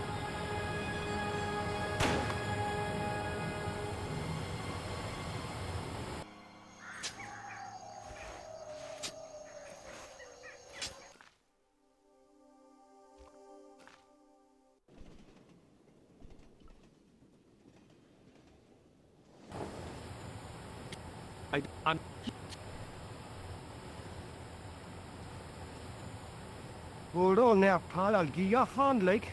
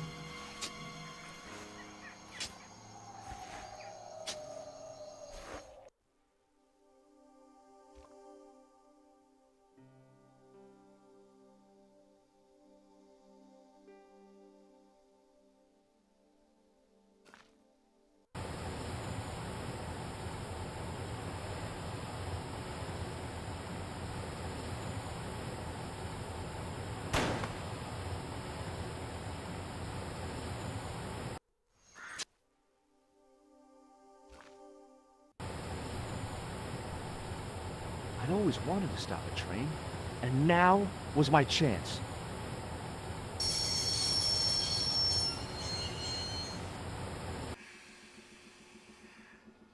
You saved our lives, but why? We were always on the same side, Stobart. Different causes, but a common enemy. The Knights Templar? Don't call them that. The real Templars were a noble foe. These barbarians have no right to that name. These men are no better than dogs. What are the Neo-Templars after? What is the Sword of Baphomet? Not what you think, my friend. It is a weapon, yes, but one which our enemies will find difficult to wield. A double-edged sword. A power older than Dimole, older than Solomon. We'll stop them. You and me together. And Nico. No, George. My journey ends soon at the Garden of Paradise. You're talking in riddles. Can't you tell me straight what they're after? The sword symbolizes a colossal energy caused by the alignment of the Earth's natural power fields, which are focused at St. Ninian's. The energy endowed the Templars with the power which made them great. A power which made them charismatic to such an extent they could control the will of all around them. How did you escape from the Bull's Head? It is a long walk from the cliff of the Bull to the village, Stobart. Fortunately, I know the ways of the wilderness. Also, I have a sister who keeps a garage just around the corner. Maybe not. May Allah guide you to our enemies. Thanks. One last thing. What? What is it? He's dead.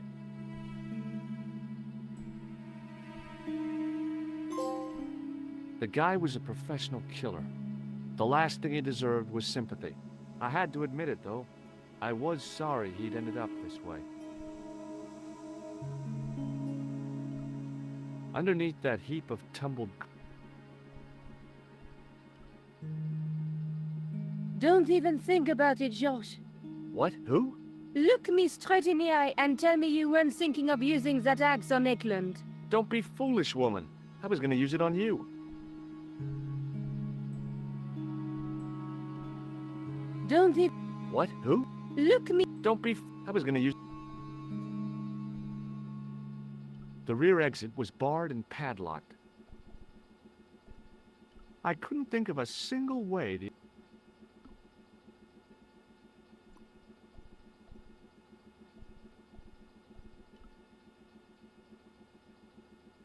Where do you think? Don't worry, I hadn't forgotten about you. And tell me this instant, George Stobart. I will, when I'm ready.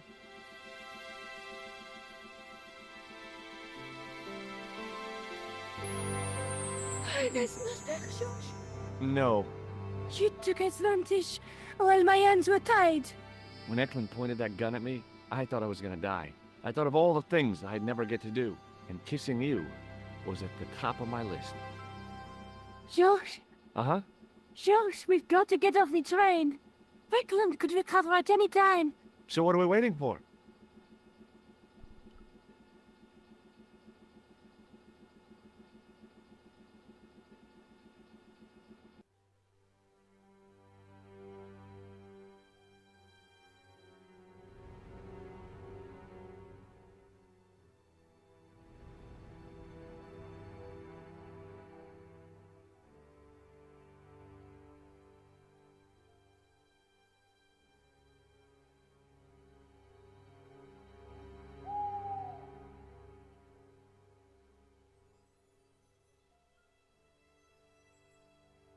I'd feel happier if we had a gun or something.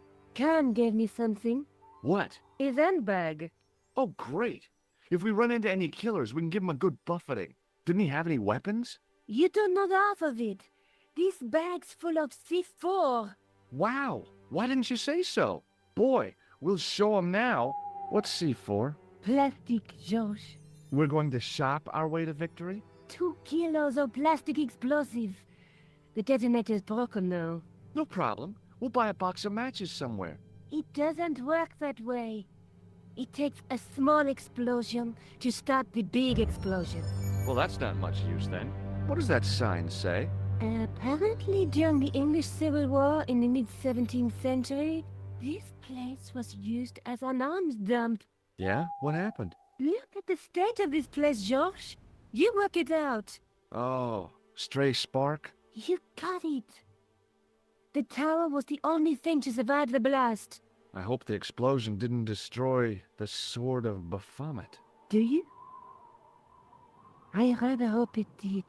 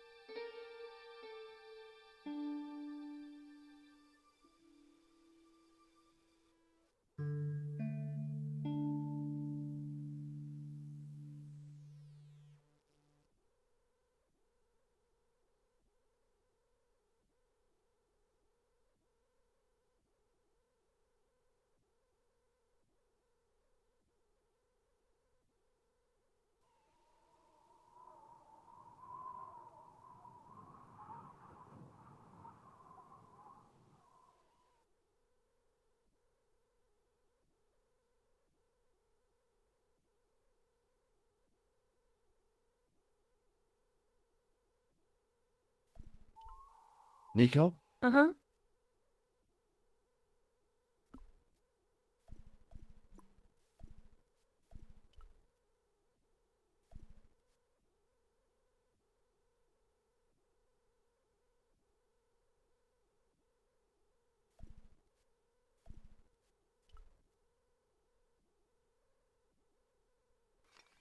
I scrabbled around in the rubble and found an old clay pipe with a broken stem.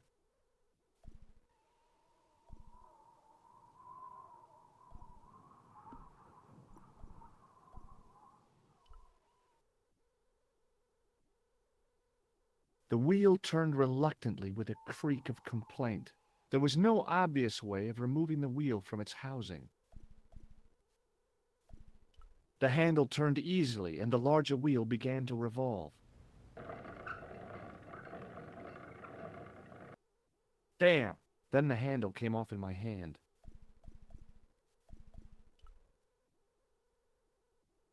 Examining the demon more closely, I realized something about its face. It was a clever illusion. No matter where I stood, the eyes weren't looking at me. There was a simple reason. The demon didn't have any eyes.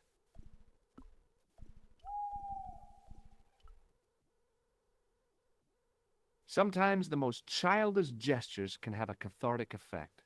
The transformation of the demon to a clown did just that for me.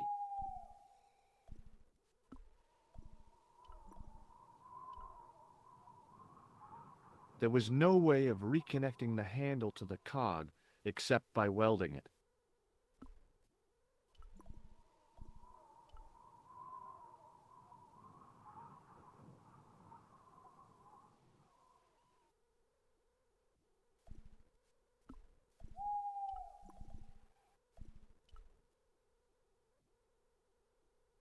With the clay pipe in his mouth, he looked happy, homely, like somebody's granddaddy.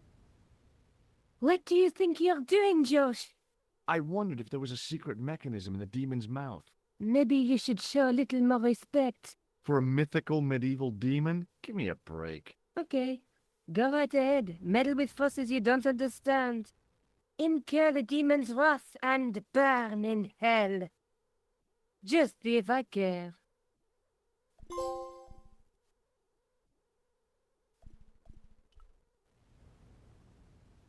I ran my fingers across the cold stone and probed the holes in the demon's eyes. Beneath them, the mouth formed another hole.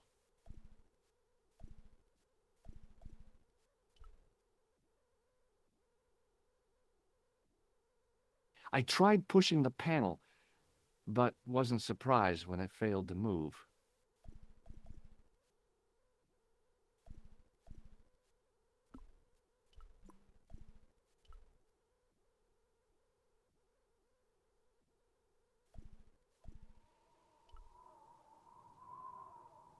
Now that the handle was gone, it was easy to remove the cog and spindle.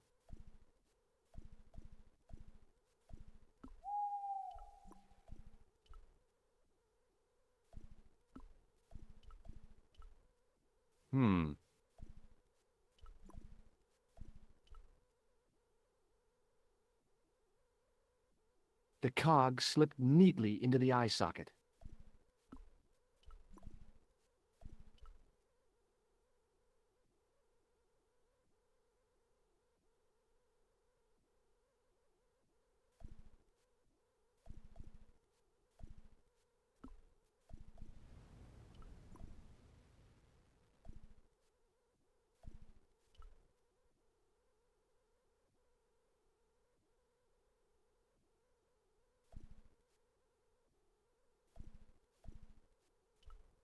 Above the carved cross, for all I knew, it could have been scribed in Gaelic.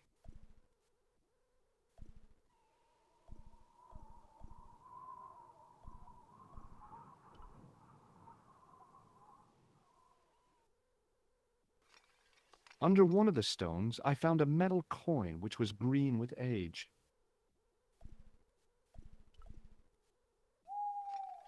It was caked with soil, but what I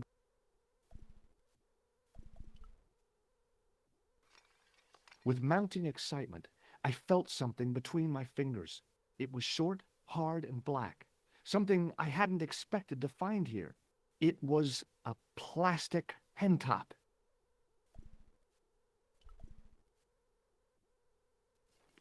I didn't find anything.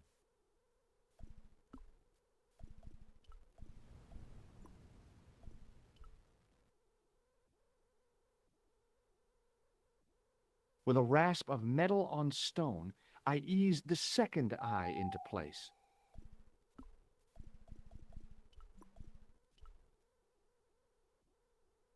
I pushed the handle into the demon's mouth. The cogs all meshed. I began to turn.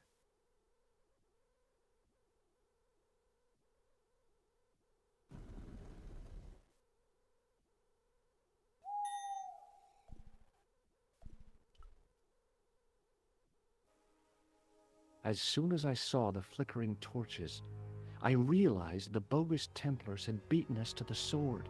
But where were they now? And why was it so quiet? Nico? Uh-huh. It looks like the Templars got here first. We might not be too late. There's still a chance. I wish I had your optimism. So do I, Josh. Sometimes you're so negative. Look! I found an old coin! Josh, focus on the situation at hand, please.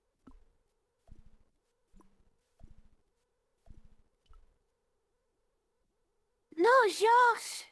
What? Leave a torch right where it is, in case you ever notice the crypt is full of gunpowder. So what? Don't you trust me? It's not a question of trust. No? You think I'm a jerk, don't you? Don't be silly, Josh. Keep your voice down. I thought I heard something. Like chanting.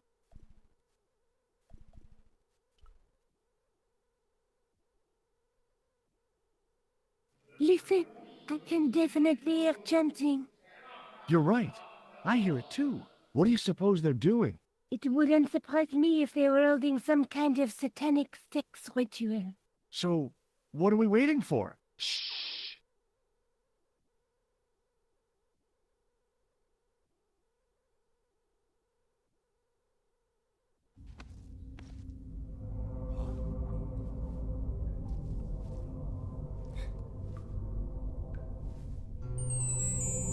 Will you look at that? Baphomet. Lobineau was right. This place was ancient even to the Templars. This whole place? This is Baphomet? Finally, the truth. The Templars had never worshipped this graven image, no more than they'd worship a rainbow. But, like a rainbow, they regarded it as a symbol of a covenant with God, who'd revealed this place to them.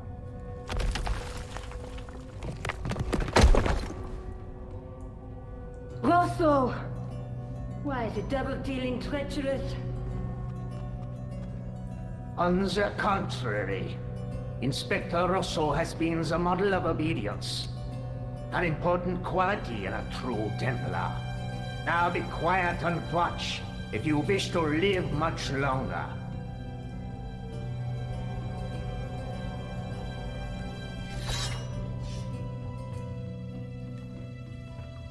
Brothers and sisters, we are gathered here to witness the reforging of the sword that was broken. Here before God's sentinel, Baphomet.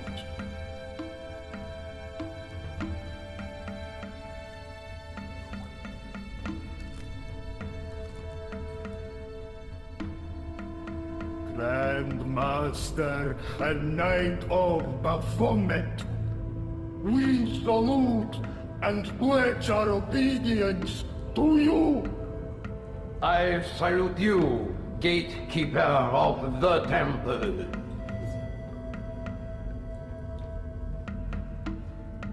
Seven centuries ago, our greatest weapon, the sword of Baphomet, was lost to us. Now we prepare to reforge it, to wield against new enemies. As the tired millennium dies, and this world looks for new leaders, we shall not fail. We shall lead the people to a new order, wherein all borders will dissolve. All will be united under the Red Cross of the Templars.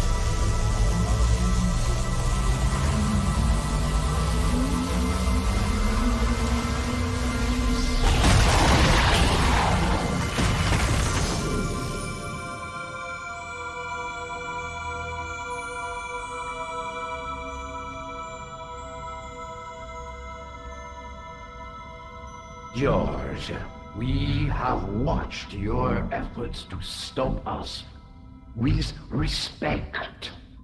But surely you realize that you have been misled by our enemies. Both of us want a better world. Fortunately, no harm has been done.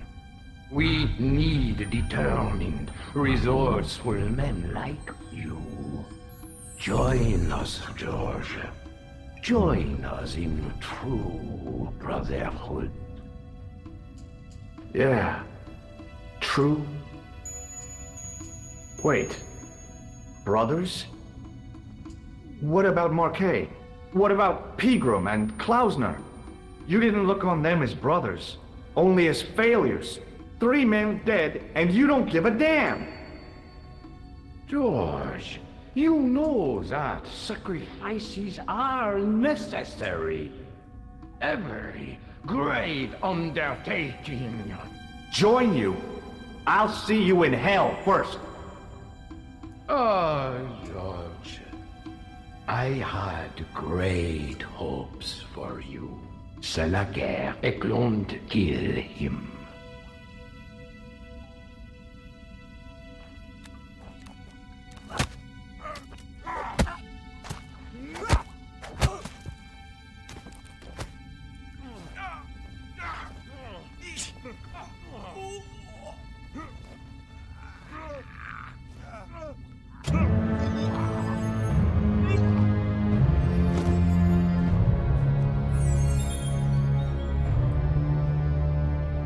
I swear, I just wanted things to be right.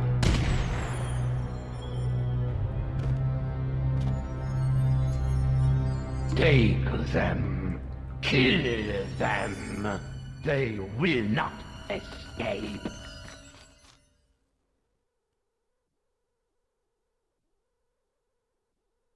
Well, well.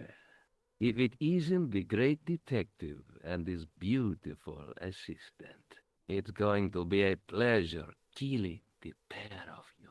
George, what are we going to do?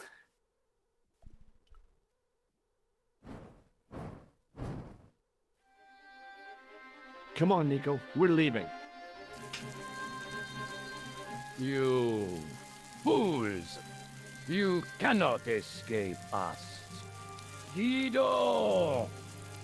Stop them. But master, the powder! That powder is from the English Civil War. You fool. It's over 300 years old. How explosive do you think it can be? I thought it was all over, but Nico had one last trick up her sleeve. Or in her handbag, to be exact. A handbag full of plastic explosives. Maybe, but this stuff is brand new. Oh, dear.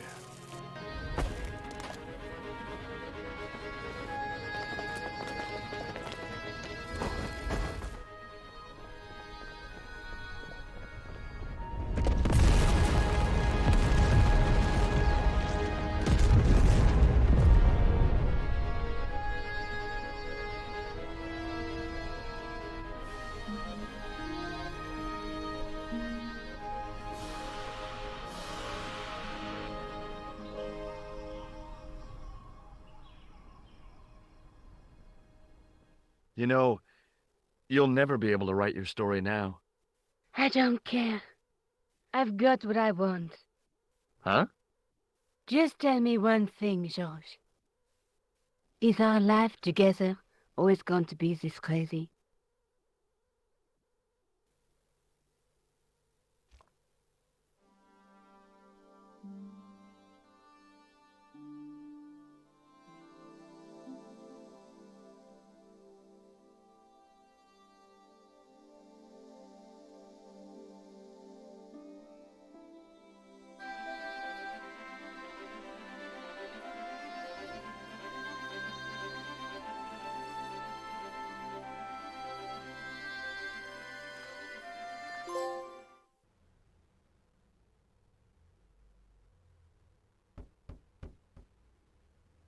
Hello again. What now?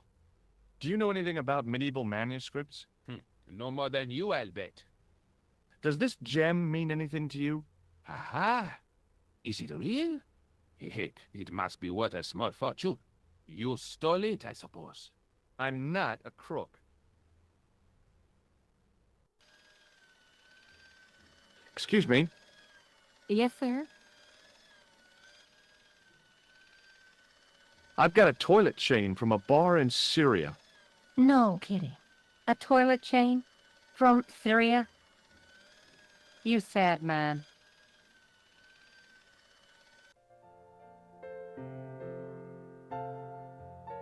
What now, monsieur?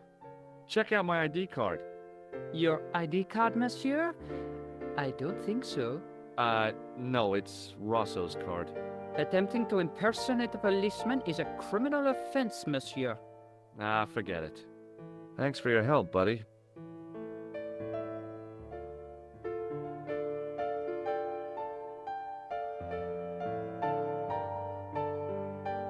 Hi, ma'am. Hello, George. What can I do for you now? Does the name on this card mean anything to you? Augustin Rosso? No, dear, nothing.